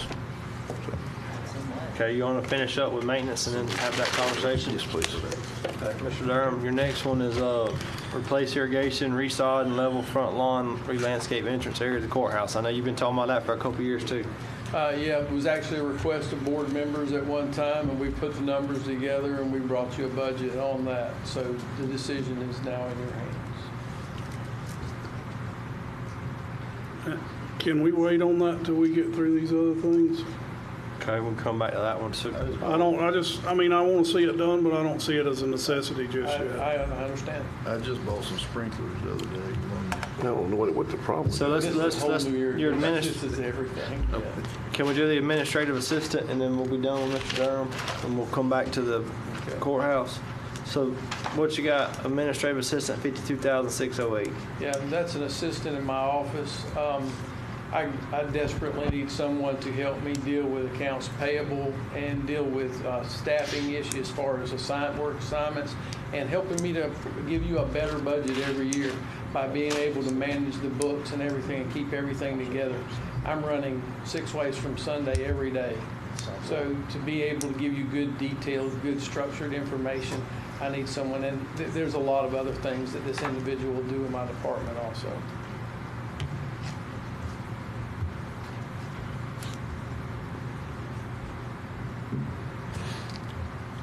Whichever. Yes, sir. Commissioner Perkins. Mr. Mark, Yes, sir. can any of that budget, on your paperwork, your bookkeeping, can Nina or Eric help you? I mean, Keith help you out with that? Keep your books up. Is there a gun pointed at him yet? If you put it all together, they can put it all in the format for you and help you out. There's a little bit more to it than that, but I don't believe Miss Nina was going to be very receptive to that. Let's try. Is that a full-time position? It is a full-time position. You want to come back to that too? Yes, please. I'm kind of worried what Mr. Scott's got over there. Yeah, that's kind of, I want to hear what he's got to say first. Well, and on those lines, if Mark needs someone to help him with those, is there something that another department may need help that we can split those duties with? You know, I don't know. I'm just throwing it out there. How many people are you working now? 22. Wow. 22. And the projects keep coming.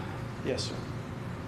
Yeah, you got more and more buildings and grants sitting there waiting to start. I'm not in disagreement with you getting another person. Yeah. I just want to hold up. We Well, only I got so understand. much money here to deal with it. This is my opinion, not everybody else's. Yeah, But you know, I understand. I brought you this same request in the past and been struggling along for a while, so I thought it might be time to ask again. Okay. Well, let's see what Mr. Scott's got to say here, All right. and then we'll come back to those two. Those two are still on the table. What's our updated number, Mr. 1965296. So there was a request about trying to find a way to take care of vegetation along the dirt roads as they encroach in. So Brenda's ran some numbers and kind of got a game plan of what that would cost. Let me touch on kind of an overview of everything. Also, we talked about the Dowland Park sidewalk trail, whatever. Y'all didn't approve that already, did you? And then also, because of our timing and transition bringing Brenda in, looking at our equipment, it'd be nice to have a pool of money, whatever size that is, it's your call, that we can look at during the year as needs arise that we need to take care of, have some money we can pull from for that.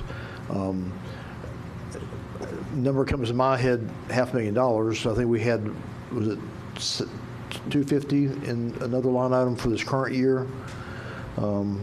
But you know, whether we roll the money we've got in this year's budget that was not spent into this year, this next year, this coming year, we just need to have I think a pool that we pull from as we need to renew a lease or have a long-term lease, or lease to purchase, or for example, we've got an agenda item coming about the loader in the mine.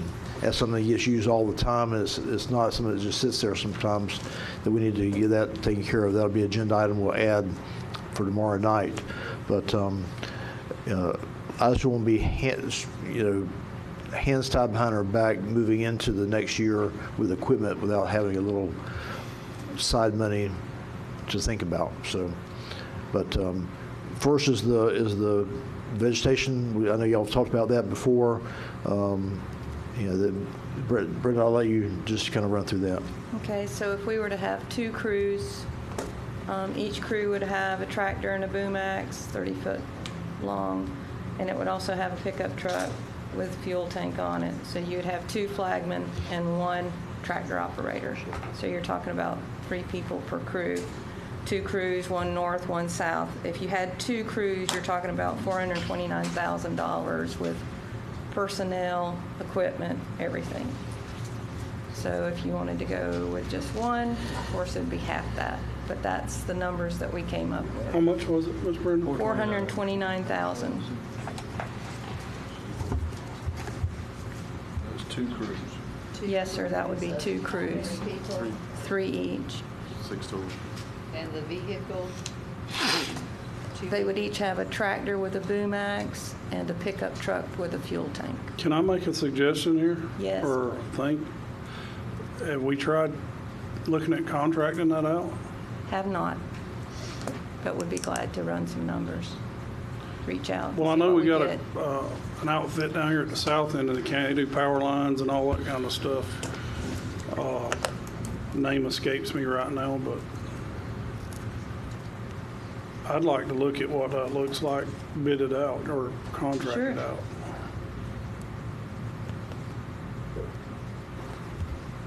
And that's just me. There's 4 other commissioners here. So this crew would be basically handling all dirt roads and trimming those dirt roads back? Correct. Limbs, dead trees, whatever vegetation is there, as far as being able to push it back a little bit, keep It's it an clear. issue.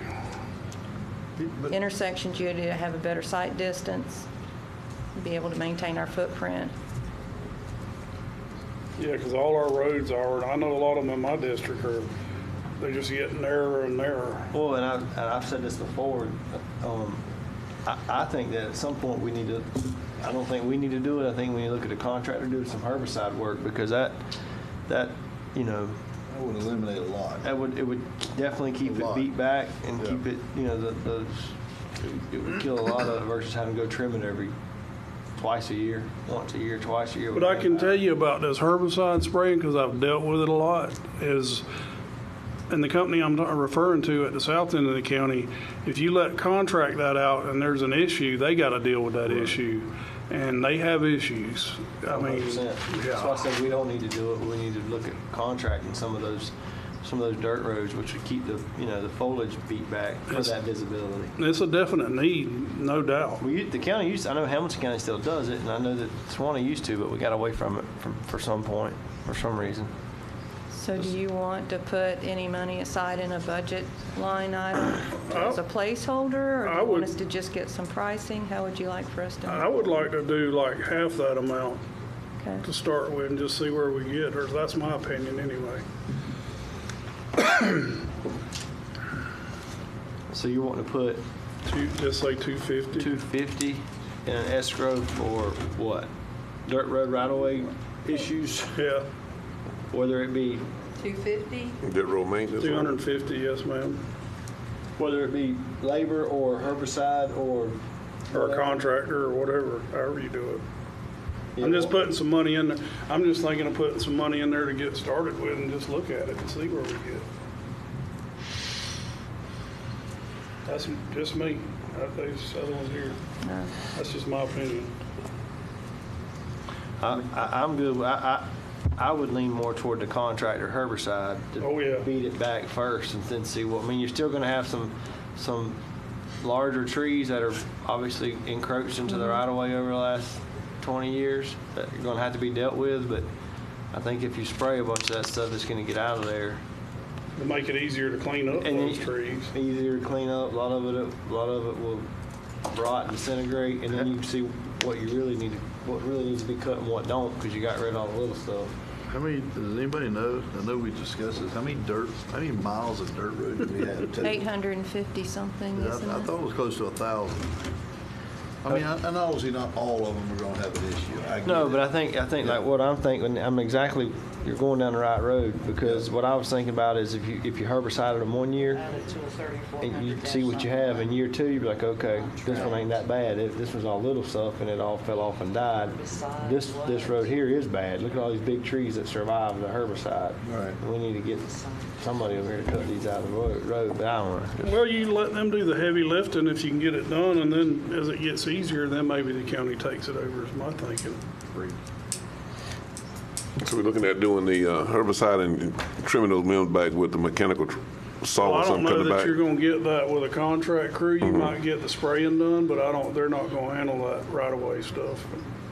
So that'd be on the spraying and killing the underbrush and down. Probably spray like 10 foot, 12 foot down. Y'all, but you know what some folks are gonna enjoy it, others are gonna hate the way that looks. Well, when it dies off, When that dies back. But I can tell you this time of year, I get the complaints, and it's bad. Those weeds get tall on the sides of those dirt roads, and not only are they slapping your mirrors, but it's hard to see around curves and stuff. And we don't mow dirt roads, so by fall, it's an issue. I'm good. 250? Let's put 250 in the line item, Nina, for dirt road maintenance. In the road department. Dirt road debris, or whatever you want to call it. Dirt road. It'll be a 3,400 line, because we don't know yet Just overall maintenance like salaries this. or anything. And then I guess if the board's okay, what we're tasking you with, Miss Brenda, is to bring us back maybe, are y'all Put it okay out with for her bids. putting out the bid Yeah. on the herbicide? Yeah. Herbicide contract? Yep. Okay, will do. That's not a voting matter, is it? You can do you can put something out to bid without us having to vote on it, because we can't vote on it in a workshop. Right, we'll just bring it back. We'll do a little research first. And You can do an additional agenda item tomorrow night for that. That's pretty short and sweet. Right. If needed. we can do that.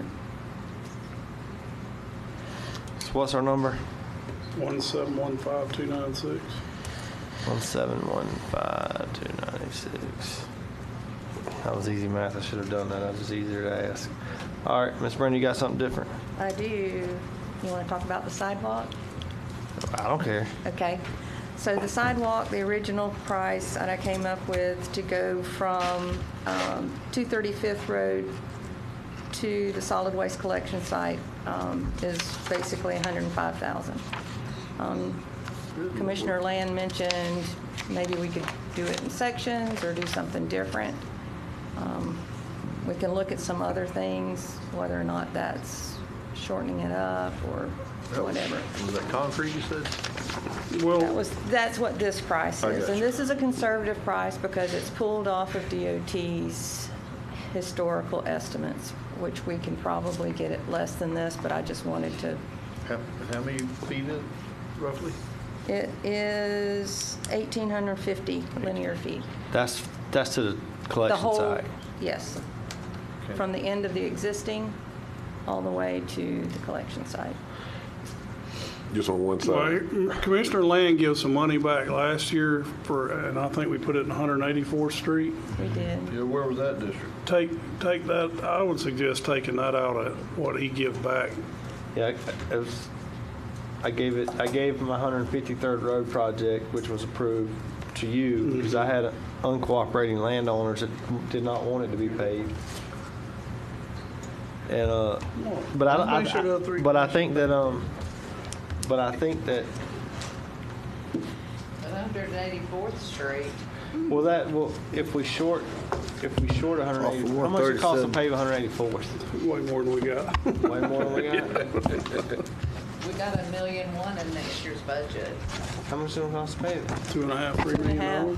How long is it? 2.5 miles, 3 miles. True. I'm still beating on that door yet, and I ain't give up.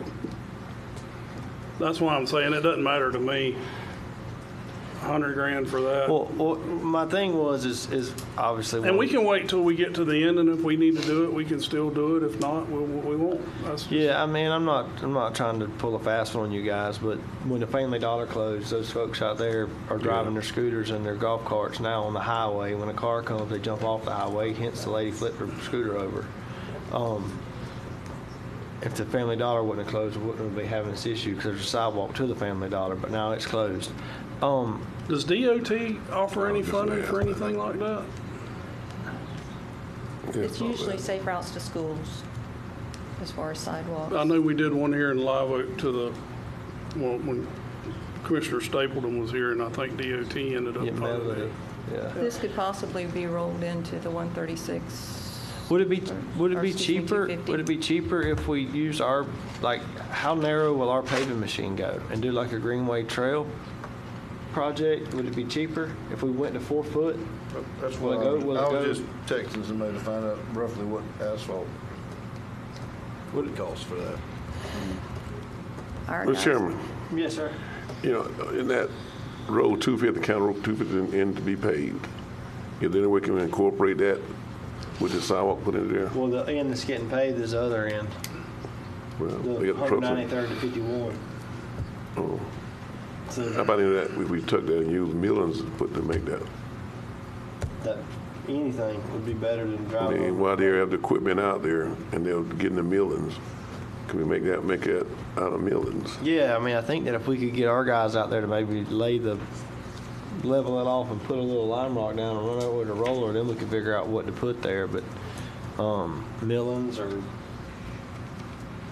I think concrete's going to be the most expensive. Yeah, But yeah. can we just come back to that in a minute? I know you got other stuff. I do. What Mr. Scott had already mentioned, the fact that we would love to have a lump sum amount of money to be able to pull out of whenever we need equipment. One of the problems that we're having is we get it approved, well, we get a quote, then we get it approved, and then it takes a year to 18 months before we can actually get the equipment.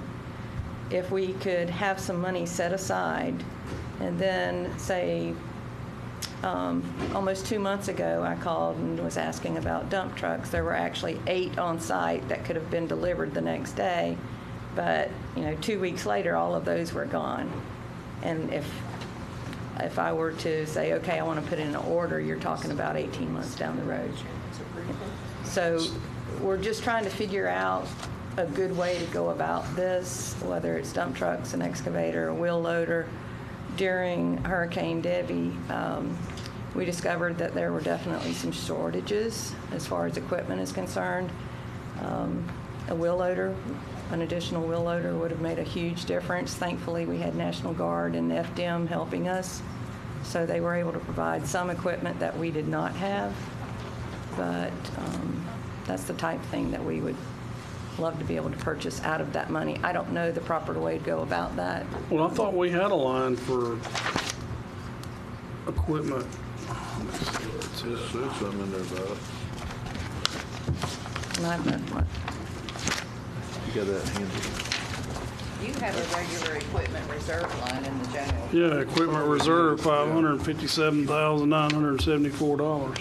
So would we be able, I guess the big question is, would we be able to use that I mean, they in a quick turnaround? before the board and get it approved, whether it's tomorrow or the next day. You can't just buy it right then. Sure. But I think it could be, I think the question is, could it be used for what she's suggesting? I think it could. I think it could be. I mean, they have to get board approval to use those funds to purchase XYZ equipment. Right. Okay. I guess it could be used for that. Is that defeating the purpose of what you're trying to do? It would help, because right now, if we go through the process of budgeting a specific item while we're trying to develop a 5-year plan for our equipment, as we get a little further down the road, we may know better about what we need in addition to the items that were obviously needed during the storm. Well, and equipment is just unreal. It is. The prices just went sky high. Especially skid steers. Now, tomorrow you're giving us. We would like a skid steer with a grapple. No. Hey, talk to Jason. We can go in halves. Via the sheriff. Sheriff's going to loan it to Jason, and then Jason's done with it. He's going to let you borrow it. That would My be question is, wonderful, Jason. do we need to add a little bit to this equipment reserve line? Is that, what was the purpose of this equipment reserve? Is that for all departments? All departments at your discretion. But aren't you giving another list of equipment tomorrow? Well, we're talking about it now. That's this equipment that I was going to talk to them about is part of this lump sum amount that we're discussing, which is like an excavator or a wheel loader, those kind of things. So you have a dollar amount? What's going to come tomorrow, or you're talking about tomorrow today? We're talking about today, what we had thought we would discuss tomorrow. But I can tell you $96,000 worth off the top of my head for 3 particular pieces of equipment, but we would like to evaluate that a little bit more. I've gotten some rough quotes, but not 3 quotes on each of those, but we're So if working we towards added it. $100,000 to that equipment reserve line, would that cover what you need to do? Yes, sir, that would get me started. Started. What are you buying? That'd be 3 pieces of equipment. And it would wipe out 650,000? No, she said 100 grand. 100 grand. Oh, you said add 100. She said that if you add that, that would get me I'm started. talking about the 100 grand would Clean give it out. me, Like, what the? would be a huge start. And I'm not We still opposed to it, escrow Miss for the Amy. dragon? There's 500-something thousand there. Yes, Could they ma'am. just use that to get what they need, and if they ever need it more, they can come back to us? Well, I think you need to have, my way of thinking is you need a figure in that equipment reserve line, and then as you use out of it, it needs to be replenished the following year, whatever that amount may be, is my kind of thinking on it. So, yeah, you could do it that way too. So, I mean, we could just let her use out of the equipment reserve line and then replenish it in the next budget. If she's like my wife, she's hitting you with the little stuff first. You better get to the end of the list. before Oh, you we start got to the putting- list? This is it? That's This it. is it. This is the big part. The sidewalk and 500,000. the 96,000 is it? No, the 500,000. for equipment, but they're telling me I can use a reserve, so that takes care of the $500,000 request. So we're taking, wait a minute. So the one, No, I put that out there, but I'm saying, Dawn came back and said, well, she could just use out of that reserve. And I'm saying, yeah, that's fine, but and the next time you come to budget, we need to bump that If back we need to up to keep replenish that it next amount year, we there. will, yeah. No, we need a third one on that one. So you want to use all your equipment reserve? I don't know, just whatever she needs out of it. But I'm saying the money's already sitting there. Instead of adding more money into a budget, we're just going to use this and then replenish it as needed the following Giving year. her permission to use it is transferring it over to her budget. 100,000 of it. Use 100,000. Just 100,000. Not 500,000. Just 100. For now. 100,000. And then we'll come back and ask for specifics. There's 557,000 in that reserve. Yes. So transfer 100 out to her. 100,000 to go in her equipment line. That's. I thought you said to add another 100,000 to that, and then we'll just come to you for different pieces. Well, what we try not to take away from our contingency here, so we're just letting her use out of the equipment, and then we'll replenish it as needed going forward. So it doesn't ever, we don't want to just use that up to where there's none left. Right. That's my thinking on it. What is it, Thank Nina? you very much. What is it, Nina? It doesn't change. What now? What'd you say? I didn't say nothing. So your contingency wouldn't change in that. I said if you're going to replenish it, I told Keith, remember to make sure they replenish it next year. You're not going to be here? I don't know where. Oh. Every day's a blessing. We don't never know what tomorrow's going to bring. Right. Amen. Hopefully you'll be here, though. So we still got 1.7. Correct. Yes. So Brenda, that was really good to get 3 skid steers, and then you can rent them out to these other departments and you can make more money on it. I like it. I'll give you a discount, Jason. No, charge them. Don't give them a discount. As long as you're making money from that park. Okay. Are you handling, go ahead. I'm sorry, Mr. Chairman. No, is there anything I think else? that's it for me. Thank you. So we're at 1.7. Correct. I don't know how y'all did all that without spending any money, but good job. Teamwork. Just using what we got. Okay, we're at, I'm at Department 1940 Administration Grant Projects Manager. Before we get on that one, let me ask you this. Nina, did we already pull out the 150 in utilities for the regional utility? No, that's on the bottom until to be still discussed. Okay. We That just needs, gave them 100,000 the other day. right. So we need to really ask, if we got a contingency, we probably need to go ahead and budget for that also. So we need to take 150 out to start at the regional utility? Right. Yep. We already gave them 100 this last week. That was the current year. This is for next year. Next year's fiscal year. I know they need 150 more thousand is what he's saying. Right.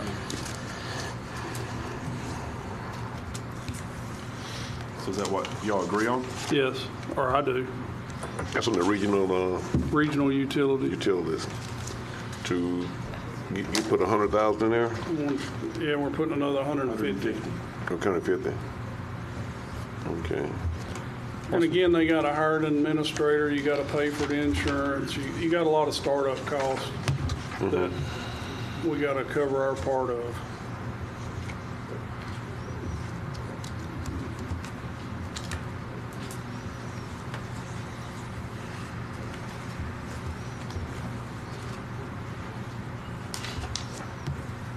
One 665. Yep. 296 is what I got.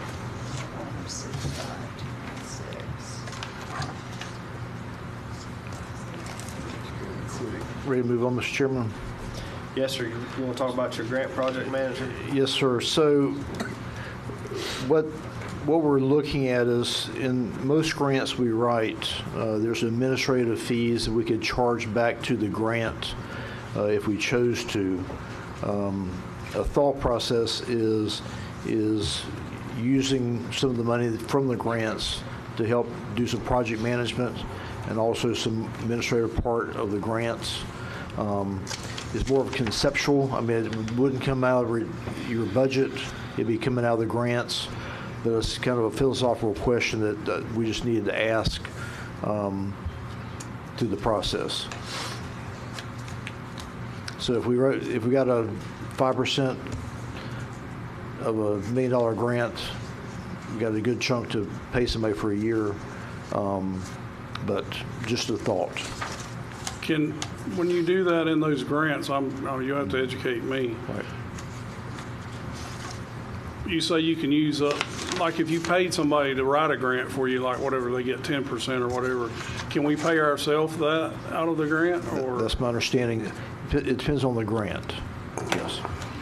But 10% the project cost. But the project management, some of those pieces, some of the grants we could not pay for the grant writing, but grant administration is a different piece. And is that what you got in mind Right. here? Yeah, grant administration and also for the project management so we can actually get the projects done. With all you got coming at you, you're going to need something, I Right. promise you. Okay. I mean, you talking about sewer plant, water tower, there's a bunch of stuff. Right. Again, and with that being said, we'll have to work through the grant administrators and things through the agencies, the state agencies, see which grants we can do that for. And we'll come back and share that with you as we go forward. But we won't jump off on that yet. So what's the 50,000 for? That's the estimated what it would cost a person in that role. So you need that up front to get it going? And No, not yet. Not yet. I think we pay it back by the grant. We need to dig into it a little bit deeper first. More of a philosophical question. If y'all want to rob the grants to get some staff. I got you. Well, I think whatever it takes to get some of these projects up and going. Yeah. I mean, we've been good at capturing some of them. I'm about ready to see some vertical movement. So the next one is a compensation study. We've been talking about this for probably 7 or 8 years. To look at our pay and class plan, look at our rates across the board, have a professional group come in and look at those so we can really look at this. The minimum wage is killing us on our tenured employees. Very often we're getting employees that's been there for a number of years, making the same thing that somebody's been there for brand new, just starting out, no experience. The idea is just looking at across the board at all the salaries, see what is where it meets the people around us and beyond, of kind of make sure that Jimmy Norris or Jason's not overpaid or underpaid or whatever. What does that mean? If they're overpaid, we get to cut their salary? It's a good question. Does that study go both ways is what I'm saying? Yes, sir. It would show where everybody should be. It's basically a study to see your compression issues. Right. That's 50,000. Some of that too, we could do some of that in-house. Some of it is looking at job descriptions and trying to clean those up also. That we could probably do in-house, but it gives us a ballpark to get started. Do they look at your employment manual or any of that stuff while they're doing to see if they don't, but we could do that with our labor attorney. And there are some small tweaks we need to already do with that too that we found.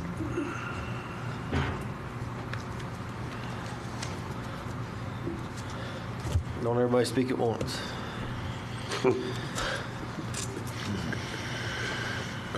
What y'all want to do with that one? Well, before we get to that one, I'm looking kind of ahead at the employee assistance deal. I know it ain't a lot of money, but what is that? So the employee assistance program is where if employee or all of us, have a financial issue, need legal advice. Fire rescue, for example, has had a bad run and stuff, and needed to talk to somebody. It's just a way to give assistance to employees. I wish Paul was here; she can explain it much better than me. But it's basically it's almost like an insurance policy. You get like 4 visits that you can meet with somebody or talk to somebody about issues you've got. Again, it might be a legal issue. It might be a financial burden you've got. But it's just a way of talking to somebody to help you through a process. Who administers that? Or do you? Yeah, outside agency. It'd be through one of their insurance companies would handle that. So it's just a premium then, is what? Right. Correct. Correct. And that's kind of what the sheriff's department and them do with Right. their deal too. Right. And with that, anything else? I'm good. No, there is not. Don't be bashful. You can talk. Yeah, I know the fire rescues already have a plan that they use, and it's been very successful. A mentor program that people work through that.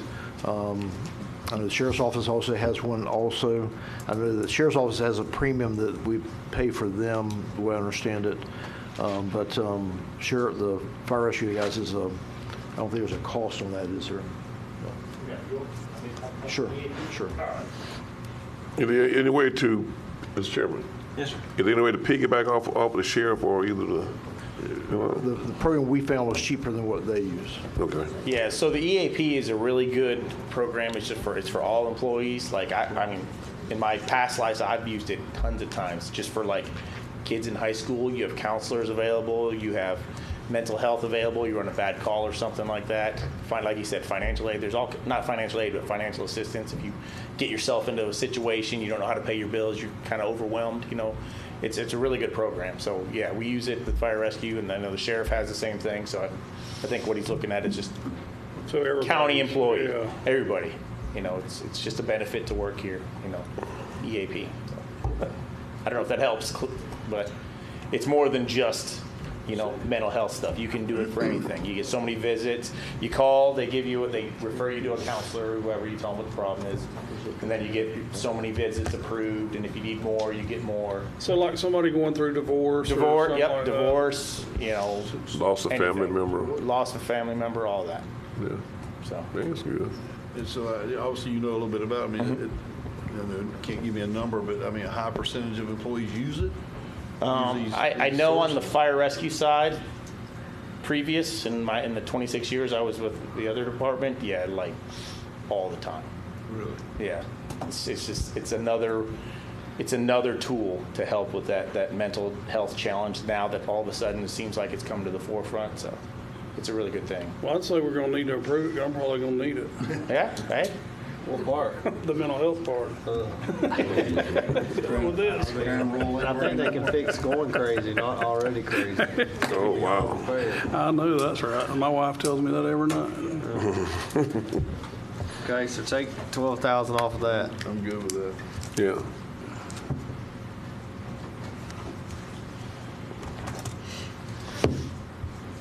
So is that going to be available to the Board of County Commissioners as well?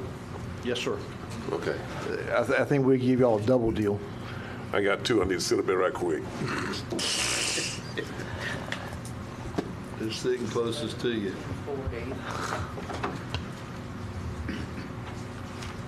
1653 Can I get some 296. clarity on the grant, the 2 grant employees?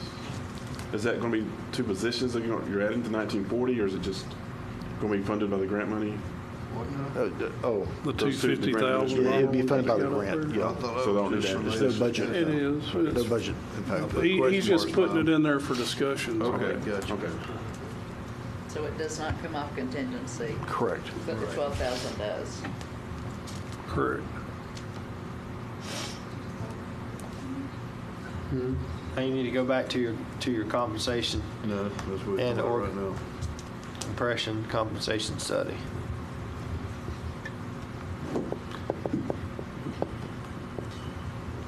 Next week, we're on that one.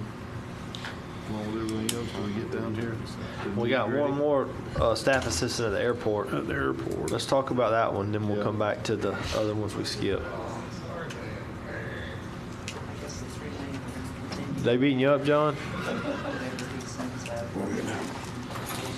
Well, apparently Mark has already precursored this for me, it seems. But my position's a little bit different. Mine's a manning position. So while they would assist with a lot of or some of the administrative functions, also have to look at manning of the airport. Like I said earlier, from time to time, my duties take me out of the airport to just do things for the airport, and it never fails. When I'm gone, I'll get a call to have to go right back, so that limits what I can do off-site. The other thing I was looking at, after proper training, they could do fueling operations. So that's what I'm looking at for that. And with our focus on customer service, having somebody in the FBO being the face of Suwannee County when somebody from outside the county shows up, that's in giving that customer service that, welcome to the South, Southern friendliness, hospitality. So that's what I'm looking at. Mr. Chairman. Yes, sir. Mr. White. Does that need to be a full-time position? That number that you have in front of you is for a full-time position, and I really wanted to start out with a part-time position because I want to see where we stand for numbers for operations. As those operations go up, as we grow, it might develop into a full-time position, but initially I was looking at a part-time position. So that number is for a full-time position. A part-time position is less than half of that. Commissioner Hale. Yeah, it's just, Mr. John, are we talking possibly, what are our weekend hours and being available on the weekend? Because I hear some of that from time to time. Would this help cover some of those hours that are That is someone's something, not there? sir, that is something that we could put into play. But when we start looking at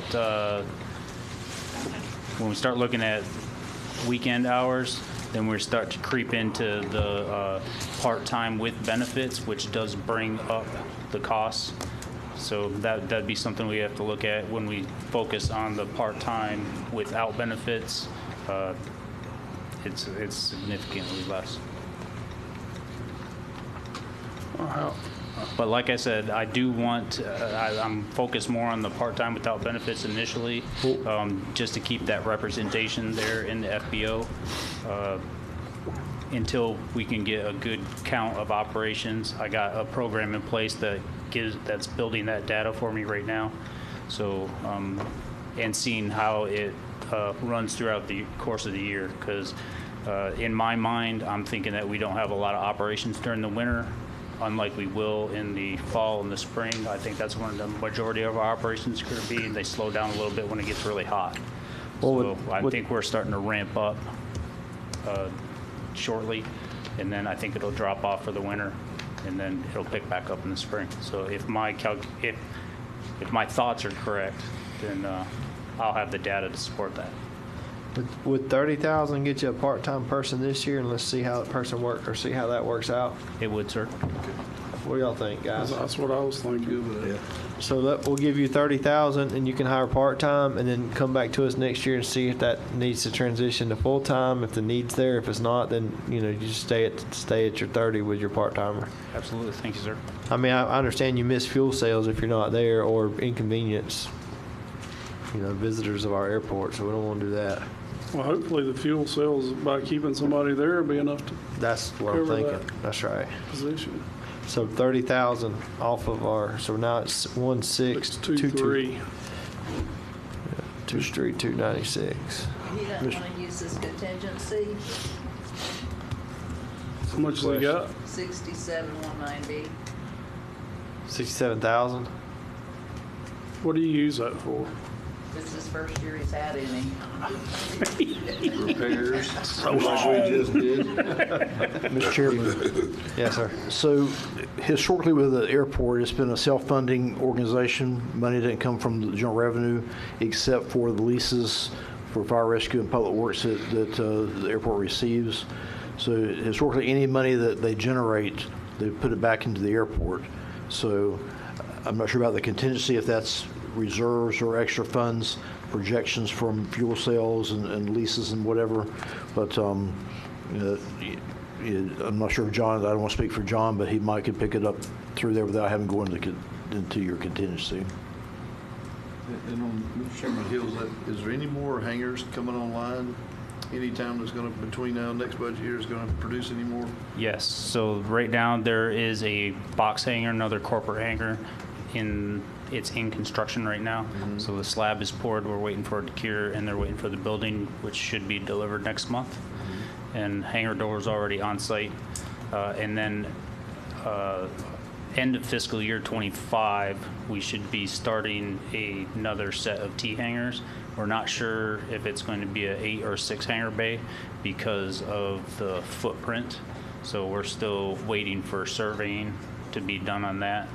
That grant is still in process. So when that grant starts up and they start doing some of the work, we'll have a better idea of what size they're going to put it in. Because you'll have at least one that will come on and start creating some type of revenue. Absolutely, sir.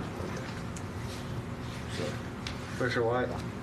Oh, no, was that hangar, have you got anybody wanting it already, or? We do have 2 applications for corporate hangars. One is a gentleman out of Valdosta, and then another one is a lawyer from down south that already rents a T hangar from us. So my focus is to try to get a turbine renter in there, so we increase our flow of jet fuel. What does that rental look like? What will that building bring in revenue, just estimated? Off the top of my head, I'm going to say it's going to be upwards of $1,300 to $1,400 a month. A month?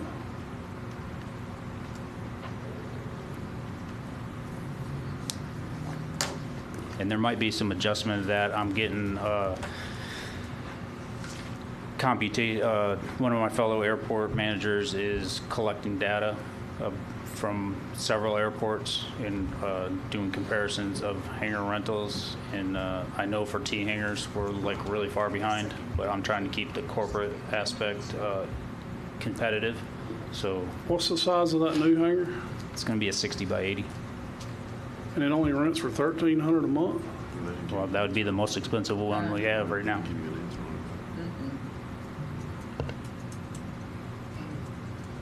Pretty cheap rent.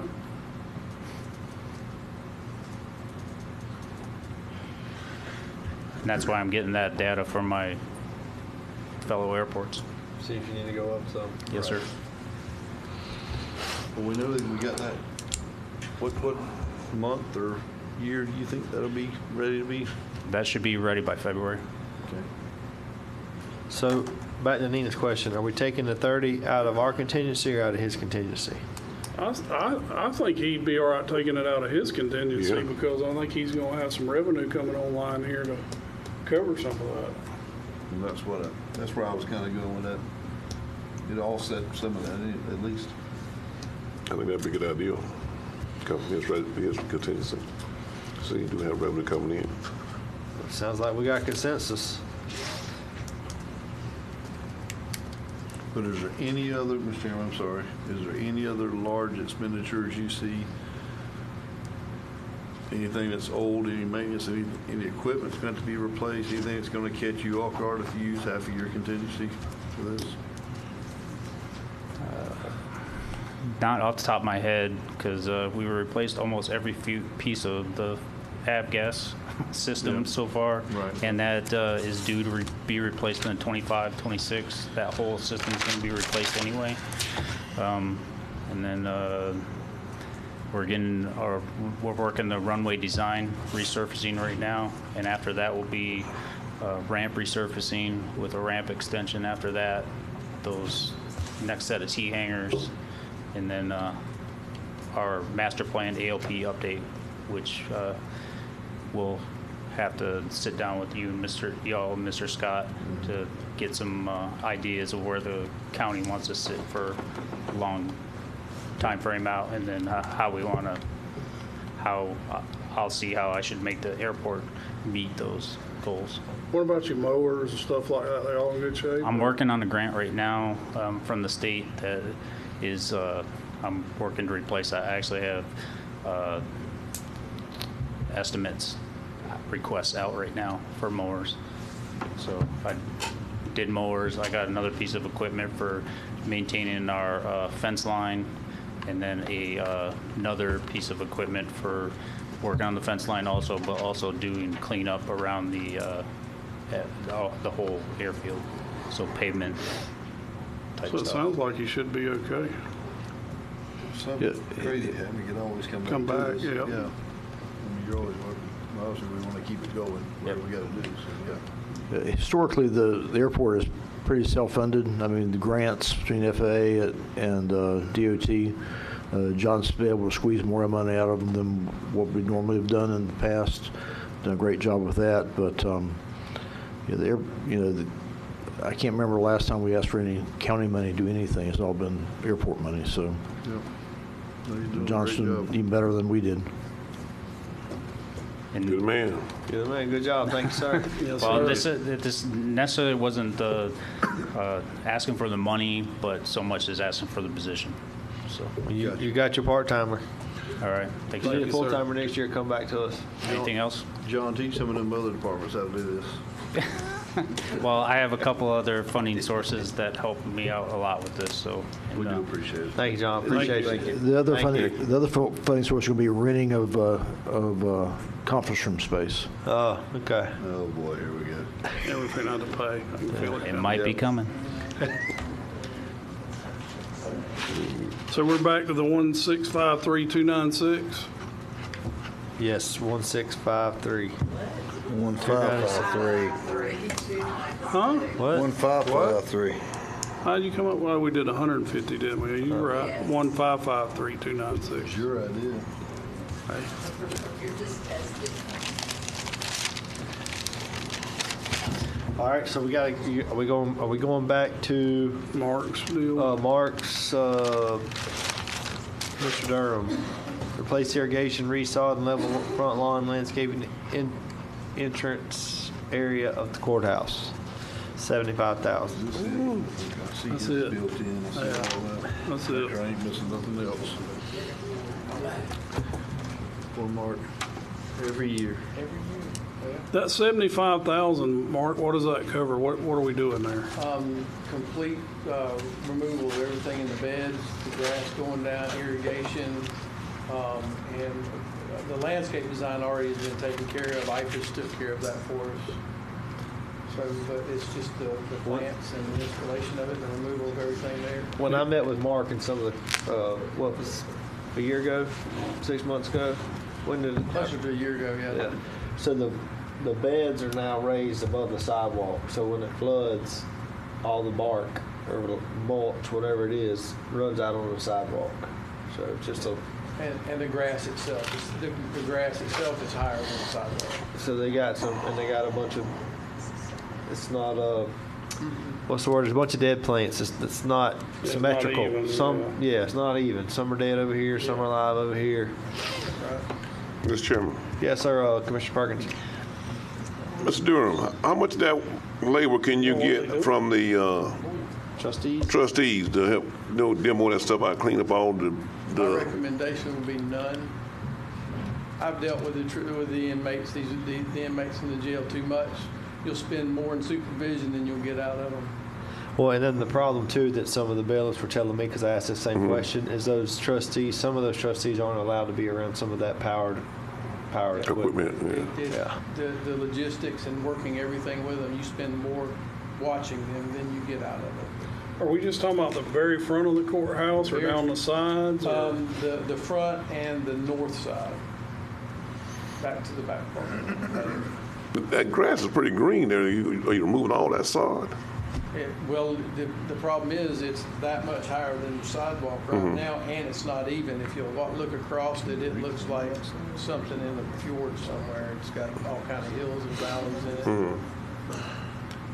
it. And again, this was requested by board members in the past. So I'm presenting it to you. I think it would be an aesthetically pleasing thing for the front of the courthouse. This is the representation of Suwannee County. I mean, let's face it, it's our courthouse, and that's what people see.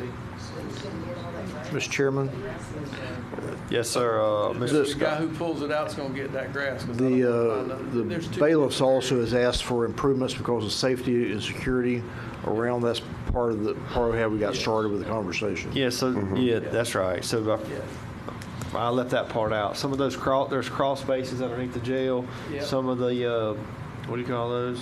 Well, they're just access points. The access points are open.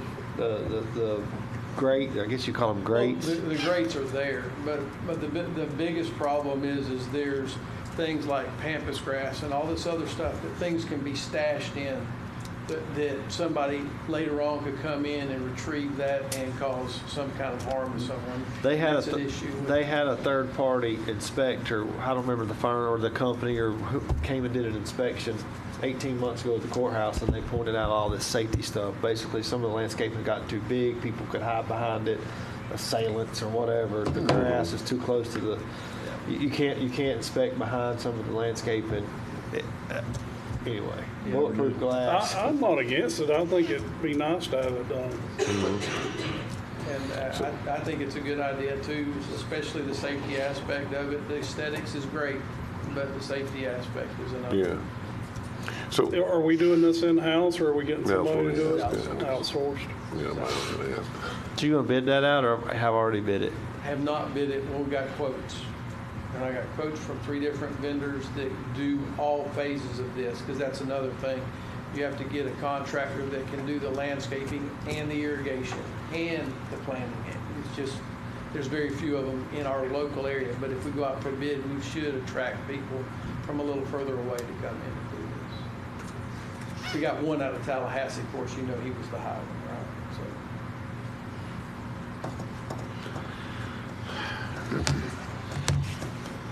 I'm all right. Well, I'd like to see use local people if we could. That's pretty close by the local people, use them, but I know you're going to use. Vendors were local. Yeah, I'm sure you probably they don't do it all, so you have to use 2 or 3 to get one thing done.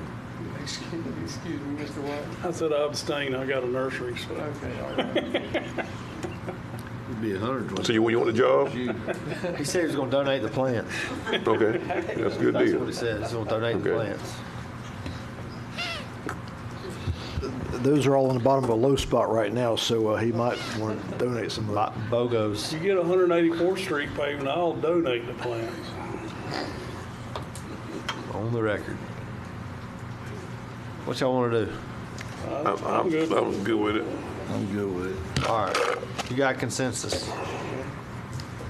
What's our number, Nina? I'm just being lazy on my. I think it's gonna be 1478, 296.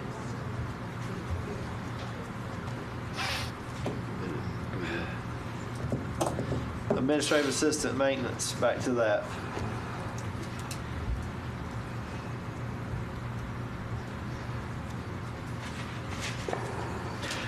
We always have to scratch our head, Mr. Durham, when we go to hire new people, because that ain't a one-time expense. That's forever and ever. Amen. I'm just trying to find a way. Let me to ask you get this. that off. Like we talked about with the airport, is there any chance a part-timer would work for now? Could we start there? You don't think that you could find the quality that you need to do what you need on a part-time basis?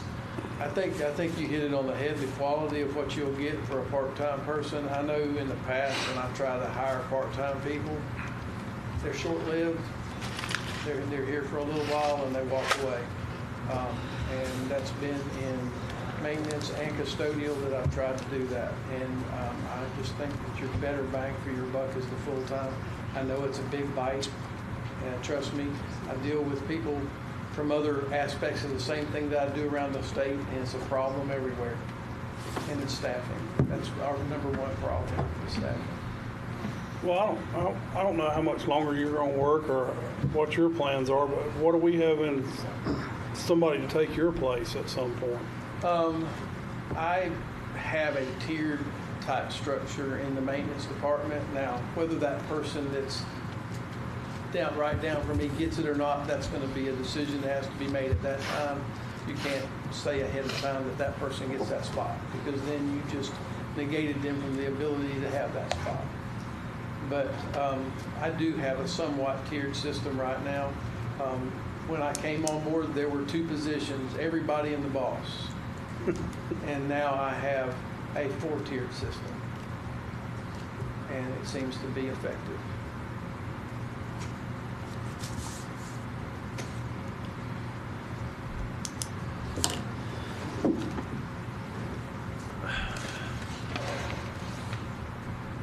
What y'all thinking? Well, Mr. Chairman, I don't have more a productive, and if we get more stuff done, if he's got more time to do what he needs to do, and we can increase production somehow, it pays for itself, really. Commissioner Perkins? I'm in agreement with that. I mean, what I'm seeing is that someone to come in and take this role, because he's got quite a bit he's taking on now. And I know we do throw Mark a lot of stuff that he's going to, and if we go to that museum that they asking to take in the museum that Eric asking, that's adding more on to him. So to put somebody there to learn his position and to be an assistant with all the bookkeeping and stuff, and to alleviate him having to do all this office work. And I know Mark got his hands full, and hopefully get him this Douglas Center. They're going to tie a lot of his time up. And you don't have he needs somebody help. So yeah, I'm in favor of it. Okay. I'm in favor of it. Okay. Congratulations, sir. You just got a new employee. Okay, thank you all, man. I appreciate it. Yes, sir. Yes, sir. What's our new number, Nina? 425, 688. 425, 688.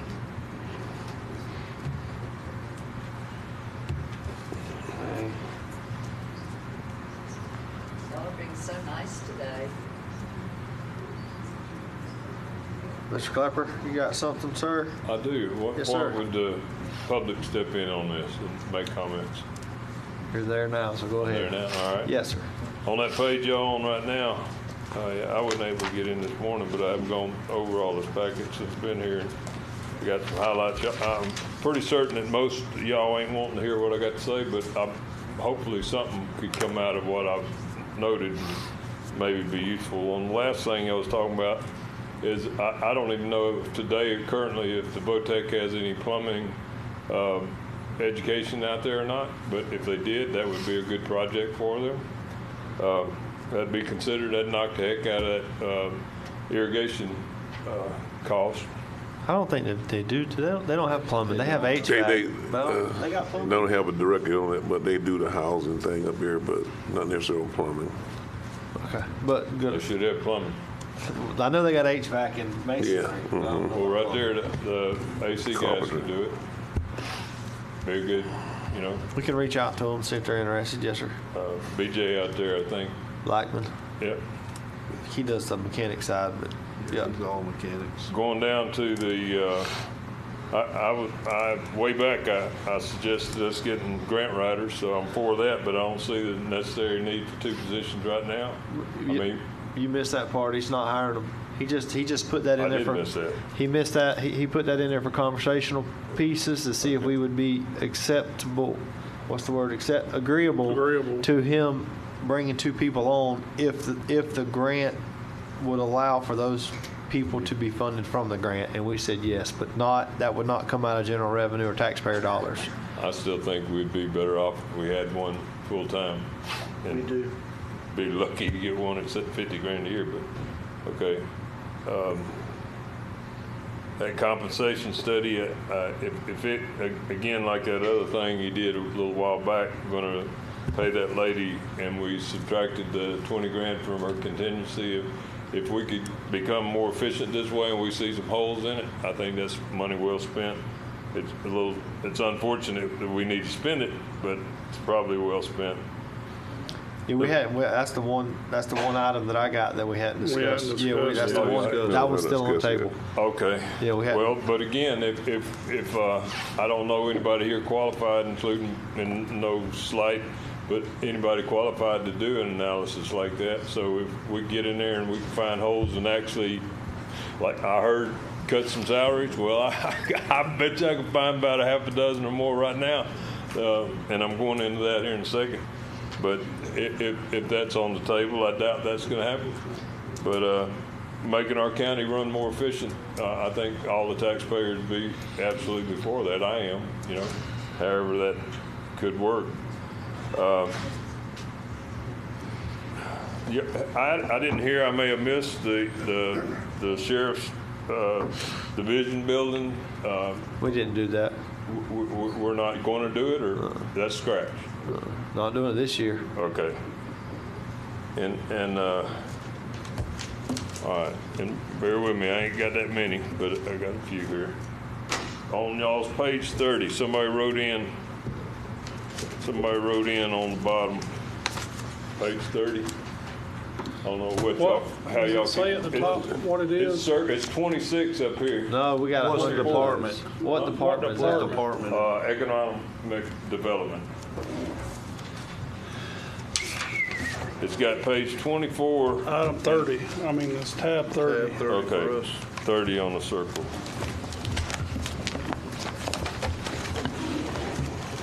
Mr. Clifford, where were you at this morning? You're making us go I had a backwards. prior commitment. I wanted to be here.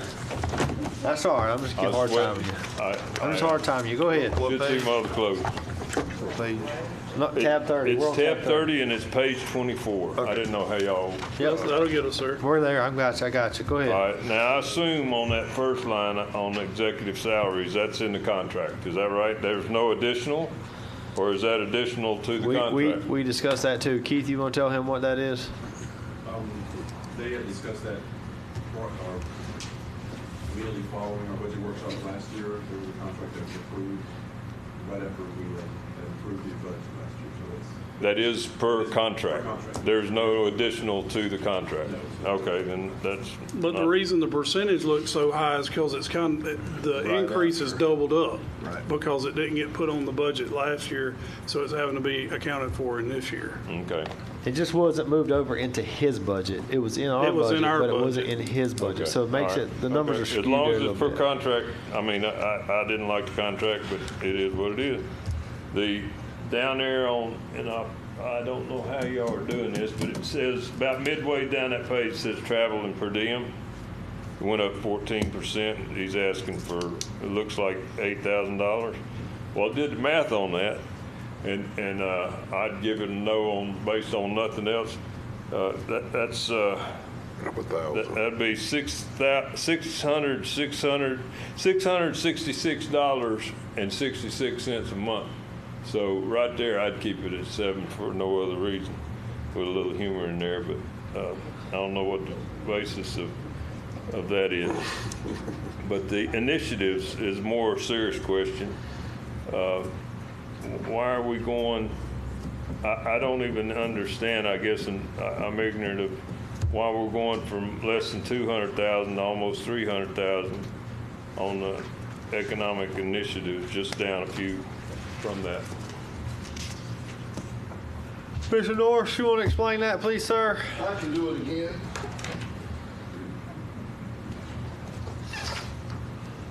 I was thinking that you're going to went up. It was asking for another 1,000, wasn't it? 8,000. It was 1,000. So that's 7,000. It's $1,000 increase. As you guys know, we go to lots of events, and it costs money to stay at hotels. As you know, you all go there. So it's actually $1,000 increase over last year.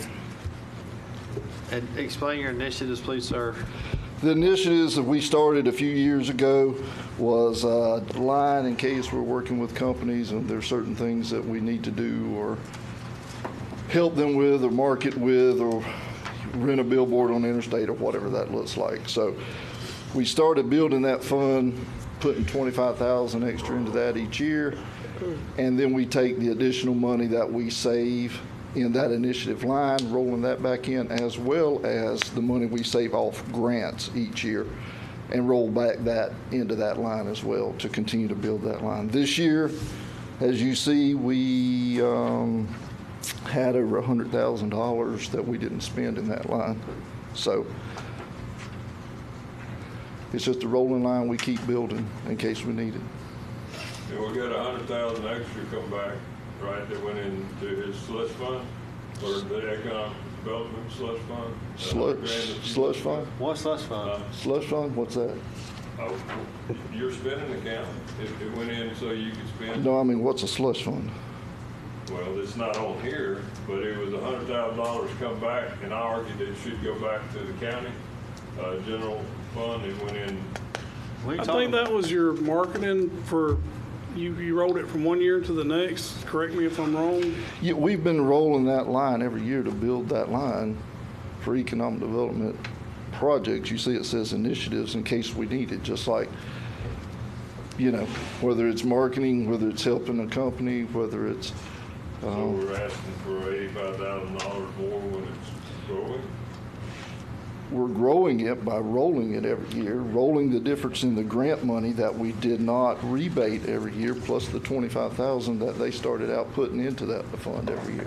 25,000 is all, 25,000 goes in there every year. He's been rolling monies over year over year over year over year since before he was in that office. Well, we added 100 grand. That was not a rollover thing. That was something like, and I apologize, I don't have the. I'll provide that with to y'all if y'all recognize what I'm talking about. That 100 grand that it came in somehow or another, and I'm not prepared for that because I didn't know it was gonna be on there. But I'll email that to y'all. That 100 grand. I don't remember now where it come from, and I don't know what it's being used for, but I argued it back then. All right, I just want to point those out. 85 grand increase. And and that department is costing us about $1.2 million a year, including salaries and the other things. We got that 300 on tab, y'all's tab 37, page 15.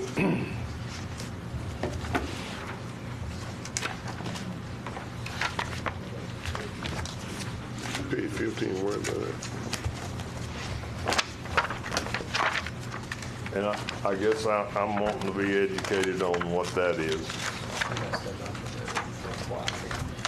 Page, yeah. Mr. Pepper, where you finding page 15 at?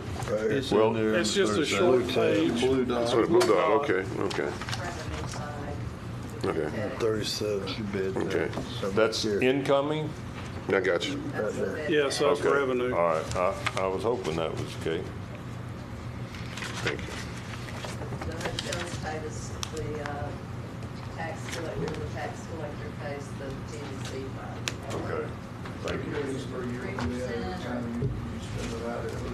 Yeah, I understand bed tax. I just didn't know, I couldn't tell if that was outgoing or incoming. The, That's revenue. all right, and then we got on y'all's tab 37, page 54. We got quite a bit of increases on the tourist development. Professional services went up over 100%. Double, it doubled from 12 to 25.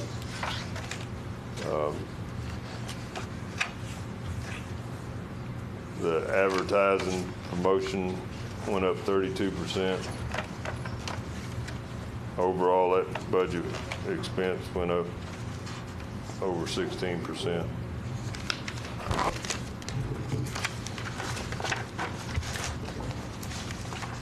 Yeah.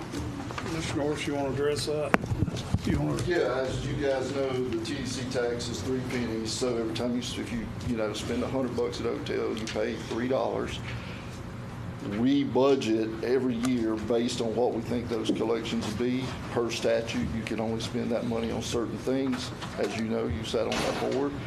The majority of which is advertising and marketing. You can't spend it on different types of projects in the county. So when this year, because collections have been up over the last several years, we finally went up on our budget. and that money has to go into one of those lines. So that's what the dollars are made for, is to advertise and promote Suwannee County. Thank you.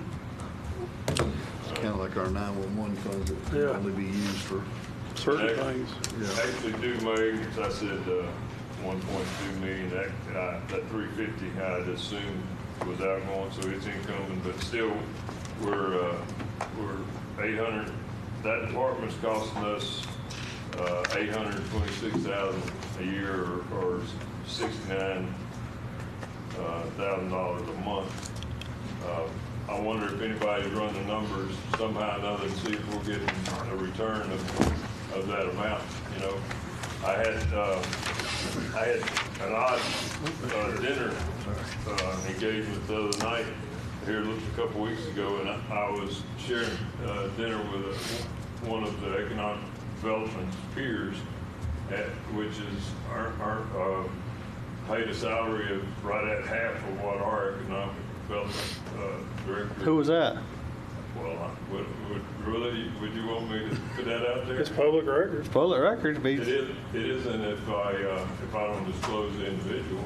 I wouldn't do that to either one of y'all. I was just curious. To that individual either, but. What size county is it? How big's the county? How big is the county? How big's the county? What's the neighboring? It's Norris. What's the neighboring county? What's the next thing? Man, It's Norris. I provided that information when that salary was debated, and of course we ain't going over there with that, but I would like to find out if we're getting $68,000 benefits. I know we could just say that we need to hurry up and grow like Lake City. I know some have that mentality, but I don't, and I know the majority of the taxpayers in this county don't. So controlled growth, responsible growth, that's important. Buying Chinese good, that ain't good for us, you know. Y'all. Well, let me in a little defense of Mr. Norris there. That, you know, just what he does in his office, is not all he does. There's connections there that are with senators, other things that go along with that job that he has to work really hard on, and he's there every morning, and he's there every afternoon till after everybody else is already gone. He's there before everybody gets there, and we brought a lot of big projects that I think is well more going to pay more than that department you see there. You just don't realize And you mentioned grants too a while ago. I mean, I know he works on a ton of grants as well and helping secure those. So, I mean, I agree. There's more to it than just that. I do. And again, it's probably hard for you, the public, to see that. I understand that. Yeah, because we don't have easy access to a lot of stuff, and when we ask for information, we got to pay through the nose, you know, to get it, which is anyway. Well, I mean, you can ask me anytime you want, and if it's something I can tell you, I will. If it's something in that economic development part where I can't speak about it, well, I can't. Well, NDAs, I understand. I wouldn't. I grasp that. But anytime you want to call me and ask me, I'm willing to tell you. Yes, sir. Commissioner Perkins. Yeah, that's what I want to say along the line of Commissioner White, but I had called Mr. Norris, who was leading off. But I want him to speak to it and all the things that he has been involved with to give Mr. Klepper some idea of what his office does and all that he has done on these companies that came in under his leadership that he have done here. So he's talking about the $68,000, but what have we gained off those $68,000? What you did, your work. Well, I share some of those things there about those big projects. Well, I got one. I mean, Project Wave's coming, and 50. Let's just say 50 jobs at an average salary, and these are my numbers at 50,000. That's $2.5 million in annual job production paid here to Suwannee County citizens at some point. $2.5 million that turns over. It's proven data that $1 turns over 7 times in a local economy. So you times that 2.5, Commissioner Hale, by 7. Now you do the math. That's $15 million turning over every year. We ain't even got to the building. We haven't got the vendor holds. We haven't got the. I mean, green leaf. Go ahead, Mr. Norris. Well, I've said, he could explain, I had conversation with him, I listened, I don't want to hold up the whole meeting on it, but of course, I wouldn't want to block it, but I know what his job is. I've read his job description, I've been on his webpage, I've been in all the most of the meetings, so that's not the deal. But I also know when I did the research, I was wanting to give him that 30 grand a year raise, that I went and checked the other counties, similar counties to ours. And, you know, I mean, you surely, I know that right now that he's like one of the main salesmen in the, the economic development guys. And I understand, I'm not trying to rehash all that we can because this come back to the top of my head. But I don't want to see us just throwing money hand over fist because this department's been sold as the greatest thing since white rice, and I don't want to see this county like that wasn't a racial thing, sir. No. I've heard light bread, never heard white rice. I don't play the race card, so don't worry about that. Okay, I don't either. Trust me, okay. But, well, I'm a big boy. Good. But I can't accept that those other counties aren't doing similar things. I just want y'all to be cautious. You know, I've been privy to some of the conversations, and I know that it's real excited right now. We got, you know, I've heard it related to this county with $60 million in surplus. That, you know, it's like kids getting double allowance and going to the candy store. I don't want y'all doing that, man. I want to see some of that put in reserve and protect, because it ain't always going to be sweet. We're looking at bubble popping, you know. So I've said enough. Thank you. Well, I just want you to let me know some things were done so that, you know, this is what's going to help us out with our funding, by the jobs that coming in, going to bring in revenue for us so we can have some money to deal with. So thank you, Mr. Norris. Appreciate you. I don't feel like dancing today. Yeah. Not all night. Dance all night. We're back at the compensation and compensation study. That's the last item on the table. Is that, am I right? Did we approve that? I don't know. I'm lost. Hang on just a second. Compensation study. Let me get back to my page. Which one? We did it, the staff assistant, we already took care of it. The compensation study, did we ever approve it? No, that's the last one. That's the last one I got on the table. We didn't do that one. I'm good with it. What's that?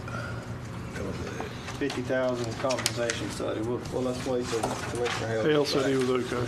He's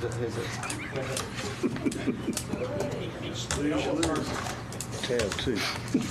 Don't put words in his mouth. I'm not. I just thought it was funny.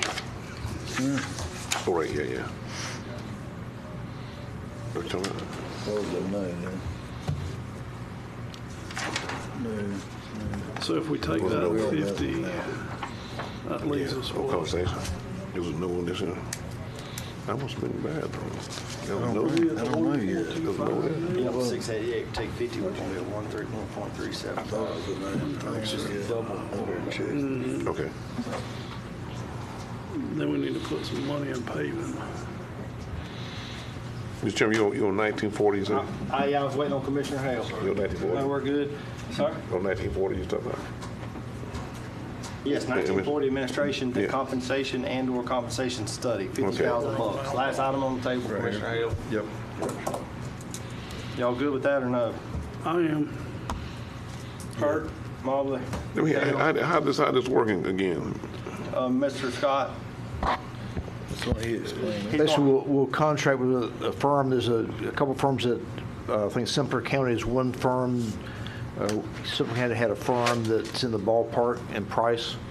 And we either tag on their bid that they had or go out to bid on the study. We have to write the scope. But basically have a firm come in and look at all of our, what we have, what we pay now. 3 years ago. Okay, I'm interested. I remember now. Okay. No. Yeah. We should have done it 3 I'm in years support. ago. Fine with it. I think it'll show us any compression issues that we may or may not have. Yeah. It'll see how we line. Yeah, I'm in favor of have some outside looking at it to be able to. We got 5 with a different set of eyes. 5-0 consensus on that. Yeah. So we're at 1375, 688. Yes, sir. And we're ending, that's it. Did y'all discuss the, or approve the jail sewer project? Yeah. Yes. Yes. Yes. What that number again? 1,375,688. 688. So we had that to start with tomorrow. Yeah, we still got the outside agencies to go. Yeah. Even with them, we're ending, if we don't do anything else, we left a contingency at 599 last year, so we'll be more than double. Yeah. Yeah, I remember. So what we figured on Took a lot of doing. $2 million and put into roads.